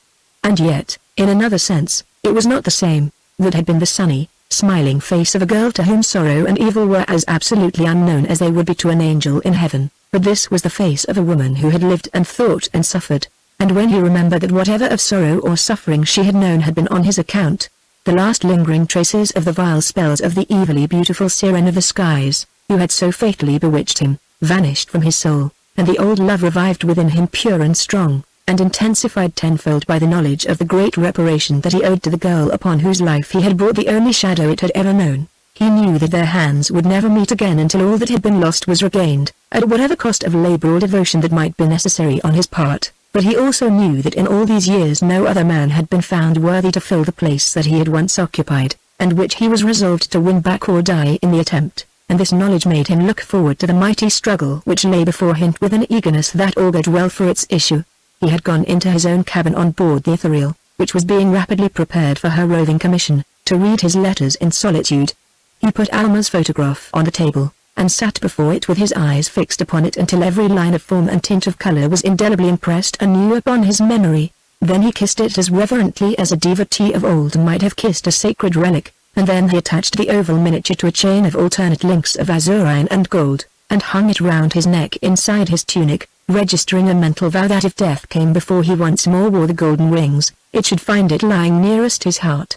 This, he said, speaking to himself, as he took Isma's photograph up from the table, and looked fondly upon the radiantly lovely face that looked out from its frame, is evidently not intended for me. Isma doesn't say who it's for, but I fancy that there is someone on board the Ethereal who has a very much better right to it than I have. I wonder if Alexis is in his room. So saying, he left his cabin and found his friend still deep in the perusal of 2 lengthy letters from his father and mother. So you have had letters from home as well, old man? I hope they've been as pleasant reading as mine have, he said, going to the couch on which Alexis was sitting, and holding one hand behind his back. Yes, they're from my father and mother, and so they can scarcely be anything else, so far as what they do say. It's what they don't say that gives me the only cause to find fault with them. But still that, I suppose, would be expecting too much under the circumstances." He ended with something very like a sigh, and Alan replied as gravely as he could. "And what might that be, my knight of the rueful countenance? Don't you think the council have treated us splendidly, and given us a glorious opportunity of winning back all that the daughter of the Tsar has robbed us of?" "Of course, I do," replied Alexis, looking up at him with a flush on his cheeks.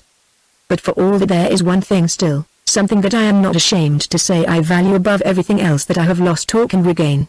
"And that is?" "Well, to put it plainly," replied Alexis, the flush deepening as he spoke, "these 2 letters don't contain one single word about Ozma. Now you know what I mean. Of course, I am ready to do everything that the council may call upon us to do, and the moment that I know I have won back the right to wear the golden wings will be the proudest of my life, but it will be far from the happiest if I only go back to Area to find Ozma another man's wife, and what else can I think when I don't so much as mention her name?" "Be of good cheer, my friend," replied Alan with a laugh, putting one hand on his shoulder, and taking the other from behind his back. "You will never find that, I can promise you. I am a bringer of good tidings. There, take those and feast your eyes and your heart on them in solitude as I have just been doing on something else." So saying he put Ozma's letter and photograph into Alexis' hand, and without another word left him to gather courage and comfort from them as he had himself done. Chapter 15 Olga in Council. The remains of the Russian submarine squadron, numbering now only 17 vessels, headed out northward into the open sea, after leaving their disabled consorts to their fate.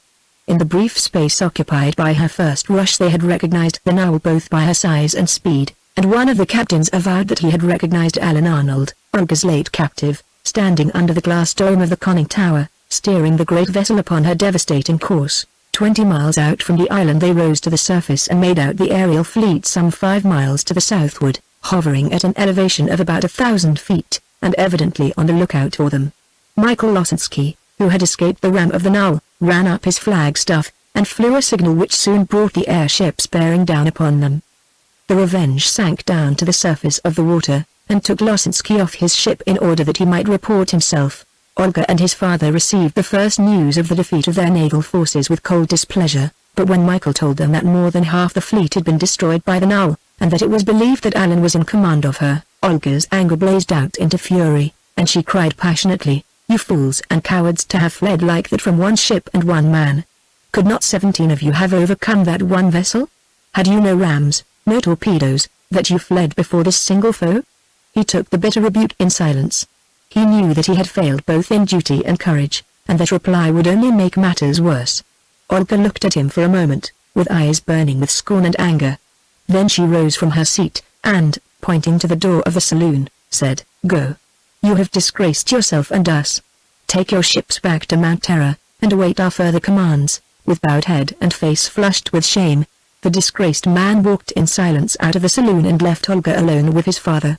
As soon as he had gone, Olga began striding up and down the saloon, her hands clenched and her eyes, black with passion, glittering fiercely under her straight-drawn brows. Olaf Losensky knew her too well not to let her anger take its course uninterrupted, so he sat and watched her, and waited for her to speak first.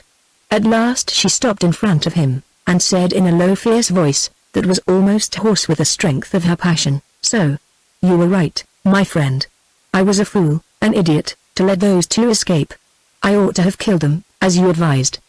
They were of no further use to us, and we could have done without them.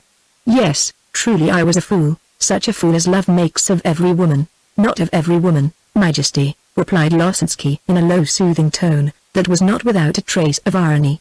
"If I may say it without disrespect, your ancestress, the great Catherine, knew how to combine love and wisdom. When she wearied of a lover, or had no further use for a man, she never left him the power of revenging his dismissal." Yes, she replied. "I know that, but I did not weary of this man, this king among men, for whose love I would have sold my soul. I only wearied of my own attempts to win it. You know what I mean, Losensky, and you can understand me, for you have confessed that he was well worthy of the sacrifice. You know that when he seemed my lover he was only my slave, that I could not compel the man to love me, but only the passive machine that I had made of him, and you know, too, that the moment I had let him regain his freedom of will he would have loathed and cursed me, as no doubt he is doing now. Why did I not kill him? How could I, when I loved him better than my own life, and all my dreams of empire? Why, I could not even kill the other one because he was Alan's friend, and because he would have hated me still more for doing so. But, after all, she continued, speaking somewhat more calmly, it is not setting them free that has done the mischief. It is the treason or the miracle that enabled them to capture the Null. I would give a good deal to know how that was done. They cannot have done it themselves, for I had given them enough of the drug to deprive them of all willpower for at least 24 hours, and I told the traitor, Turgeon Yeef, who must have betrayed the attack on Kerguelen, to give them more when he landed them on the island. But is your Majesty sure that they took the drug? Said Losensky, interrupting her for the first time. Did you give it with your own hand, or see them take it with your own eyes? No, said Olga, with a start. I did not. I sent it to them by my maid, Anna, but she swore that she put it in their wine, and when they had finished their last meal the decanter was empty. That was a grave mistake, Majesty, said Losensky, in a tone of respectful reproof, and one which may yet cost you the empire of the world. It is such trifles as that which destroy the grandest schemes. I know, said Olga impatiently. You may think me a fool and a weakling, but I could not bring myself to see or speak to Alan again after I had at last resolved to give up the hopeless task of winning him, and sent him away. But for that mistake the Null would still have been ours, and we should have taken Kerguelen unawares. He could have told his people nothing else that would have harmed us, for the more he tells them about Mount Terror the more impossible they will see any attack upon it to be. No, it was all that one fatal mistake. But there, it tortures me to talk about it. Tell me, my old friend and counselor, what we are to do to repair the damage. Exhausted by her fierce and sudden outburst of passion, and the bitterness of her regret, Olga threw herself into a chair and sat waiting for Losensky to speak. He remained silent for several moments, buried in thought, and then he began speaking in the low, deliberate tone of a man who has weighty counsels to impart. We cannot deny, Majesty, that we have been worsted in our two first encounters with these Aryans. But we must learn wisdom and patience from defeat. It seems plain to me that the Aryans are too strong for us as we are. When we attacked them we forgot that, while we are children in warfare, they are perfect masters of it. They have preserved the traditions of their fathers, and for 4 generations they have been trained in the use of the weapons which we have only just learned to use. Therefore my advice is that we do not attack them again for the present. But, interrupted Olga, in any case, they will attack us, and we shall still have to fight. Not of necessity, Your Highness, replied Losensky. You see they have not pursued us, and the reason for this is that they know that both our airships and our submarine vessels are swifter and more powerful than theirs, with 2 or 3 exceptions. They will not attack us till they can do so on equal terms, and we must take care that they never do that. You have plenty of treasure and plenty of men at your command. Let us retire to our stronghold again and devote ourselves to increasing our strength both by sea and in the air, until we have made ourselves invulnerable. And remember, too, Majesty, he continued with an added meaning in his tone, Area is not the world. There are vast possibilities before you in other directions. I am convinced now that we have made a mistake in attacking the Aryans first. Russia is ripe for revolt, and great quantities of arms have already been manufactured. The tribes of Western Asia need only a leader to take the field, and the Sultan Khalid could put an army millions strong into the field within a few months. On the other hand, Anglo-Saxondom is a babel of conflicting opinions, and the mob rules throughout its length and breadth. Where everyone is master there can be no leaders, and those who are without leaders are the natural prey of the strong hand. They are wealthy and weak, and divided among themselves. The Aryans have given them over to their own devices. Why should you not, when we have repaired the damage we have suffered, take your aerial squadron to Moscow, proclaim the new revolution, and crown yourself Tsarina in the Kremlin? In speaking thus Orlov Losensky was really only putting into formal shape the project which it had all along been the aim of Olga and her adherents to carry out. There was nothing new in the suggestion save the proposition that the revolution should be proclaimed in Russia, and that Olga should crown herself Tsarina before, instead of after, the attempted subjugation of Aria. Up to the present it had been believed that nothing could possibly be done until the power of the Aryans was either crushed or crippled, but the Battle of Kerguelen had clearly shown that this was a task far beyond their present resources. Even the mastery of the sea was now no longer theirs, thanks to the 2 fatal mistakes which Olga had made, first in setting Alan and Alexis free, and second in sending them away from Mount Terror in the swiftest and the most powerful vessel in their sea navy. Why she had been guilty of this last imprudence she could not even explain to herself. It was one of those mistakes, made in pure thoughtlessness, which again and again have marred the greatest schemes of conquest. Another vessel would have done just as well, save that she would not have performed the errand quite so quickly. But the Nile happened to be in readiness at the moment, and as Peter Turgenev, her commander, was one of Olga's most trusted sea captains, she had given him the order to convey Alan and Alexis to the island, and so the fatal error had been committed. It must, however, be remembered that when she made it, it was impossible for her to foresee its disastrous outcome. She implicitly believed that the two Aryans were completely under the influence of the will poison, and so utterly unable to think or act independently, or to form and execute the daring design which they had so successfully accomplished. But now that the mistake had been made, Olaf Losensky saw that the course he suggested to his mistress offered the only hope of counteracting it. His advice pointed out the shortest road to the attainment of the designs of Olga and her followers, and he gave it in all sincerity, for he was absolutely devoted to Olga's person and fortune, and the realization of her ambition was the dearest dream of his own life. It meant, too, the restoration of his own order to all its ancient rights and privileges with the added wealth and dignity that would be won by conquest. It meant the establishment of a Russian empire far greater and more powerful than that of the last of the Tsars, for its power would extend from the Pacific coast of Asia to the Atlantic coast of Europe. Olga heard him with flushed cheeks and shining eyes, and, when he had done speaking, she rose to her feet again and faced him, looking every inch a queen, in the ripe beauty of her perfect womanhood, and said, in tones from which every trace of her former anger and sorrow had vanished, "Well spoken, Olaf Losensky. That is worthy counsel for you to give and for me to hear. I will follow it, for it is wise as well as bold, and the day that I crown myself in the Kremlin you shall be the first noble in Russia. But, stop, what of the Sultan? Surely he and his armies will have to be reckoned with." "True," said Losensky. "But if he will not listen to reason, cannot your airships destroy his armies like swarms of locusts, lay his cities in ruins, and sweep him and his dynasty from the face of the earth?" "Yes, that is true again," replied Olga. "Provided that the Aryans did not come to his aid, they would not do that, I think," he replied. "But to make that impossible, why should you not make an alliance with him and offer to help him with your airships and submarine navy to the conquest of the world, on the condition of the restoration of the Russian Empire and the division of the world between you? Remember that as long as you kept the command of your navies of the air and the sea you could always keep him to the terms when once made."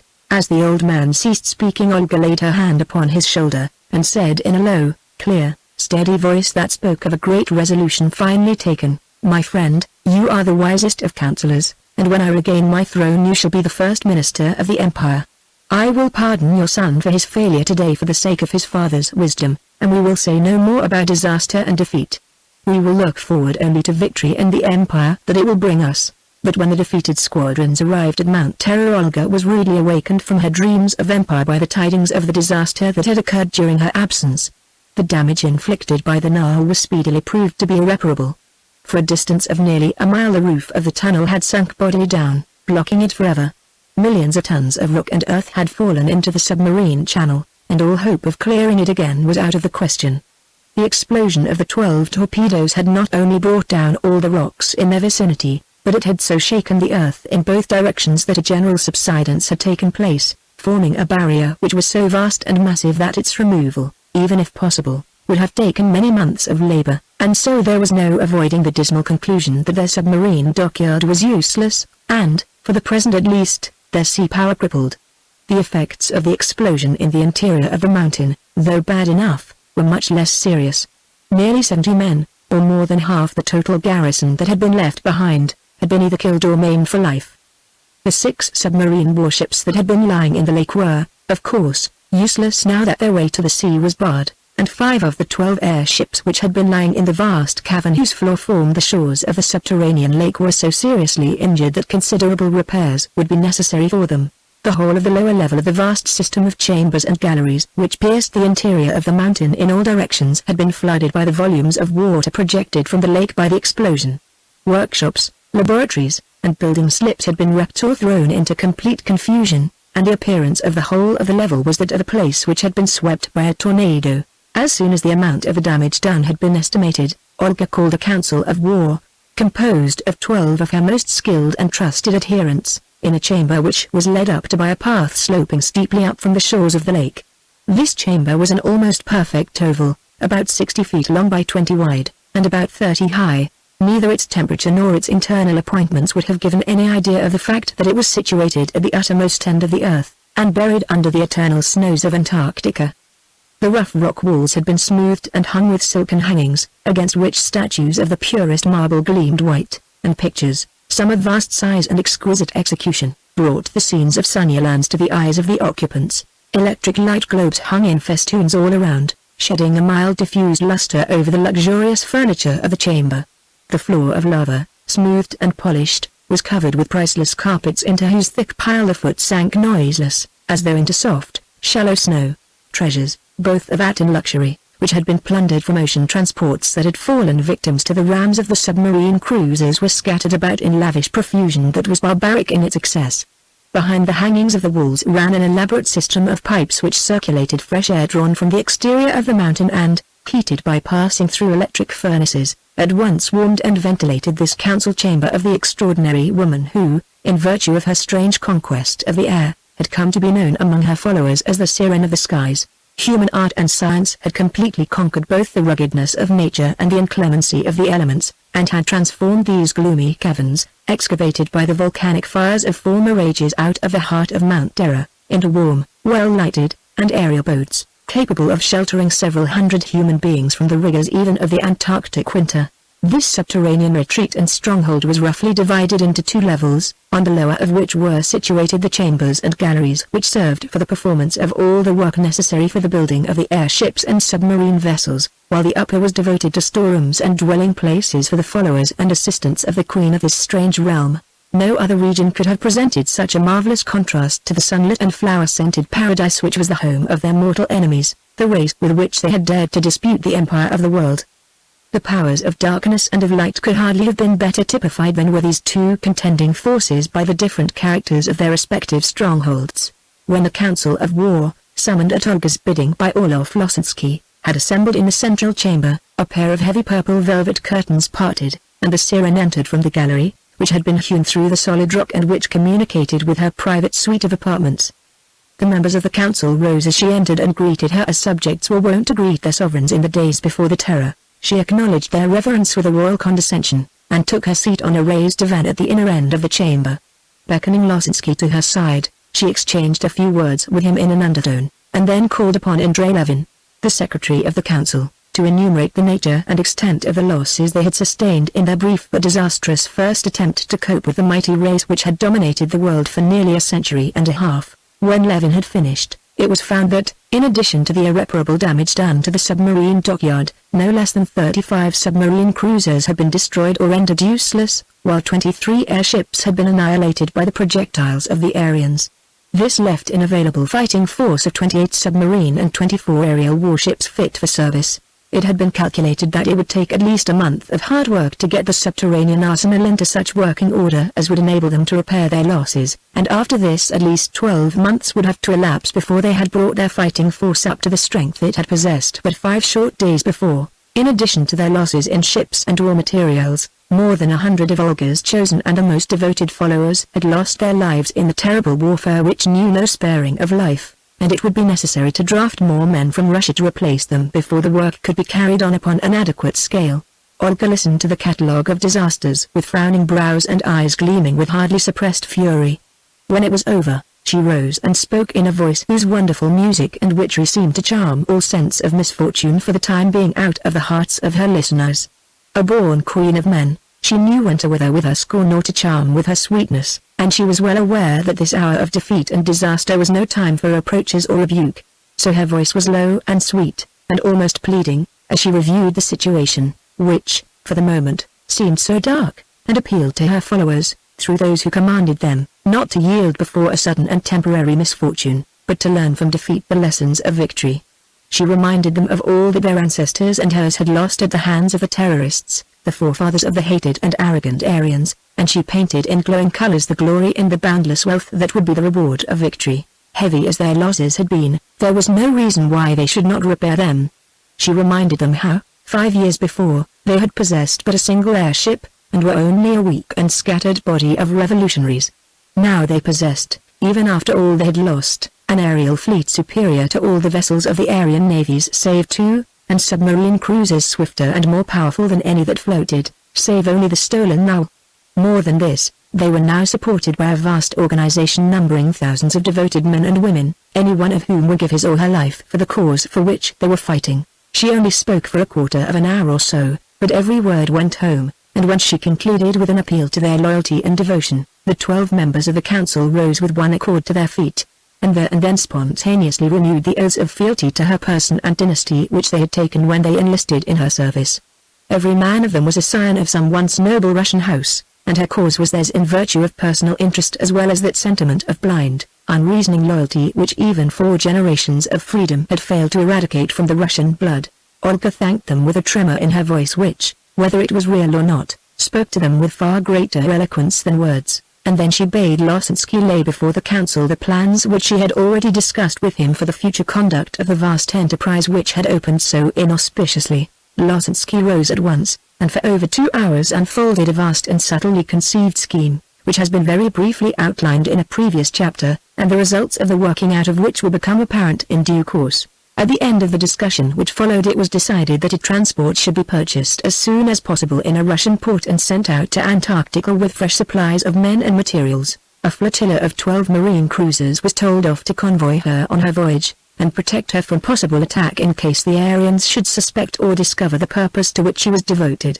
As no more submarine vessels could be built in Antarctica for the fearful cold of the outside waters made such work totally impossible, all efforts were to be concentrated upon the increase of the aerial navy, and 100 airships, in addition to those already in existence, was fixed upon as the minimum strength that it would be safe to depend upon. When the hour for the final struggle came, no force was to be wasted, if possible, upon minor attacks or isolated engagements, for the Russians, like the Aryans, had learned that, under the conditions of the new warfare, skirmishes only meant destruction in detail and loss of strength entirely disproportionate to the advantage gained. Thus virtually the same decisions were arrived at in area and Antarctica. Both sides resolved to husband their resources and increase their strength, and then to risk everything upon the issue of one mighty conflict, a veritable struggle of the gods, in which both equally recognized that the defeated would be annihilated and the victors would remain undisputed masters of the world. Finally, it was decided that Olaf Losensky should depart at once with a formal offer of alliance to the Sultan of the Muslim Empire, and that a day later Olga should follow with a squadron of 20 airships and give him the alternative of alliance or immediate war. If, as was confidently expected, he chose alliance, 5 submarine cruisers were to be given to him, so that he might use them as models for the construction of a fleet which should be powerful enough to sweep the Aryan warships from the seas, and which would be supplied with the secret motive power at a station to be established at Larnaca under Russian control. Then, when all was in readiness for the World War, Olga was to be proclaimed Tsarina in Moscow, and the standard of absolute monarchy once more reared over the re-erected throne of the House of Romanoff. Anglo-Saxondom was to be invaded and conquered, and area itself attacked and either subdued or depopulated and laid waste. Chapter 16 Khalid the Magnificent. A few minutes before midnight on the 15th of May, in the year 2036, Khalid the Magnificent, lord and master of the greatest and the most splendid realm that had ever been ruled over by a single man since the world began, stood alone on the spacious terrace of his palace in Alexandria, gazing up at the myriads of stars that shone in the cloudless firmament above him, and dreaming one of those dreams of worldwide empire which had haunted the soul of such men as he from the days of Ramesses the Great until his own. He was a man of 34, tall, swarthy, and athletic, with the proud aquiline features of the Arab, the dark, alternately flashing and melting eyes of the Circassian, and the strong, reposeful dignity of the Turkey man whom women looked upon with love and men with respect that was often akin to dread, the lord of 700 million subjects who, even in those days, so strong was still the faith and loyalty of the Muslim, looked upon him only as something less than Allah and the Prophet whose sacred blood flowed in his veins. His soaring ambition was not content even with the splendid inheritance that he had received from his ancestors. In his being were closely blended those elements of religious enthusiasm and worldly ambition which had made the men of the golden age of Islam such irresistible conquerors and such mighty rulers of men. He had pondered over the past history of his faith and his people from the times of the Prophet down to his own, until he had come to believe himself the man chosen by destiny to subjugate the world, and to compel all men, from pole to pole, and east to west, to accept the rule and faith of Islam, and to confess the unity of God and the apostleship of Muhammad. He saw in the vast area of the Anglo-Saxon Federation, which now, in name at least, dominated Europe, America, and Australasia, only a collection of democratic and ill-governed states in which the mob ruled by blind counting of heads, and in which religion had been refined into a mere philosophy of life and morals. the last word of which seemed to him to be, "Make the best of today, lest tomorrow should never come." In his own breast the flame of the fierce, uncompromising faith of Islam burnt, undimmed by the mists of the centuries that had passed since the first Muslim armies had emerged from the deserts of Arabia to conquer the greater part of the Roman world. Why should he not send forth his armies, as the caliphs of old had done, to plant the banner of the crescent over the subjugated realms of Christendom, and rule, the greatest of the commanders of the faithful, sovereign lord of a Muslim world? It was a splendid destiny, but there was a power in the world, located in one tiny spot of earth, and yet, so far as he knew, universal and irresistible, before which the armies which he had called into existence would be as helpless as a swarm of locusts before a forest fire. This power possessed the empire of the air, and therefore of the earth. In the days of the terror it had led the Anglo-Saxon race to the conquest of the world. Would it sit idly now behind the bulwarks of Aria and watch his armies conquering the domains of Anglo-Saxondom? Was it not far more likely that those terrible airships would be sent forth to hurl their destroying lightnings from the skies and overwhelm his armies and his cities in irretrievable ruin? These Aryans had ruled the world for 125 years, and yet had committed no act of aggression upon the rightful liberties of any nation. How, therefore, could he believe that they would hold their mighty hand while he carried fire and sword through the habitations of their blood and kindred? If he gave the word for war, within 48 hours after he had spoken, more than 10 millions of men, armed with weapons of fearful precision and destructive power, would stand ready to do his bidding and to carry the banner of the crescent to the uttermost ends of the earth. But of what use would be their numbers, their valor, or their devotion with a squadron of aerial cruisers wheeling above them and hurling death and destruction upon them from the inaccessible heights of the sky? He remembered how his ancestor Muhammad Rishad had been stopped in his career of conquest, and how his victorious armies has been decimated and thrown into confusion by a flotilla of airships and war balloons which a dozen cruisers of the present Aryan navy would have swept from the skies in a few minutes. Intolerable as the thought was to his haughty soul, the truth remained that, in the midst of all his power and splendor, he was as helpless as a child before the real masters of the world. He had armies and fleets, but he could not make war without their permission or the assurance of their neutrality, save with the certainty of disaster and defeat. What would he not give for a squadron of these aerial battleships? Half his empire, willingly, and yet he knew that even an attempt to build a single airship would be the signal for his own death and the end of the dominion of his dynasty. He had no knowledge of the momentous events which had just been taking place on the other side of the world. He still believed implicitly in the unquestioned supremacy of the Aryans throughout the domain of the skies, although he was well aware that some mysterious power had successfully disputed with them the command of the seas, and he remembered the stern threat of immediate war and annihilation that the president of Aria had promulgated against any who should even help in the concealment of the airship that had been lost 6 years before, and, so far as the world at large was concerned, had never been heard of since. Anglo-Saxondom, and therefore Christendom, lay at his mercy but for this guardian power of the air. Its millions were unarmed and its wealth unprotected. Its indolent and luxurious democracies, occupied solely with social experiments and the increase of their material magnificence, would be crushed almost without resistance by his splendidly armed and disciplined legions. The crescent would replace the cross above their temples, and the world would be a Muslim planet but for this empire of the air, universal and unconquerable, which barred his way to the dominion of the world and the final triumph of his faith. For the 100th time he had revolved the hopeless dilemma in his mind, alternately looking upon the conquests he longed for, and on the splendid but useless forces at his command, when a huge, strange shape dropped swiftly and silently out of the sky overhead, and, as though in answer to the unspoken call of his intense longing, one of those very airships of which he had been thinking with such angry despair swept with a majestic downward sloping curve out of the dusk of the night, and ran up close alongside the low parapet of the terrace on which he was standing. It was the first time he had ever seen one of these marvelous vessels, which were the talk and the wonder of the world, at such close quarters. Paralyzed for the moment by mingled curiosity and amazement, he recoiled with a startled invocation to the Prophet on his lips, and then stood staring at it in silence, wondering whether the strange apparition meant the visit of a friend or an enemy. While he was standing thus the airship drifted as silently as a shadow over the parapet, and sank gently down until it rested on the marble floor of the vast terrace. Then a sliding door opened in the after part of the glass dome which covered the deck from stem to stern, a light metal stairway fell from it, and 3 men richly and yet simply dressed descended to the terrace and advanced to where he stood. 2 of them halted at a respectful distance, and the third, a man whose dignity of bearing was enhanced by the snowy whiteness of his hair and beard, advanced alone. and with a grave and courteous gesture of salute said in English, the language of universal intercourse, "Am I right in believing this to be the palace of His Majesty the Sultan?" It was some moments before Khalid recovered his composure sufficiently to answer the question, simple as it was. His wonder was increased tenfold when he saw that his visitor from the skies did not wear the golden wings which were the insignia of the Aryans. Was it possible that some other inhabitants of the earth had, in spite of the rigid prohibition of the Supreme Council, managed to build an aerial navy? His heart leapt with exultation at the thought. Obeying the impulse of the moment, he took a stride forward and held out his hand, saying, "I know not who you are, or whence you come, but if you come in friendship there is my hand in welcome. This is the palace, and I am Khalid, the commander of the faithful. What is your errand?"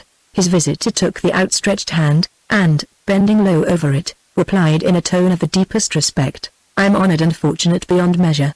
I trust your Majesty will pardon the strangeness of my coming for the importance of the mission that brings me. Say on, sir, and tell me freely who you are and what your mission is, for I am all impatience to know," said the Sultan, speaking even more cordially than before. "I am Olaf Losensky," replied the ambassador from the skies, "and I am the bearer of a message from my mistress, Olga Romanoff, by right of descent Tsarina of the Russias, and deprived of her lawful rights of rule by the terrorists who reign in area." "Then you are enemies of the Aryans?" broke in the Sultan, "and you possess airships like that marvelous craft yonder. How have you but pardon me, I have interrupted you. You can satisfy my curiosity later on. Her Majesty, my mistress, possesses a large fleet of airships, of which this is one," replied Losensky, "and she has sent me as her envoy to give your Majesty this letter which will explain my mission in full. At this hour tomorrow night the Tsarina will come in person to receive your answer to it." As he spoke he presented a letter to the Sultan, and then drew back a pace. Khalid took the missive without a word and walked towards one of the electric lamps with which the terrace was lighted, breaking the seal as he went. This is what he read: "To Khalid the Magnificent, Sultan of the Muslims, you have dreams of worldwide conquest, but the fear of the power of the Aryans restrains you from putting them into action. You command armies and fleets, but they are useless and helpless, because you cannot fight in the air as well as on land and sea. I can give you the power of doing this, and I will help you to their conquest of the world if you will help me to regain the dominions that were stolen from my ancestors in the days of the terror. 24 hours after you receive this I will come for your answer to it. If you agree to the general terms I have no fear but that the details will be easily arranged between us. This is brought to you by Olaf Losensky, my chief counselor and responsible minister, who, at your Majesty's desire, will lay the particulars of my proposals before you in full. Olga Romanoff, Tsarina of the Russias." Hardly had the Sultan finished the perusal of this strangely curt and yet all pregnant letter when a cry from Losensky's two attendants caused him to look up. If what he had seen but a few minutes before had amazed him, what he saw now fairly stupefied him. A second airship, similar in size and shape to the first, but with a hull of a strangely lustrous blue metal, had dropped without sign or sound out of space, and was hovering exactly above Losensky's vessel with her 10 long slender guns pointing in all directions. A moment later she seemed to drop bodily onto the Russian airship, splintering her thin steel masts with the weight of her hull, and yet stopping in her descent before she crushed in the glass dome of the deck. The next instant a score of men slipped swiftly over the side and gained the open door of the Russian's deck chamber.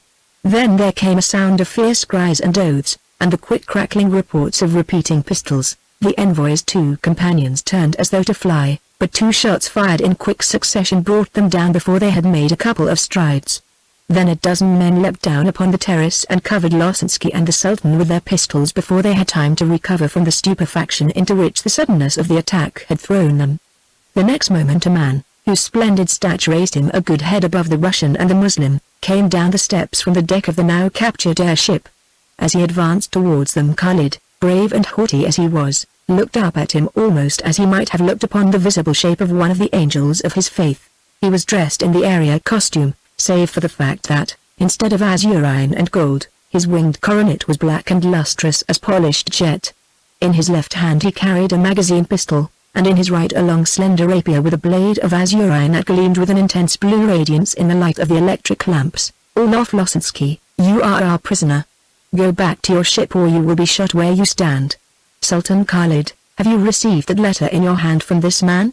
Alan's words came quick and stern, but before they were spoken the Sultan had put a golden whistle to his lips and blown a shrill call. in instant obedience to which a stream of armed guards issued from a door of the palace opening onto the terrace, spread out into a semicircle, and in turn Alan and his companions were covered by 100 rifles. "Now, sir, whoever you are," exclaimed the Sultan, recovering at once his courage and his composure, "you're my prisoner. Throw down your arms, or dash." "Stop!" cried Alan, in a voice that rang clearly over the whole terrace. "Don't you see that your palace is under our guns?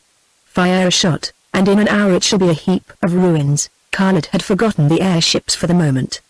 He glanced up at the 2 rows of guns, and saw in the lighted interiors of the deck chambers men standing ready to rain death and ruin in every direction. Losinsky, too, grasped the suddenly changed situation in an instant. He knew far better than the Sultan did what would be the effect of a discharge of that awful artillery upon the palace and the city, and more than this, he saw the hopeless ruin of his mistress's plans that would follow the death of the Sultan. He turned to him with an appealing gesture, and said, "Your Majesty, for the sake of all you hold dear, send back your guards. I surrender to save you." And then, with a glare of impotent hate at Alan, he turned and walked quickly towards the airships. Nothing could have brought the terrible power of the Aryans home to the mind of Khalid the Magnificent more convincingly than the position in which he now stood. Absolute master of the greatest empire on earth. He stood on the terrace of his own palace, in the midst of his own capital, and with thousands of soldiers within call, as helpless as a child. But before he could force the words of surrender from his reluctant lips an event occurred which, brave as he was, struck terror to his heart. Alan had raised his rapier to command the attention of his men at the guns, and the captain of the Sultan's guards, thinking he was going to strike his master, rushed forward and struck at the uplifted blade with his scimitar. As the steel rang upon the azurine the Damascus blade splintered to the hilt. With a cry half of rage and half of fear the Muslim whipped a pistol out of his sash, but before he could level it the bright blue blade descended swiftly, and when its point was within a foot of his assailant's eyes Alan dropped his own pistol and pressed a jewel in the center of his belt clasp. As he did so a pale blue flame leapt from the point of his sword, and the Muslim, without as much as a sigh, dropped dead on the floor of the terrace. "Mashallah!" cried the Sultan, recoiling in ungovernable terror. "What are you, man or fiend, that you carry the lightnings in your hand?" "A man like yourself, Sultan, and one who wishes your Majesty no evil," replied Alan.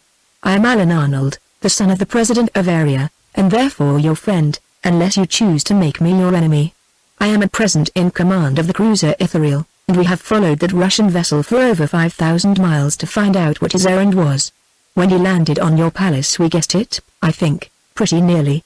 Losinsky came to propose an alliance between your Majesty and his mistress, Olga Romanoff. Did he not?" Before he replied the Sultan, seeing some of his guards advancing again, and being now convinced that resistance was both unnecessary and impossible, ordered them to take away the body of their comrade and those of the 2 Russians who had been shot. Then he turned to Alan, and said with politeness that was perhaps more oriental than sincere, "Pardon my ignorance, Prince of the Air. I did not know that I was speaking to the son of one who is above all the kings of the earth. That slave deserved his death for raising his arm against your highness." "Yes, you are right. The Russian came to me with such a proposal from her name. Here is her letter. She styles herself Syren of the Russias, but I have never heard her name before." "Who is she?" "I will tell your Majesty," said Alan, taking the letter which the Sultan now held out to him without hesitation, "for no one can tell you better than I can. She is the last living child of the house of Romanoff. She is beautiful beyond description, and evil beyond comprehension. She aspires to rule in fact as what she styles herself in name, and to bring back the gloom of despotism and oppression on the earth. She and her accomplices are responsible for that terrorism of the seas which has paralyzed international commerce for more than 5 years, and they are also in possession of a fleet of about 30 airships. How they were enabled to construct them there is now no time to explain. Suffice it to say that they have them, that they have dared to challenge the forces of Aria to a contest for the empire of the world, and that during the fortnight they have been fighting they have had very much the worst of it. We have practically crippled their sea power, blown up their submarine dockyard, and destroyed about half of their aerial fleet. I tell you this in order that you may receive her proposals with your eyes open. The course of events has made your Majesty to a great extent the arbiter of the destinies of humanity. Olga Romanoff knows that you have a splendid army at command, that you have illimitable wealth to spend on war material, and that an alliance between you would be irresistible. As an independent sovereign it is, of course, within your right, as it is within your power, to conclude this alliance if you think fit. Do so if you choose, But remember that if you do, you must assume the tremendous responsibility of plunging the whole world into war, and bringing inconceivable desolation upon your fellow creatures. You will be allying yourself with the worst enemies of humanity, nay, with the only enemies that humanity has on earth. This Olga Romanoff is called by her followers the Syren of the skies, and the name is an apartment one, for she is a very Syren, armed with arts that can charm a man's heart out of his breast, make him forget his duty to himself and his loyalty to his race, and, like Circe of old, reduce him to an animal that exists only for the execution of her will and the gratification of her desires. I speak with knowledge, for I have felt, and through me the world will feel, the terrible force of her spells, and I tell you frankly, as man speaking honestly with man, that if you make this alliance there will be war between your people and mine to the death. As far as a single man can do so, you hold the fate of mankind in your hand, and within the next 48 hours you will decide it. Now I have done my duty, and given you such warning as I can. You will answer for your decision at the bar of God, and it is not for me to say more. Whether we meet again as enemies or not, let us part friends, and let me implore you, for the love of God and your kind, to rest content with what the fates have already given you. You have raised the Muslim power to a pitch of splendor and dominion far beyond all its former glories. You have all that man could ask for. Yes, as a man, interrupted the Sultan, who up to this point had listened with silent attention to Alan's quick, earnest words. But not all that the commander of the faithful may be content with. I know not what the religion of your people is, but you know that the laws of mine command me, as they command every true Muslim, to plant the banner of the Prophet over the habitations of the infidel and to give the enemies of the faith the choice between the sword and the Quran. It is not for mere conquest that I have created my armies and my fleet. It is in obedience to the commands of heaven, which has given me the means of conquering the earth for Islam. Khalid spoke rapidly and fiercely with heaving breast and eyes blazing with the lurid light of fanaticism. Alan heard him out in silence. Then his hand fell heavily on the Muslim's shoulder, and holding him at arm's length he looked him straight in the eyes and said, slowly and deliberately, Sultan, a man's faith, by whatever name it may be called, is no concern of ours. He is responsible for it to his God, and there is an end of it. But when you tell me that your faith commands you to force it with fire and sword upon the consciences of those who hold another creed, then I tell you to your face that you are a fanatic and a persecutor. Blood enough and to spare has been shed in the wars of creeds, and if I believed that you meant to revive the warfare between cross and crescent, I would strike you dead where you stand, as I struck your slave down just now. But I cannot believe it either of you or any other enlightened man. I am not in any mood to utter empty threats, but I am speaking no idle words when I tell you that the hour in which you make war on Christendom, either for political or religious conquest, shall be the hour in which you will hear the voice of destiny speaking your own doom. More than that, I ask you now to pledge me your word as an honest man and a ruling king that for 12 months from now, at the very least, you will neither draw a sword nor fire a shot either against Anglo-Saxondom or any other power. He stopped, and took his hand from the Sultan's shoulder. Khalid recoiled and drew himself up to the full height of his royal stature as he replied. Prince of the air, demigod almost as you are, you must learn that the commander of the faithful is not to be dictated to on the roof of his own palace, even by you. Am I your slave that you should lay these commands upon me? Before he made any reply in words, Alan communicated a few rapid orders to those in command of the 2 airships in the Aryan Sign Language. The Ithuriel rose from above the Vindaya, as the Russian airship was named, and both vessels ranged themselves alongside the front of the terrace. The Sultan watched this maneuver in helpless silence, well knowing that whatever it imported he was powerless to resist. Then Alan went on, not my slave, Sultan, but my fellow man, and as such I will, if I can, and by any means within my power, prevent you from committing such a colossal crime as that which I am afraid I must now believe you are contemplating. Now listen well, for my words mean much. Those 2 airships could lay your capital, vast and splendid as it is, in ruins before tomorrow's sun rises, and as surely as those stars are shining above us they shall do so unless you give me the pledge I ask for. I ask it in the name of all humanity, and I will not spare a few thousands of lives to enforce it, if you could. Ejaculated the Sultan, half involuntarily. I have heard much of your wonderful airships, but do you know that I have 100,000 soldiers in the city, and that I have hundreds of guns which will hurl their projectiles for miles into the air? If only one of the hundreds struck either of those vessels of yours, she would fall like a stone and be dashed to pieces on the earth. The fighting would not be all on one side. His tone grew more and more defiant as he went on, and Alan saw that some stern lesson would be necessary to induce him to give the pledge upon which the safety of millions depended. In quiet, even tones, that contrasted strongly with those of the Muslim, he said, "We are not accustomed to boast our prowess lightly, and I am threatening nothing that I cannot do. Still, I do not wish you to give the pledge I ask save in the fullest knowledge. If you will trust yourself with me on board the Ethereal for an hour under my pledge of your safe return, I will prove to you to demonstration that your city would be as defenseless beneath our guns as a collection of tents would be.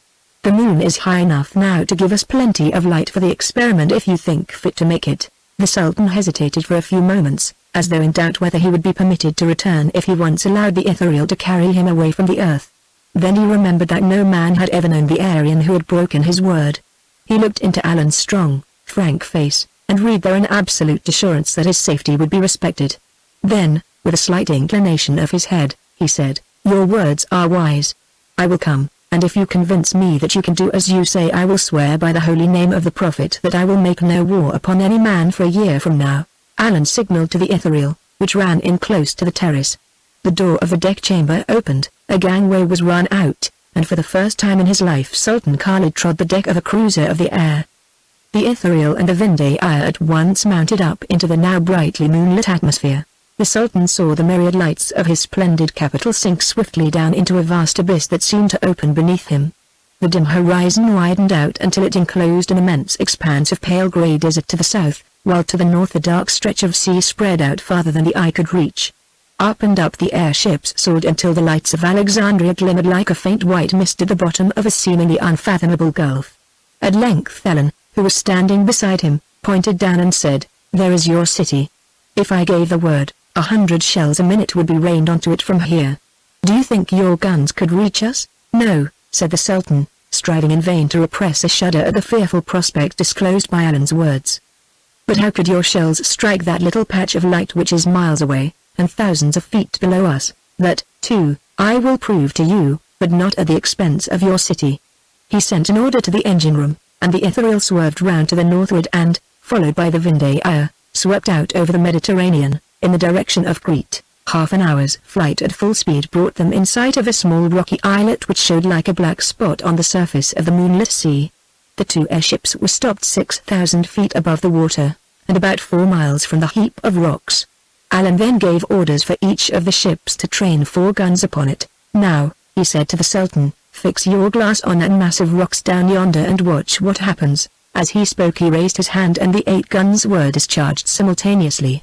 The Sultan heard no report and saw no flash, but a few seconds later he saw through the night glasses that Alan had given him a vast mass of flame of dazzling brilliancy burst out over the islet, covering it completely, for the moment, with a mist of fire. "Now you shall see the effects of our shells," said Alan. The 2 vessels sank rapidly down in a slanting direction towards the spot where the projectiles had struck. 100 feet from the surface of the water they stopped, and Alan said, "Now look for the island." Khalid swept the sea with his glass. The islet had vanished. The waves were breaking over what seemed to be a sunken reef, and that was all. With hands that trembled, in spite of all that he could do to keep them steady, he took the glass from his eyes, saying in a voice that was shaken by irresistible emotion, "God is great, and I am but a man, while you are as demigods. It is enough. I will give the pledge you ask for." Chapter 17 An Unholy Alliance. Within a couple of hours after the destruction of the islet, Sultan Khalid was back in his palace, and the Ethereal and the Vindaya had departed with their prisoners of war for Kerguelen. Alan, quite content with the advantage he had gained by obtaining the Sultan's pledge of peace for a year, in comparison with which even the capture of one of the Russian airships was of trifling importance, had determined not to run the needless risk of an encounter with Olga's fleet, for he had learnt the strength of it from Losensky, and saw that it would be madness to attack it. Added to this, there was far more important work in hand for him to do, for it was absolutely imperative that a full report of what he had discovered with regard to the proposed alliance between Olga and the Sultan should be laid before the council with as little delay as possible, for if it ever became an accomplished fact it could not fail to enormously complicate the coming struggle for the mastery of the world. Therefore, as soon as he had placed a prize crew on board the Vindaya, under the command of Alexis, he gave orders for the 2 airships to proceed southward at full speed, having bidden the Sultan farewell on the terrace of his palace, and left him to draw what moral he could from the brief but startling experience that the midnight hours had brought him.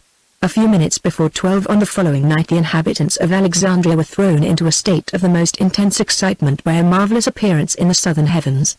Long streams of light, which in power and brilliancy excelled even the great electric suns with which the city was lighted, shot down out of the skies, flashing hither and thither, and sweeping the earth below it in vast curves of radiance. Now they streamed out in a huge fan of endless horizontal rays which seemed to reach to the horizon, and now they crossed each other in a network of beams, changing their positions with a rapidity which dazzled and bewildered the beholders. Then they were projected vertically to the zenith, as though challenging the stars, and then they blazed straight down upon the earth, bringing into strong relief of light and shadow everything they fell upon.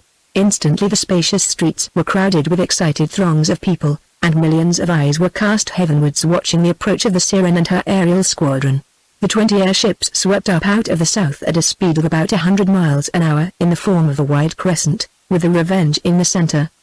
They slowed down as they neared the city, and the concentrated blaze of their lights soon fell upon the Sultan's palace, the magnificent proportions of which distinguished it conspicuously even from the thousands of splendid edifices which adorned the Muslim metropolis. Then, still keeping their relative positions with perfect accuracy, the winged vessels sank downwards and wheeled round until they faced the eastern terrace on which stood the Sultan with his Grand Vizier and the chief officers of his household. Awaiting the coming of his aerial visitors, the flotilla stopped 100 feet from the terrace. Its searchlights were extinguished, but the strange and beautiful shapes of the cruisers of the air stood out sharply defined against the bright background formed by the myriad lights of the city.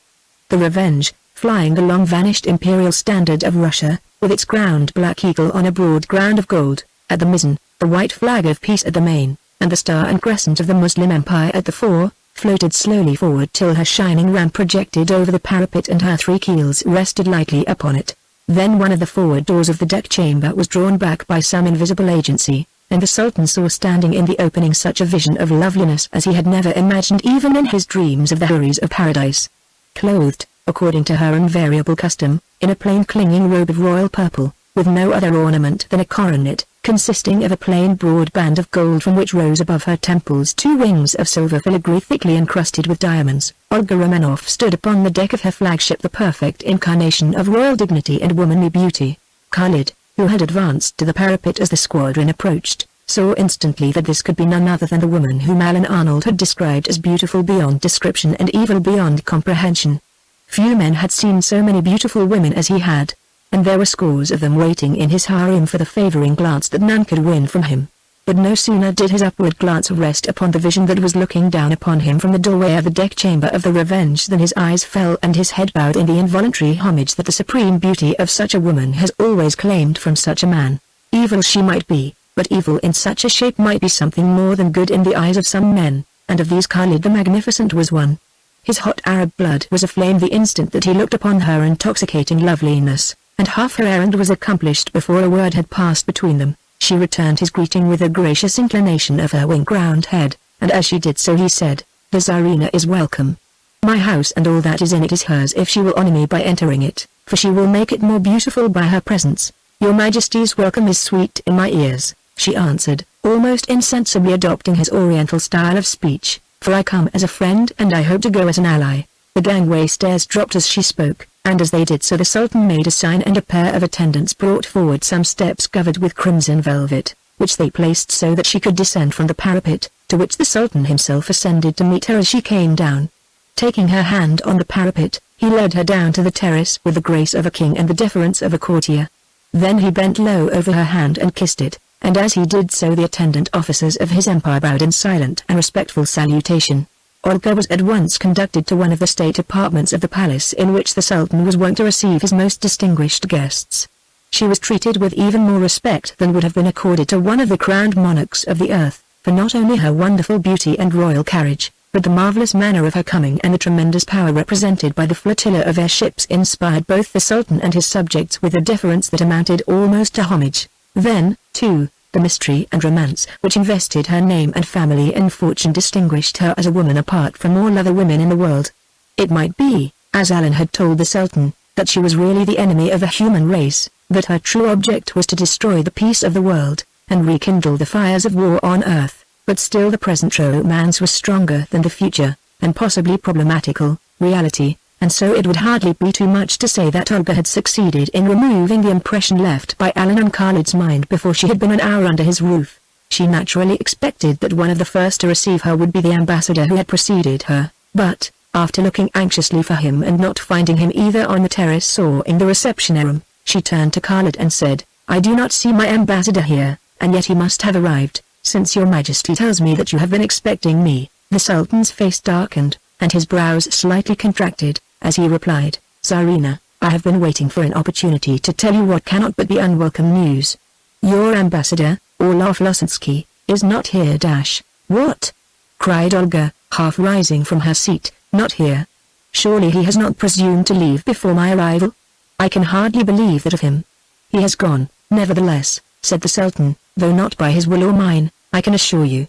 Scarcely had his vessel alighted on the terrace yonder, and he had disembarked, when an Aryan cruiser dropped down as silently as a shadow from the skies.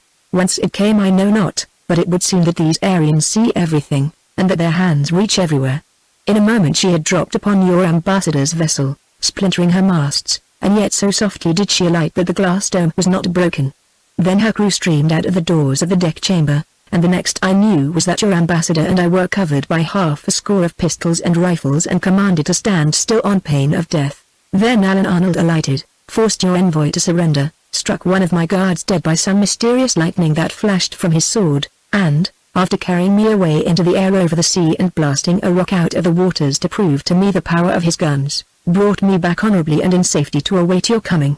Truly these Aryans are more as gods than men." Furious as the unexpected tidings made her, Olga yet managed to restrain her anger sufficiently to reply with wonderful coolness, "Your Majesty gives me sad and bitter news, but it is the fortune of war, and I must not complain. The airship that is taken by surprise is lost, and Olaf Losensky fell a victim to his own carelessness." Then her mood changed swiftly, and a soft and musical laugh came from her smiling lips as she went on, "But it is a poor revenge, after all. That same Alan Arnold, the son of the great president of Area, was my would-be lover and slave for over 5 years. For my sake he turned traitor to his name and race, gave up the revenge to me and told me all the jealously guarded secrets of aerial navigation. He killed my brother in a quarrel, but he was useful, so I let him live a prisoner of war, till I had done with him. Then I set him free, when, perhaps, I ought to have kept him safe, to go and tell his people what a fool I had made of him." "I suppose he did not tell your Majesty that?" "No," laughed Khalid in reply, wondering what magic she had used to accomplish so marvelous a charm. "He did not. But such a miracle proves that you have been truly named the Syren of the skies, as he said you are, for no other woman could have worked such a wonder and disputed the empire of the air with the masters of the world." "That is true," replied Olga, lowering her voice to a tone of intense earnestness, "and the fact that I did it single-handed proves, I hope, that with good friends and true allies I can do more than dispute that empire with the Aryans, these despots of peace who have made the world a paradise of the commonplace, and fettered all strongest and the most aspiring spirits so that they might be equal with the coward and the fool. But those are matters which I would discuss with your Majesty in private, and it is too late in the night to go into them now. You tell me that Alan Arnold has shown you what his airships can do. If your Majesty will honor the revenge by being my guest for tomorrow, I will show you that mine are in no wise inferior to them. Indeed, as I have told you, the Revenge is an Aryan ship, built in the enchanted land of Aria, and if you will tomorrow she shall carry you over the whole of your dominions, and after that over those other dominions that shall be yours if you approve the plans that I will lay before you." She paused and looked at Khalid with cheeks glowing and eyes shining with enthusiasm and passion. He returned her glance with one no less fiery and passionate as he replied, "I will be your guest, as you say, but the honor and the favor will be to me, your Majesty, for Majesty you are, crowned by the hand of favoring nature with that which makes all men your subjects. Your airships shall rest in the garden of my palace tonight, and an hour after sunrise you shall find me ready for another journey to the skies, for my first experience has given me a taste for more. Till then farewell. The memory of your eyes will make me dream of paradise tonight." There was that in his tone which told Olga that his words meant more than a neatly turned oriental compliment, and as he stooped and kissed her hand in leave-taking she said half in jest and half in earnest, "And I shall dream of the nearer glories of the world empire which your Majesty and I may, in the not very distant future, divide between us, or share together," said Khalid in his soul, as he raised his head again and their eyes met. At the appointed time the next morning the squadron rose into the air from the palace gardens. In order to produce as widespread an effect as possible, Olga had extended her invitation to the Grand Vizier and about a score of the Sultan's highest officials, including the commanders of his armies and fleets who happened to be in Alexandria at the time. These were distributed among the 20 airships, but Olga took care to arrange matters so that only the Grand Vizier should accompany the Sultan on board the Revenge, in order that the Vizier, who was a cool-headed, wary, far-seeing man of nearly 70, and therefore beyond the power of her own personal spells, might not interfere with her designs upon his master. She lost no time in placing him under the power of the drug which she had already used with such disastrous results to the world. Although he had said nothing about it, she felt certain that Khalid must have been warned by Alan of the danger of taking anything to eat or drink from her hands, and therefore she had decided to make no attempt upon his liberty of will, unless it became absolutely necessary to do so. But the Vizier was easily taken unawares, and she had little difficulty in causing him to drink a cup of coffee while her chief engineer was explaining the working of the machinery to the Sultan in the engine room. The coffee, of course, contained a sufficient quantity of the drug to deprive the Vizier of all power of opposing her will or resisting her suggestions for many hours to come. So far as all independent advice was concerned, he was safely disposed of. The airships rose to an elevation of some 2,000 feet, and at a speed of 200 miles an hour ran first along the valley of the Nile to the southward. At Khartoum they swerved to the eastward, crossed the mountains of the Red Sea littoral at a height of 9,000 feet, then sank again and skirted the Arabian coast until Mecca, the sacred city of Islam, came in sight. The ancient temple of the Kaaba, containing the tomb of the Prophet, still stood, almost unchanged by the hand of time, amid the splendid buildings, verdant gardens, and long groves of palms with which the new Mecca of the 21st century was adorned. Pointing down towards it, Olga said to the Sultan, who was standing by her side on the deck, dazzled by the splendors of the swiftly changing prospects of the scene below, "There is the holy city, which your majesty may someday make the religious capital of the world. That would be an achievement worthy of the commander of the faithful and the descendant of the Prophet, would it not?" Khalid looked down at the city, over which they were now speeding in the direction of Medina, and was silent for a few moments. Then he raised his eyes to hers and said, "Even so, but have you counted the cost of achieving it to me and my people? Before the banner of the Crescent could float over a worldwide empire of Islam we should have to triumph in a war which would involve the whole human race, and this means that we should first have to destroy those who have been lords of the earth and of the air for more than a century." "The Aryans are but men," said Olga, a trifle coldly. "Why should your majesty fear them if you are armed with the same weapons that they wield? I suppose Alan Arnold has threatened you and your people with nothing less than annihilation should you conclude this alliance with me? But why should you fear? I have met the Aryans in battle, and you see I am not annihilated. I do not fear them as personal enemies," replied Khalid proudly, "but only as the possible destroyers of my people, who would be defenseless against them. Think of the destruction you could rain upon the sacred city down yonder, while it could strike no blow in return. That would be the fate of Alexandria and all the capitals of my empire, and while my armies were marching to the conquest of Christendom our homes would be laid in ruins and our wives and children slain without mercy. Show me," he continued, speaking more earnestly and rapidly, "how they are to be protected against this, and our alliance may become possible." "It is purely a matter of relative strength," replied Olga. "Do you know why this squadron of mine is allowed to pursue its way unmolested, although the Aryans know of its existence? It is because, although, as Alan Arnold truly told you, by superior skill and experience in handling their ships they have been able to destroy about half my fleet, I am still stronger in the air than they are, and they know that we have now gained the experience which we lacked. They have only 3 vessels, counting the one you saw captured, as swift and powerful as this, while I have 26. None of their smaller vessels dare venture within reach of my guns, for to do so would be to meet certain destruction. They are doubtless building others as strong and swift as these in preparation for the struggle which they know must come. But if we join hands against them we shall be stronger than they will be when the year of your truce is ended. My engineers shall teach yours how to build airships in all respects equal to these, and submarine cruisers, a dozen of which could destroy your present navies in a day. With all the resources of your empire at command, you could possess in a year from now an aerial navy of 1,000 ships and a sea fleet of equal strength. Then you would be strong enough to sweep the seas from pole to pole, and to storm the mountain battlements of Aria itself. You must not forget that what the Aryans could do to your cities you could do to Aria and to all the capitals of Christendom. City for city, you could take your revenge, until the whole earth was laid waste and the habitations of men were desolate," broke in Khalid, overwhelmed by the horror of the prospect.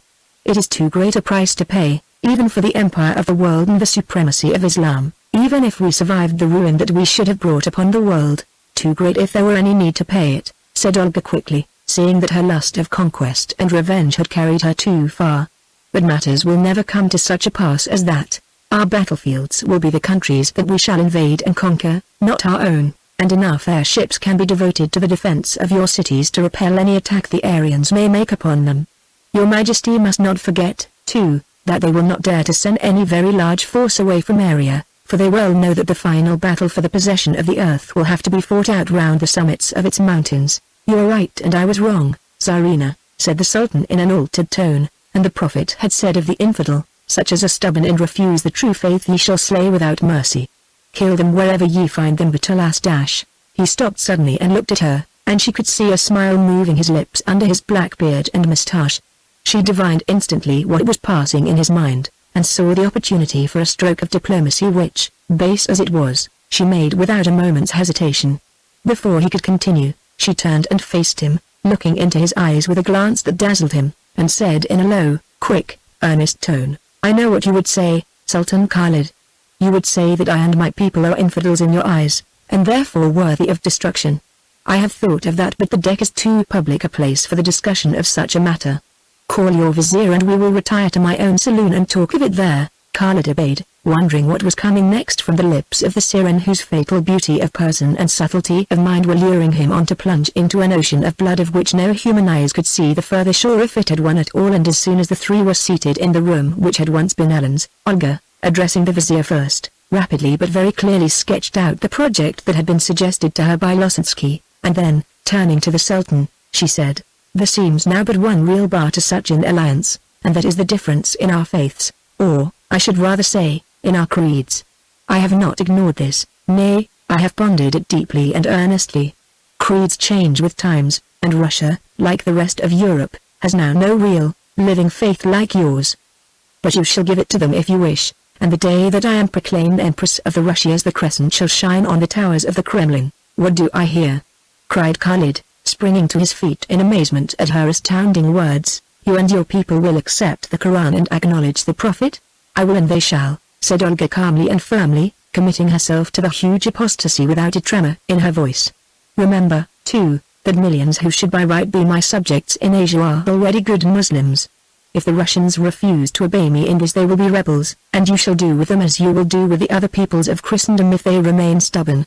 Let your Majesty's chief minister and favorite councillor speak and say whether or not I have spoken fairly. Speak, Musa al-Ghazi, said the Sultan, in a voice that betrayed intense emotion, and weigh your words well, for many and great issues may depend upon them. Commander of the faithful, said the old man, speaking slowly and with some hesitation, as though he were repeating a lesson hardly yet learnt, I can speak but the words that my soul echoes from without. A strange power has seemed to take possession of me, and I speak as one to whom another has taught what he should say, yet the words seem wise to me, and I will speak them, lest, not doing so, I should have to answer for my negligence. If it is written that you shall be the one chosen of heaven to plant the crescent where now falls the shadow of the cross, and reign supreme, sole lord of a Muslim world, then have the means been sent to you by the hand of her who gives you the means of measuring strength with the masters of the nations, by whose pleasure we possess that which we have, and without whose countenance your Majesty would not much longer remain commander of the faithful. I would not willingly speak words of offense, but it is necessary to recognize that the Muslim practices his faith only by permission of those who, if they hold any, hold another. By the beard of the Prophet, thou hast said it, Musa. I am a king by permission, a high priest of Islam by sufferance of the infidel, exclaimed Khalid, as the hot blood rushed to his swarthy cheeks and the fire of fanaticism leapt into his eyes. But I will be so mean a thing no longer than the time of the truce to which I have pledged my word. In the blood of the infidel I will wipe out this shame on Islam, yea, though the whole earth shall be drenched with the blood and tears that shall be licked up by the fires of war. It is my destiny, and I will do it, or my name shall perish from the earth forever. Syren Olga, I have seen and heard enough.